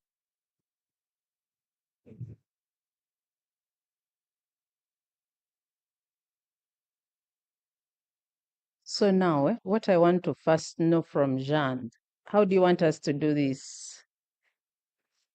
Is someone going to moderate? Or do you, yeah, you have to guide how you want us to do it. I'll start with a presentation, huh? Okay. Although normally I like to stand up. These things of sitting when I'm talking. Yeah. Angela, you have the liberty not just even to stand, but you can in fact walk around. We have a move about mic for you to feel free. Hi, how are you? So I just want all of you, where the first slide you're going to see when they eventually start showing the presentation, I just want you to check in with yourselves. That is who I am. But the next slide, just how are you right now? You see what I'm trying to do there, the mental health check-in. There is the red hat. Are you full of love? Is that how you're feeling? Are you doing something amazing? I'm just choosing a little bit of those things. Then the black hat, some people might not be able to see it. I'm really in a dark place and I need someone to talk to. So you just have a mental health check. Because as journalists, I know we easily get bored if somebody just begins telling you, do this, do that, don't do this, it gets boring. So just look at that. Now, if it is the yellow, are you functioning, but you're feeling anxious and you're a bit worried? Where are you? And then as we do that mental health check, because I was told we need to understand practically how we can build our resilience as journalists. Okay, by the way, I'm a journalist. It's just because I'm in another space now. So that tool there is actually an online tool. They make you pay for it, but at least for the initial, like the first month, you can do your mental health assessment free of charge. And one thing I want us to learn to do, I know in journalism we are very busy people, but whenever you walk into that place in your newsroom, what is the first thing that you tell somebody? Do we greet each other? Not anymore. You do, but you take time to actually know how somebody is. Okay, that is good. So for the next slide, let's go to the next slide. I want us to understand what mental health is. Although I didn't want to go to that slide before I asked you. What do you think mental health is? Even though you have seen, just explained in your own words. I want volunteers. I want it to be interactive. What is mental health? It would be nice to hear from a man. Most of you men don't like talking. So, is there a volunteer, a man? I was told there's a mic somebody's taking around. Seems you have. There's that man I'm looking at in a. Okay. Have you seen someone who is willing to volunteer, especially a man? Just to explain, what do you think mental health is to you? Thank you. 3 words. Okay. I'm Andrew Mwangusha. States of mind. That's mental health for me. For you? Yeah. Okay, you're close. So just to look at that, it's okay, you can go to that slide. Just look at the meaning. It's actually about our well-being and your ability to work and manage with your daily stresses. So when you look at that, that's what it means. That's the World Health Organization definition. Because even as journalists, you also need to know when you're reporting about mental health, don't start telling people you have mental health as though somebody's sick. Having mental health is not being sick. It's like having your physical health. It's really about your state of well-being, emotionally, psychologically, because stresses will always happen. So next slide.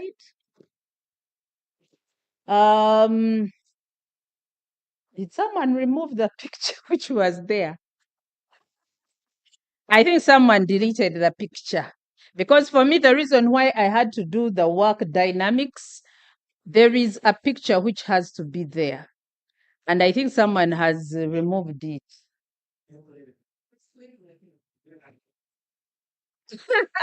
No. There was a picture. Me, I remember my. Okay, you click and we see. Click again. The other side, go back. Anyhow, it seems you don't want to see the picture. So that picture was really about the work dynamics of a journalist, what life really is on ground. Yeah. And let's do the next slide. And I was showing, I borrowed those pictures from other media houses. So it's not me who took the pictures. It's just about how journalists are dealing and navigating on the ground, the reality on the ground. So let's go to the next slide. Because I want us to understand how our mental health affects the way we work. Because also when you're a media house owner, you'll only understand that mental health is okay. So that is what I wanted you guys to see. So I'm not saying anything, the picture speaks. So let's go to the next slide. So I want us to all understand what mental health, when you're having challenges, how that looks like in terms of money. Because if I'm assuming we might have some media house owners here, or at least I know you'll take the word back. When things are bad, this is what it looks like. I know many people's working environment, the working conditions are not good. I recently have my daughter graduated, joined a newsroom, and the money she brought at the end of the month was not even 50,000. And she would work and her work would be published, but it was not even 50,000. Long working hours, the work overload. I'm quoting a study which was done by Kamisi, Musanji, and other researchers. So the situation, of course, of working has become worse because of unemployment, high unemployment rates. So what I'm saying is not even news. But now when we get to the percentage, 68% of the working population is estimated to be experiencing mental health challenges. And then over 78% of the employers have never offered any form of mental health support. I don't know if any of you guys are blessed enough to have gotten support from the media houses. Any of you? For your mental well-being. Can someone share if there is anyone who has gotten that kind of support? Yeah? If it's a team, it's also not bad. Even individually, it's also not bad. So if there is something that is being done, let's mention it.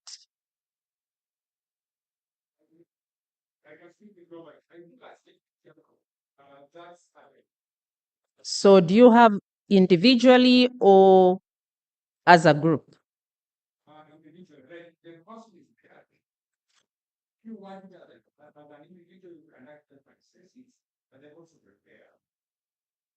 Oh, so in short, you have therapy sessions?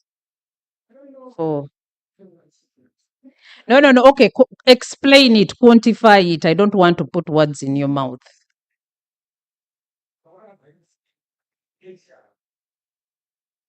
Okay.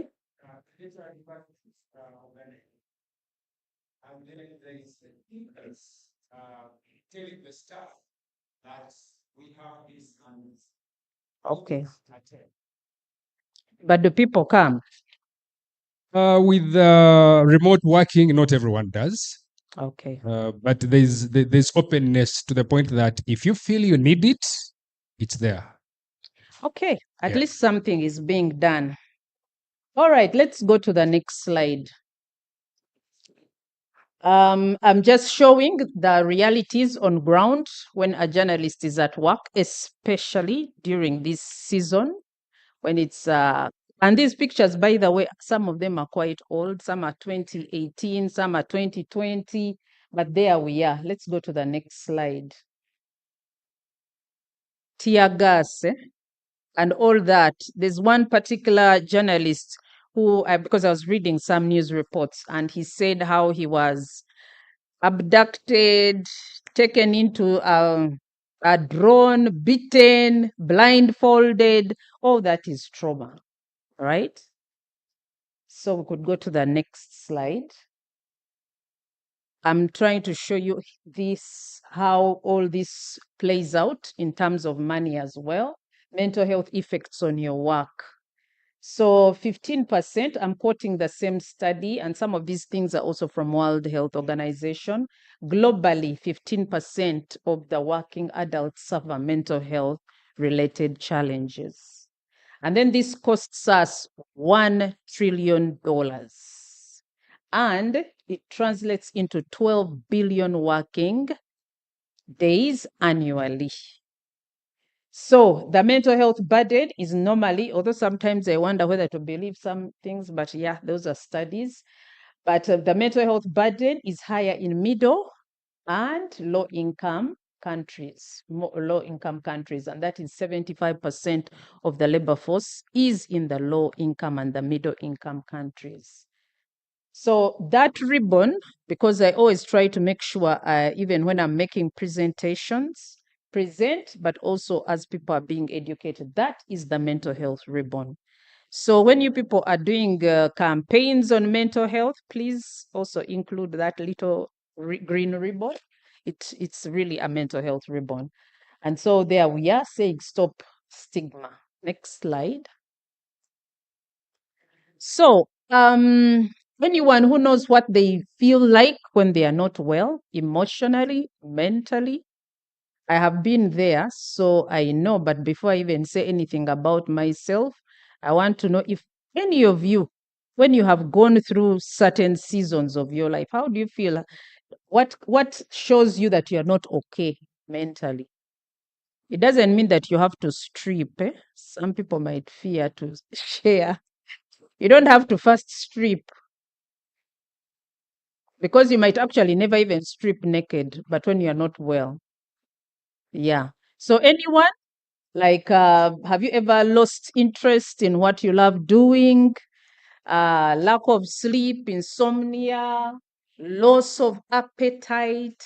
And then psychologically, there's something they call comfort eating, where you overeat, not because you are hungry, but when you are really low and depressed, food is your go-to place.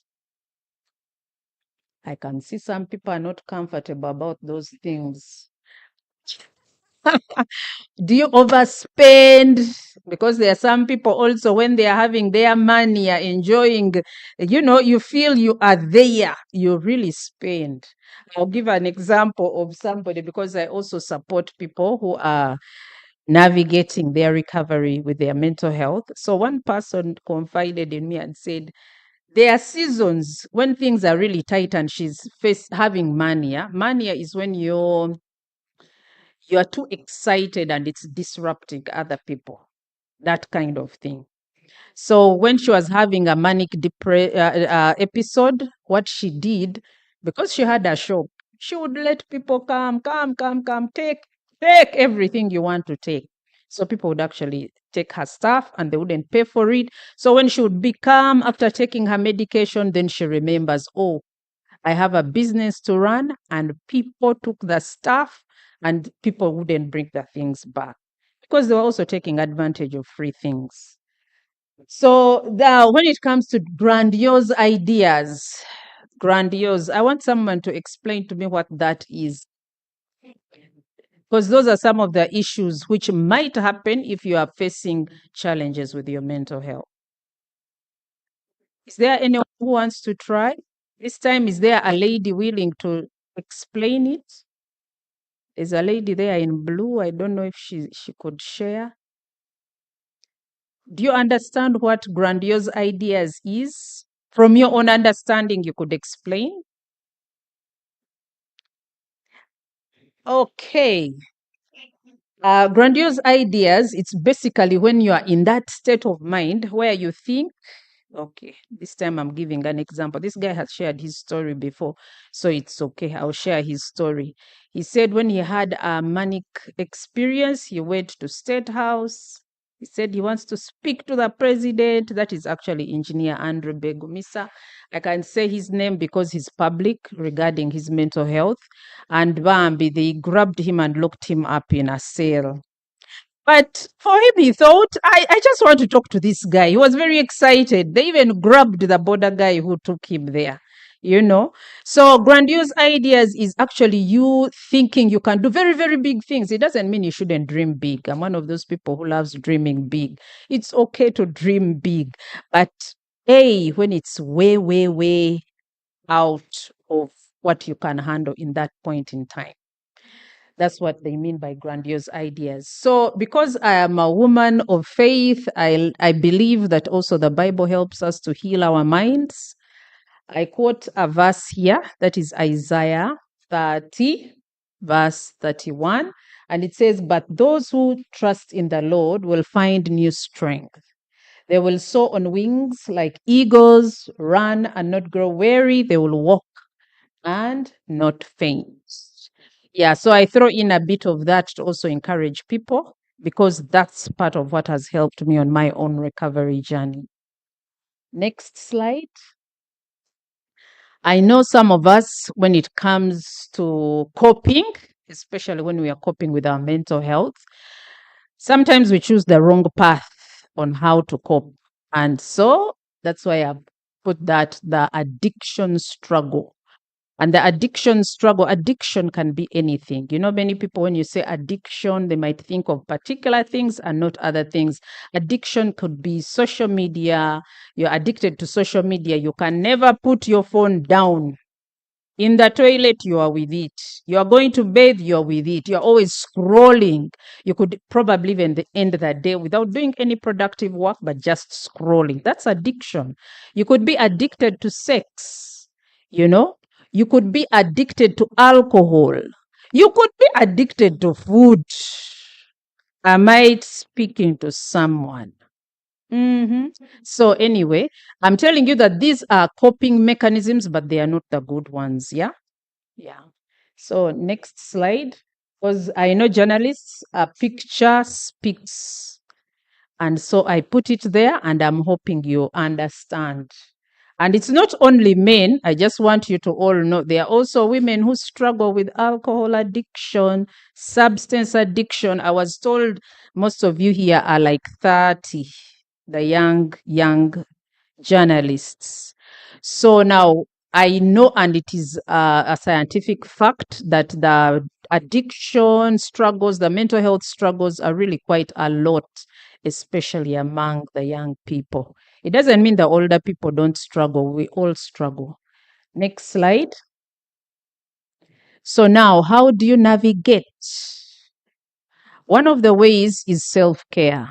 And I'll give examples, also referring to my own lived experience, because when I had a mental health breakdown some years back, it's actually over 10 years, 2009 is when I had my first breakdown. That second breakdown I had was 2011. But how do you navigate? Because at the end of the day, you still have to work. You can't lock yourself up and stay there. So it is working flexi hours is something that can be done. And you can discuss it with your supervisor. The beautiful thing, because I've been in the space, journalism, especially when you're a freelance journalist, you can actually work it out, how to have flexi hours. But even though you're not a freelance journalist, there's one person we used to work with in Vision Group. That guy had insomnia. He had a challenge with substance abuse. He would sleep at 6 a.m. He would show up at work earliest 10 a.m. But that guy used to do his work. He would do it and finish it. So his supervisors knew, and they would support him to do his work. They would not insist that this is the time you clock in, better be here this time. So there were flexi hours. That is something that can even be worked out with HR, depending on somebody's challenge. When I say offer reasonable accommodation, In the NGO world, civil society, reasonable accommodation is also, I'll give another example of somebody else. She's physically disabled. So she used to drive her car, but she preferred to drive that car when there's no jam. So when she got a job, she talked to her people, the people who are employing her for that reasonable accommodation. She would be on the road at 4 p.m., but she would work and deliver. So when I say reasonable accommodation, also when you are supervising your people, know their strengths, know what they can deliver, and see how you can harness that. So then we say reduce stigma. I'm very big on reducing mental health stigma, people who have stigma towards people who have faced challenges, or if you ever say I've ever faced a challenge, doors shut in your face. It's not a crime if you are struggling. What's important, get help. And also, let's not discriminate people because they are struggling, because at the end of the day, mental health challenges are not airborne. So when you sit next to somebody, you'll not catch it. It's not like a cold. And it's also not sexually transmitted, although the research says that genetically some people get it because of genetics. So wherever you are at, you can still rise, you can still thrive, you can still shine. Next slide. And then peer support. I'm very big on peer support. This is something that has been done. There's a lot of studies and research that have been done here in Uganda. I'm privileged to have been a part of the system while we were being trained on what peer support is and how it works. So the meaning there is it's social and emotional support that combines expertise from lived experience that is delivered with mutual agreement. People have to agree. You can't impose it on them. By persons sharing similar challenges to bring about self-determined personal change. And this is a scientifically proven thing. It works. It helps reduce admissions in asylums. I hate using the word asylums, but yeah, mental health hospitals. It reduces the admission because people are equipped on how to thrive and be a better version of themselves within the community. And I'm sure it can be done even as a journalist. So in journalism, in our newsrooms, it is good and very important if we could create safe spaces to support the staff's mental health. At least a staff member should know I can talk to somebody. And if there is someone who has gone through stuff like you can share with them and encourage yourselves and see how to navigate going forward. Okay, next slide. I've said this is a RAP framework. And the RAP framework is really the W is for wellness, the R is recovery, the A is action, the P is plan. So that is your wellness recovery action plan. Anyone who has ever had a mental health challenge, you will know that there are seasons when you break down, you will not be able to make decisions which doctor you want to see. And maybe there are some doctors who are really nasty. I'll give an example. The first doctor I met was really nasty to me. I remember she told me, get on that bed, otherwise I'll force you. She wanted to inject me. And in my mind, I'm thinking, I'm too tired to start fighting with you. You want to inject me, I'll get on that bed and you inject me. But my attitude towards that doctor, I didn't want her to treat me because she was condescending. She was patronizing. She was rude to the core. I will not mention her name just in case she's someone's relative. I don't even remember all her names, but I know one of them. She's a psychiatrist. So let me hold my peace. So anyhow, she tells me to get on that bed, which I did. She injected me. And I remember part of their work, they also cancel you. And all I could tell her repeatedly, and I meant it, is that Jesus is Lord. That's what I kept telling her. I didn't want to listen to her. So in case you need help and you are not able to decide which doctor you want to go to, have a plan. Write it down and let your people, whether it's in the workspace or at home, know the kind of doctor you prefer to see. But I know sometimes you might also not see a particular doctor because psychiatrists are so much on demand in Uganda. And we're even very lucky that recently they are now 80, but out of the 80, only 26 are employed. So that is it. I can see this guy is coming for me. So let me try to be quick. So when we talk about mental wellness, what do you do to be well mentally? Some of you dance, some of you do aerobics. Recovery, engage in activities in the community, which can help you, like volunteering also in a charity organization. Acknowledge when you need support. Allow that, man, I need help. And sometimes also assess the risk when you're going to work. Because I know for a fact, because payment is bad, and also I don't know how well journalists are protected. When you're not well protected, there are some things you have to weigh. Should I go for this assignment? Shouldn't I? When they beat you and you have broken bones, does the company meet the expense, or it is on you? Those are things to consider.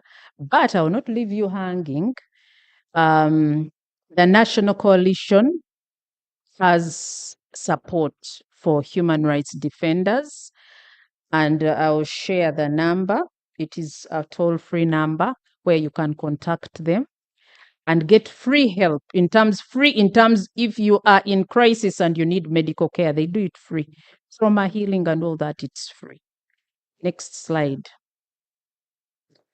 So when we're building resilience, because I was telling you about also assessing the risk when you're in a space, because at least I remember seeing something on television where a certain media house withdrew its journalists when a place became risky and lives were at risk. They pulled out their journalists. So you also need to be, self-aware. So when we say building back better, that little, the good thing, I will leave the presentation so it's available. It explains how you can learn to build resilience even when you've gone through hard times. Money is an issue. The people here, the editors, were talking about it. So one of the things we can think of as journalists, let's also try to create other streams of income. Because the truth is, when you are broke, man, also the mental health goes down. So I've just given you ideas. You can do social media, influencing, editing, ghostwriting, videography, photography. Instead of people just giving you a transport refund of 50K or 30K, at least supplement your income. Because I remember Kabshenga one time telling us, New Vision will never pay you enough.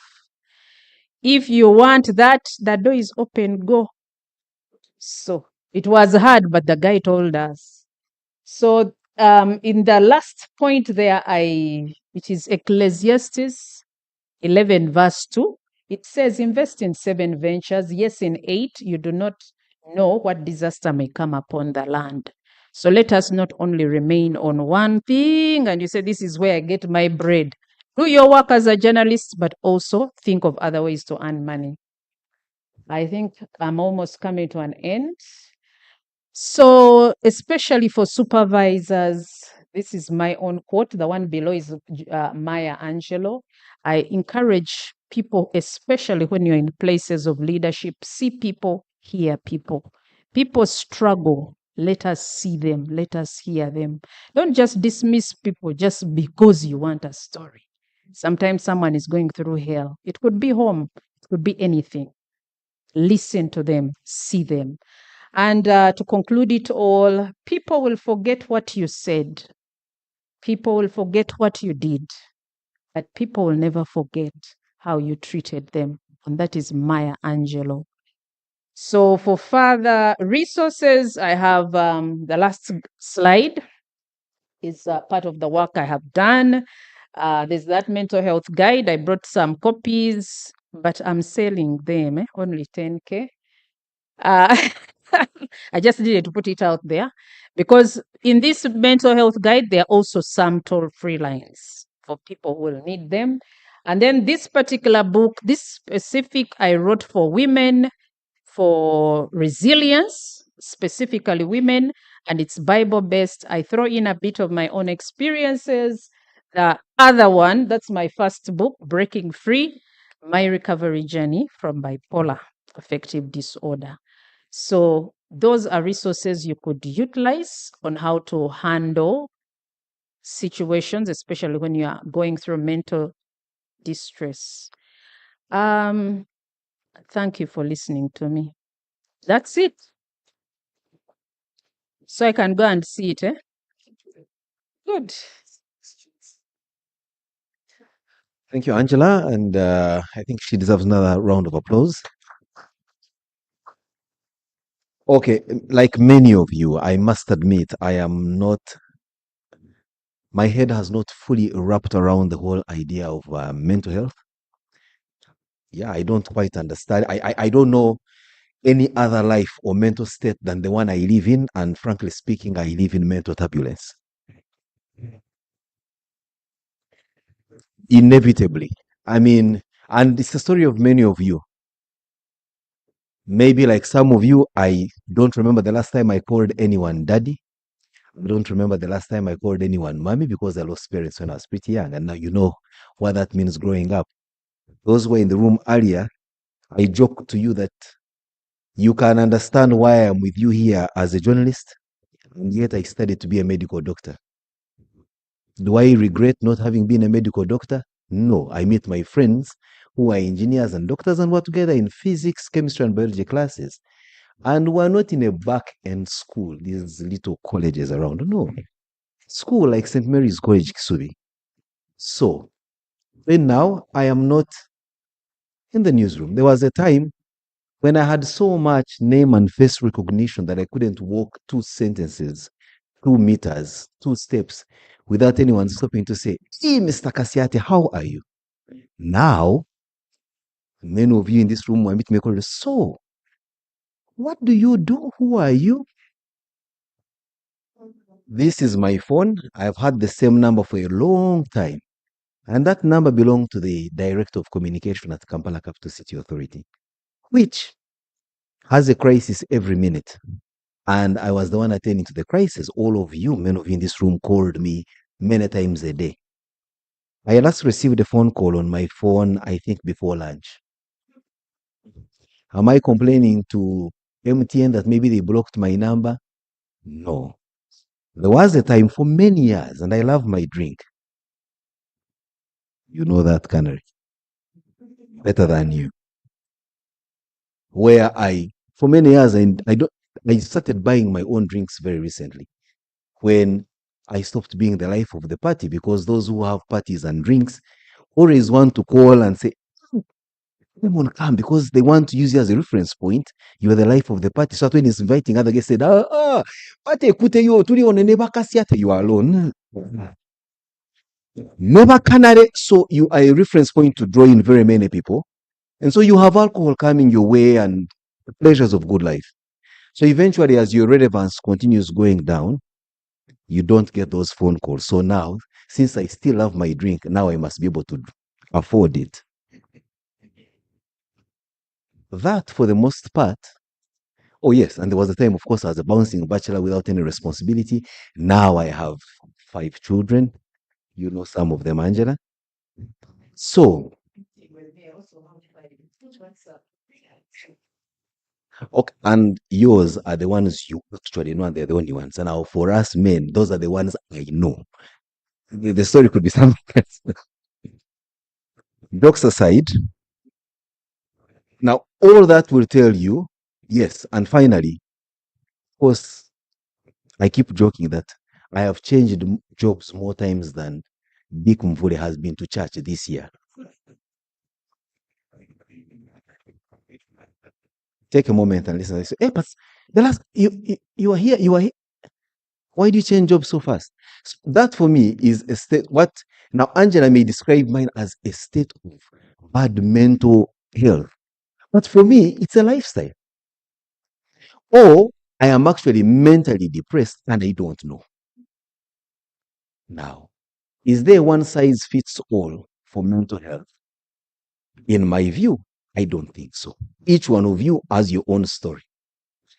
There are some of you, if you lived just 10 minutes of what Canary lives, you would go mad, commit suicide, and all that. But this guy has been living this kind of stuff for some time, and I think it's going to get worse as you go, and yet you remain alive.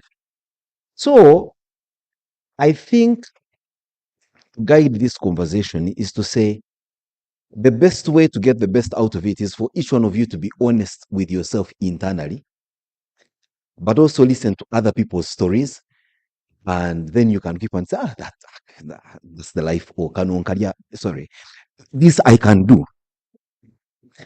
And that's when now I'll turn to Canary. In light of what Angela has said, in light of what I have said, to put it to you and ask you whether what do you consider to be mental health on the negative side? When you were young, like you were, barely with a beard 10 years ago and still counting, you have name and face recognition. You are the life of the party. You live a good life. Hardly have any money on you, and that's the reality. But somehow you live the life. And yet, life's lemons keep hitting at you. At what point do you make this lemonade and drink it like you're taking pina colada? Thank you, Kasiate, Mr. Kasiate.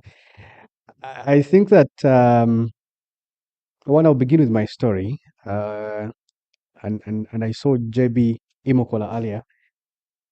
He was one of was actually the first newsroom head I got to interface with at NBS TV. And guess how old I was? Just 20 years, a decade ago, 10 years ago, I entered the newsroom and I didn't know what to do. But 2 years down the road, I think I had everyone on speed dial. At 22, being able to do all these things, and you want to call the IGP for an interview, you can call him and he will accept. You want to call the CDF for an interview, he can accept. And because I'm trying to do this conversation around journalism, right? Anyone at 22, what I did not know what to do with that kind of life. So I was a little bit excited, but also mesmerized of how is this even possible? But things were just working out, and I was never apologetic about it. I remember going to interview the IGP then, General Kale Kaihura, and the newsroom asked me to step down for an interview. I said, no, this is my moment. At 22, who are you going to tell not to interview the IGP? You literally been looking for this man, and everyone in the newsroom has been looking for this man. You literally want to do what you feel like this is it. I think at 25, I was sitting in the room for the second time with the president, and I was interviewing him, and I did not know what to do with that life. But I did not know that the excitement and everything, the access and everything, would later have an impact on me. And you reach a stage and be like, so then now what? You've broken every story. You're getting intelligence reports from a neighboring country to break a story about your own country. You're literally all over the place. So I just decided to just leave it. But leaving it came at a cost of losing so many things, including relationships and all.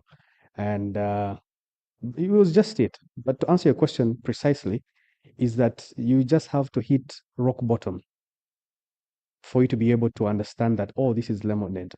How do I now turn into you? It's always going to be you. It's always going to be, and I'm sure I've not read that part of your work, Angela, but I am sure in all your books it has to be you.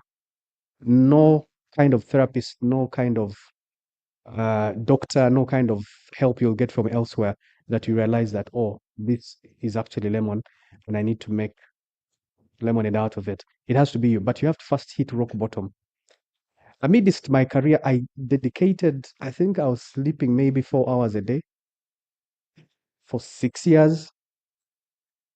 Then I developed insomnia. When I saw someone who's a specialist in sleep, they told me, your insomnia out of 10, it's at 7. 26. So I don't know. I just, figured out that I had dedicated a lot, and I wish I had someone who would tell me, you know what, it's okay to work hard. It's okay to go all the way. It's okay to go 100%, but spare some time for you, spare some time for rest. But I'd wake up 5:30, rather 5, go do news at 6 a.m., the morning bulletin, work until 10 p.m., and then go home, or maybe not, and then sleep at 2, and then at 5 I have to be awake. What that did for me is that it drove me into a journey I wish I never have lived, but I'm grateful for it. But at the end of the day, you have to hit rock bottom for you to be able to realize, oh shit. Okay, we pardon your French there. Or my Spanish. All right. You have to hit that rock bottom for you to realize, I think that this is enough. But until you hit it, it will be hard for you to make a choice. I think another aspect, Canary, that makes your situation worse than it otherwise is that you're operating at a very difficult time of social media. The truth is, you've just told your story, and Canary, it's not a competition of who has lived worse. But for you, one, you're still in active journalism. Two, the same people you are interviewing, except Kale is not the IGP, but the president is still the president. And you're still, as in, few things have changed, except that there's a lot more spotlight on you because of the pressures of social media, as opposed to the time when I was 20. You won't believe it, 25 years ago plus, when I also slept 4 hours a day because I would be picked up at 4 a.m. to do the morning news on WBS TV, which doesn't exist anymore. Then after doing the morning news, you go cover stories. And I was a student at the university, so I made sure I go to school at 5, but I have to be back at 9 p.m. Yet my lectures ended at 10 to do the 9 o'clock news. And because you're the youngest in the staff van that's dropping you guys home after 10 o'clock, you take a tour of Kampala, they're dropping an editor in Busega, they are dropping another guy in Luzira, another guy in Ntinda. But for you, even if you lived in Najana Nkumi, they want to drop you last because you're the youngest. So sometimes you tell the driver, no, rather than take me through a tour of Kampala from 10 and drop me home at 2, you come back, take this one, you'll find me at the pub on the Winton. So between 10 and by the time he comes pick you up at 2 a.m., you are at the Winton, where you found men that have just watched you on TV because the only TV station that is private, so you are the life of the party. In what state of the mind have they found you? But there was no social media. Nobody knew what except your inner circle. So you had no pressures. So I think it gets worse with social media that requires validation, that requires you to be known where you are and all that.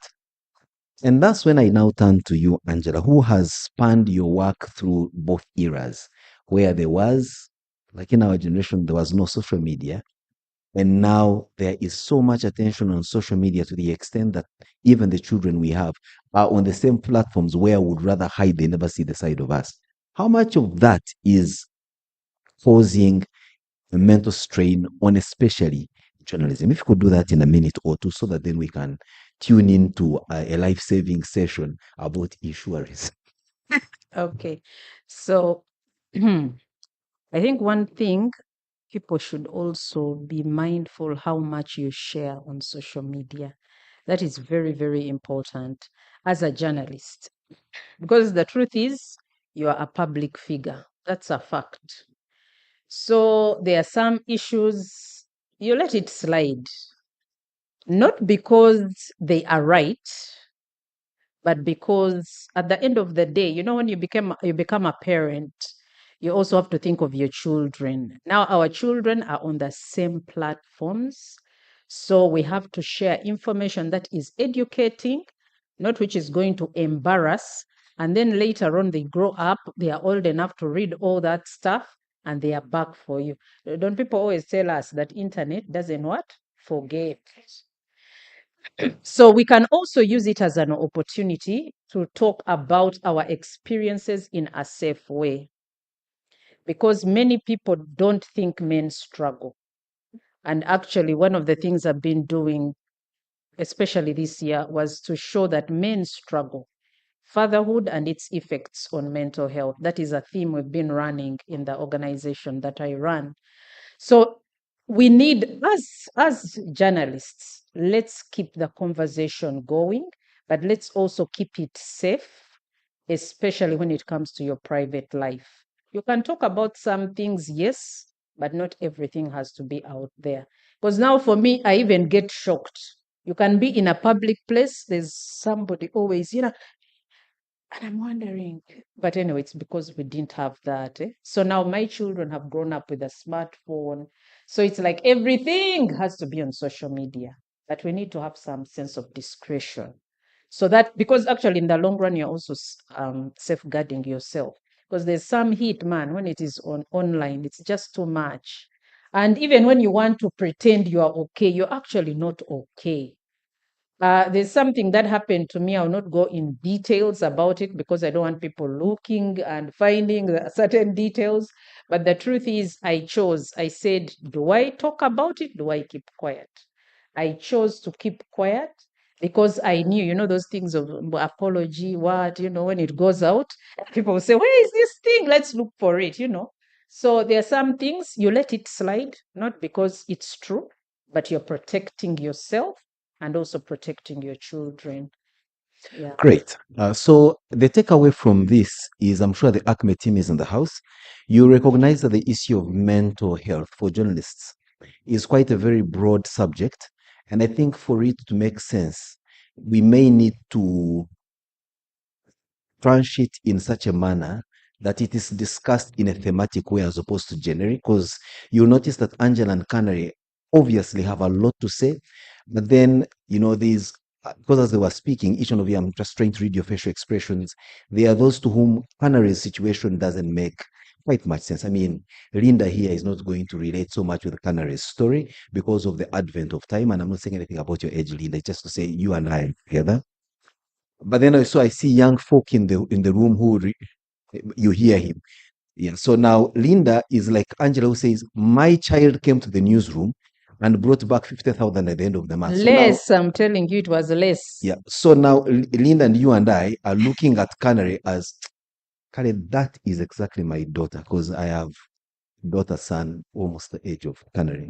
And so do they. Okay, yeah, I'm sure I can see many of you looking at me with very surprised faces. That's what Angela was talking about, not putting all your life on social media.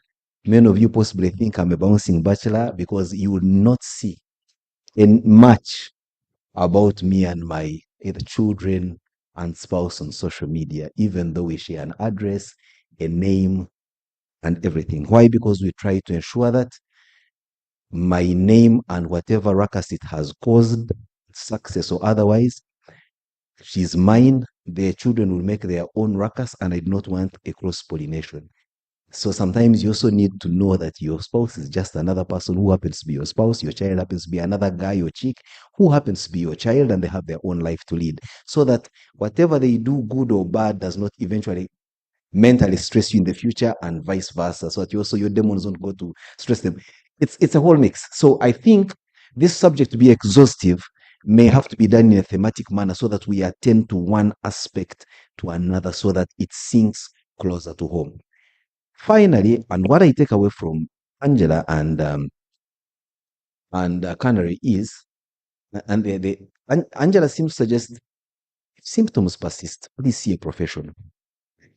Canary says, and I agree with him, I don't know why, there is not much of a professional you're going to see that is going to tell you certain things about your mental health until possibly you experience rock bottom. Especially when you are like Canary or myself, if you're very self-aware, sometimes you look at a counselor and they are talking, and in your heart of us, you're like, what's this one talking about? What do they know? Also, they are talking to you depending on what you've told them. Of course, if you've told them half the story, they will speak like experts on half your story, but for you, you know the full story. So either way, you look at them with disdain, you'll have just gone to them to tick a box. I went to see a counselor, but in the real sense of the word, and of course, you also know that you don't earn quite much, and yet the counselors want to earn more than you actually earn, yet you're the one with the problem. So So you said to go to the counselor to have a whiskey. And of course, whiskey always wins. May I request all of us to put our hands together and please, Kanye and Angela, you may leave the stage, but do not exit the room because I want to believe that these people, even though they have questions, some of their questions may not be the kind they want to ask in the public. They may want to ask you one-on-one as a tete-a-tete. So stay around, be kind enough, and even kinder if you can buy Angela's books. Now I've realized I also may need to write a book or two and also start selling. Who knows, that could be the next place I should earn a decent living. Let's put our hands together for these two incredible people. Now, the Uganda Editors Guild. I frankly thought the Editors Guild was so much into whipping us into good English, being concise and precise, story angles, but they seem to have taken their game a lot higher, and now they are looking at matters of welfare for journalists. So we are inviting them to talk about the insurance scheme for journalists that they have put together and how this insurance scheme can be joined, how we can make the best out of it, and how our welfare, which eventually ends up in mental health, if not well taken care of, can be of help to us. So, a representative of the guild, of the Editors Guild, where are you? You know, earlier on when they were running a certain session earlier, they were calling it a public ombudsman. And I said, I know editors, a word like public, if the letter L is missing, it will sound totally not just different, but a terrible word. So let's hear from them. And this will be the last session. After her session, there won't be any public questions here, meaning that after her session, we may all as well stand up, exit the room, and be back here 8 a.m. tomorrow morning. Good evening. Good evening, everyone. My name is Fiona Kello. I work for the Editors Guild. For those who have just heard about the Editors Guild today, we are an association of the most professional editors in Uganda. It's a countrywide association that brings editors throughout Uganda. And the Guild has launched out a insurance scheme for journalists, and this is basically targeting the upcountry journalists, female, but also we encourage the Kampala team to apply for this insurance scheme. In the house with us, we have representative from Liberty Insurance. They are the people who are going to be working with to pilot this insurance. So I would like to welcome Isaac from Liberty Insurance to come and give you the audience the details of this insurance and how can journalists from your media house apply for this insurance. You can send us an email on info@Uganda Editors Guild with the recommendation letter from your media houses in order to be in position to join this insurance scheme. So I would like to ask Isaac to come and give us more details of what the Editors Guild is offering to the journalists in this season. It's a scheme that is running for 2 years, but we are not ending there. We shall still continue, and we encourage all the media owners in this room to encourage their journalists to apply for this scheme. I thank you. You're welcome, Isaac. Thank you so much, Fiona. Good evening. As has been introduced, my name is Isaac Waiswa. For correction, I'm with Stanbic Bank, but we have partnered with Liberty. And because as a bank, we have a license. We've had a license since 2017 to be a bank assurance provider. And so we are privileged for the partnership with the Editors Guild to be able to support, extend these solutions to the journalists. We'll have a presentation, a very brief one. I want to really make it crisp. I mean, the conversations are being had. The negotiations are being made. And so just to give us an appreciation of this. So number one, there are two major compartments to this. The first is medical insurance. We know that most of the household income is spent on medical insurance. So whether or not you plan for it, it is something that you need to consider. And so part of the offer has medical insurance that covers inpatient. Inpatient is your typical hospitalization, extending to handle ICU, HDU, etc. Then you have outpatient treatment. You have maternity, which is childcare delivery, etc. Optical, dental, and so that is actually settled. And then we do also have a packaged insurance. Now, this bundled solution is the exciting one. We actually, as we're having the conversations with the guild, they were interested in it because it extends to cover devices, your electronics, your cameras, laptops, portables, and etc. against theft, accidental damage or malicious destruction in the field, and the cover is actually worldwide. It also has personal accident. Personal accident is a cover that caters for any bodily physical injury in the event of duty, but that is also a worldwide cover. We have also extended to cover home contents insurance. So we know that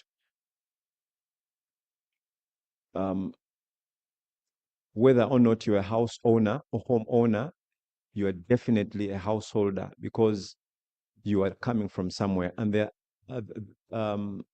property that you've accumulated, stuff that you have bought at home, that indeed in the event you lose will actually bring you at a loss. So also covering your home contents. And then we also have a funeral cover as part of the bundled solutions, so that in the event of loss of life of any person on the guild, there is a cash benefit that is extended to the family. And so all this has been negotiated, has been spoken about.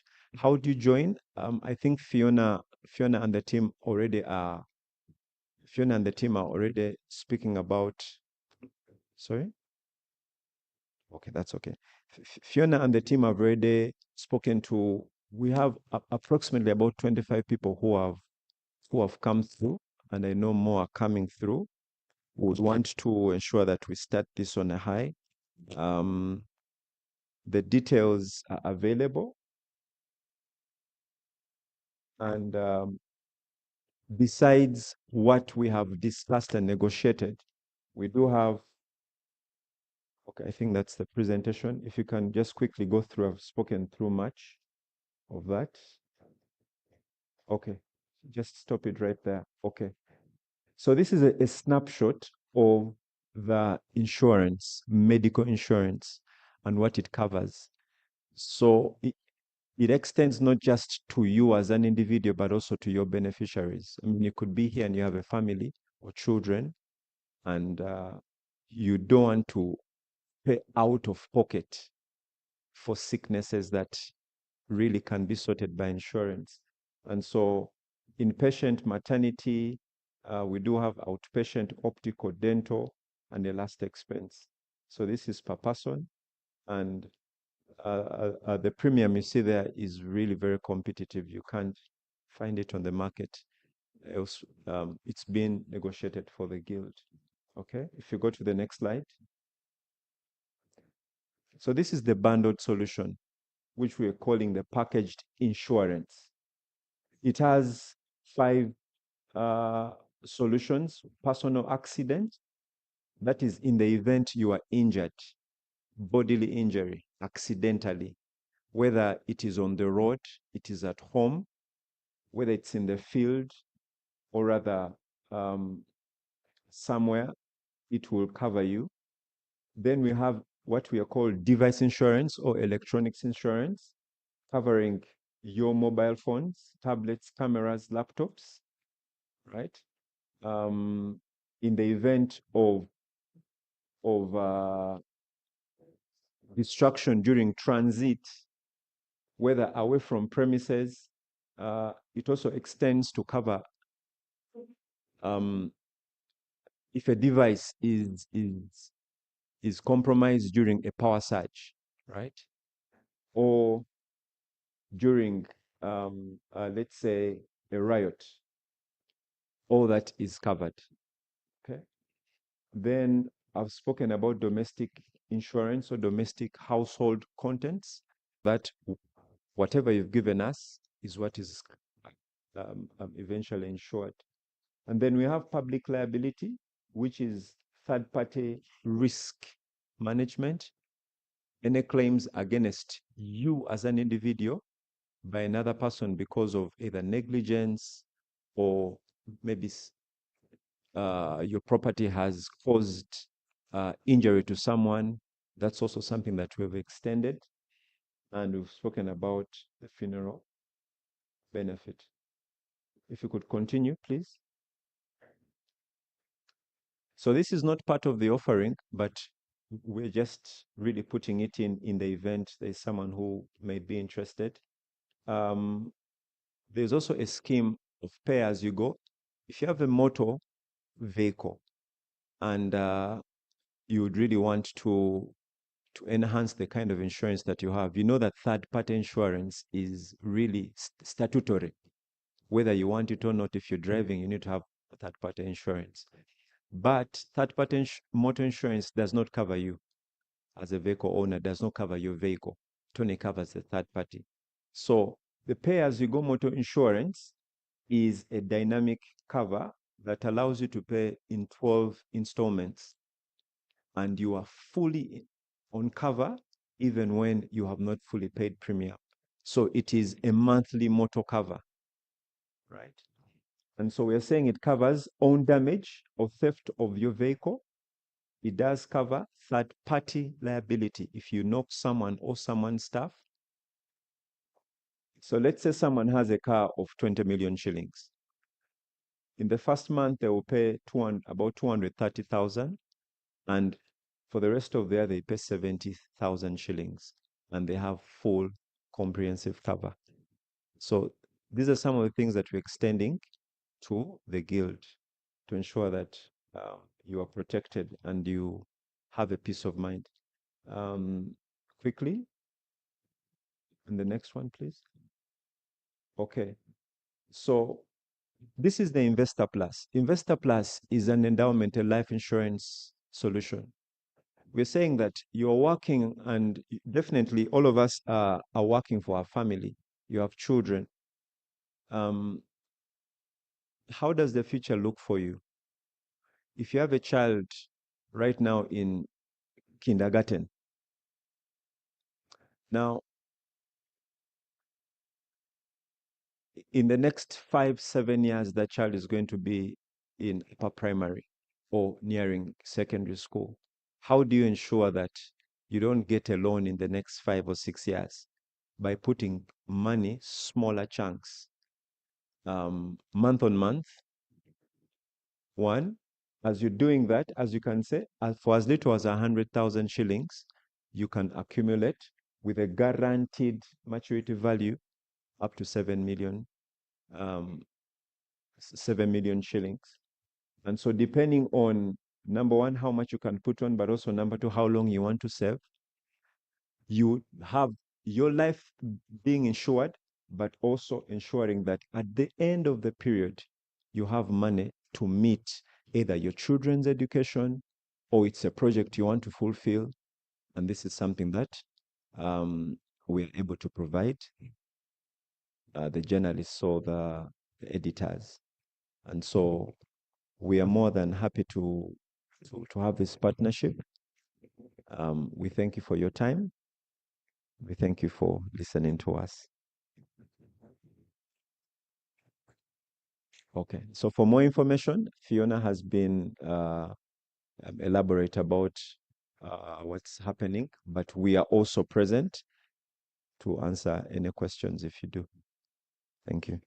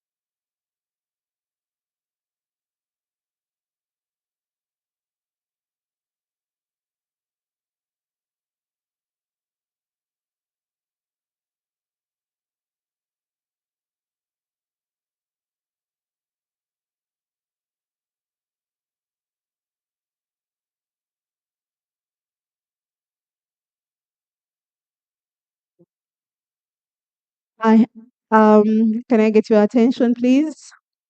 Let's rise up. All rise.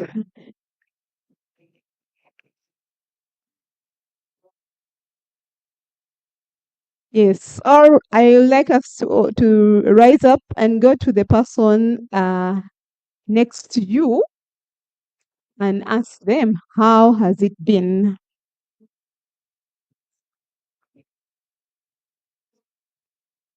How has it been?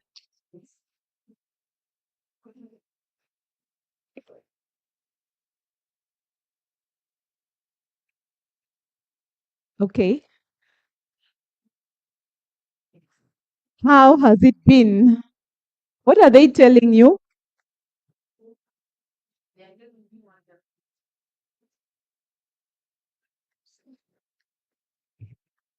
Okay. Anyone? What has your person told you?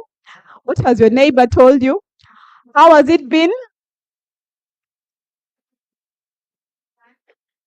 Nice.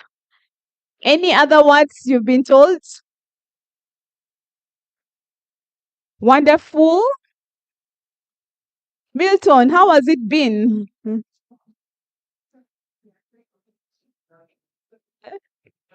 Productive. Productive. What has your neighbor told you? How has it been? Positive. Positive. Okay. Well, I would like to say thank you all for making it to day one. I think we need to pat ourselves on the back. You braved the rain and the time, and now it's time for us to step out and have our networking tea. And then I'll see you again. We see each other again tomorrow, right? It's supposed to be a week, but it's 2 days. So please, let's meet. And I'd like to thank all of you for making it. Right. So tea is served. Welcome.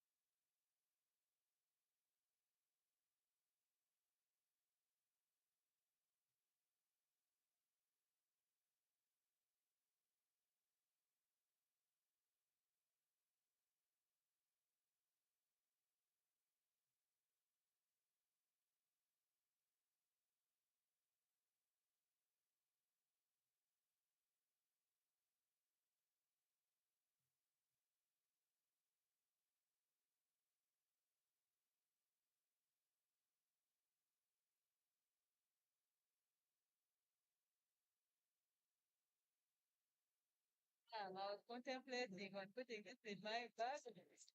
Then I come. The frustration on your face there. That's here. So then I Out there taking very nice pictures that you don't like. Let's have a look.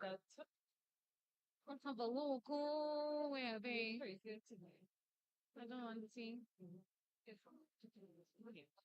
I thought you said bathroom pictures and that's anything. bathroom. After they cannot show. You get a spot, eh? Yeah, that's not for real movie. You're sure that you sing. Why you get a spot? When you see the sick, you start imagining things. One night, that's True. Let me go for it. Yeah, go. Babe, Gina, see if you are fans.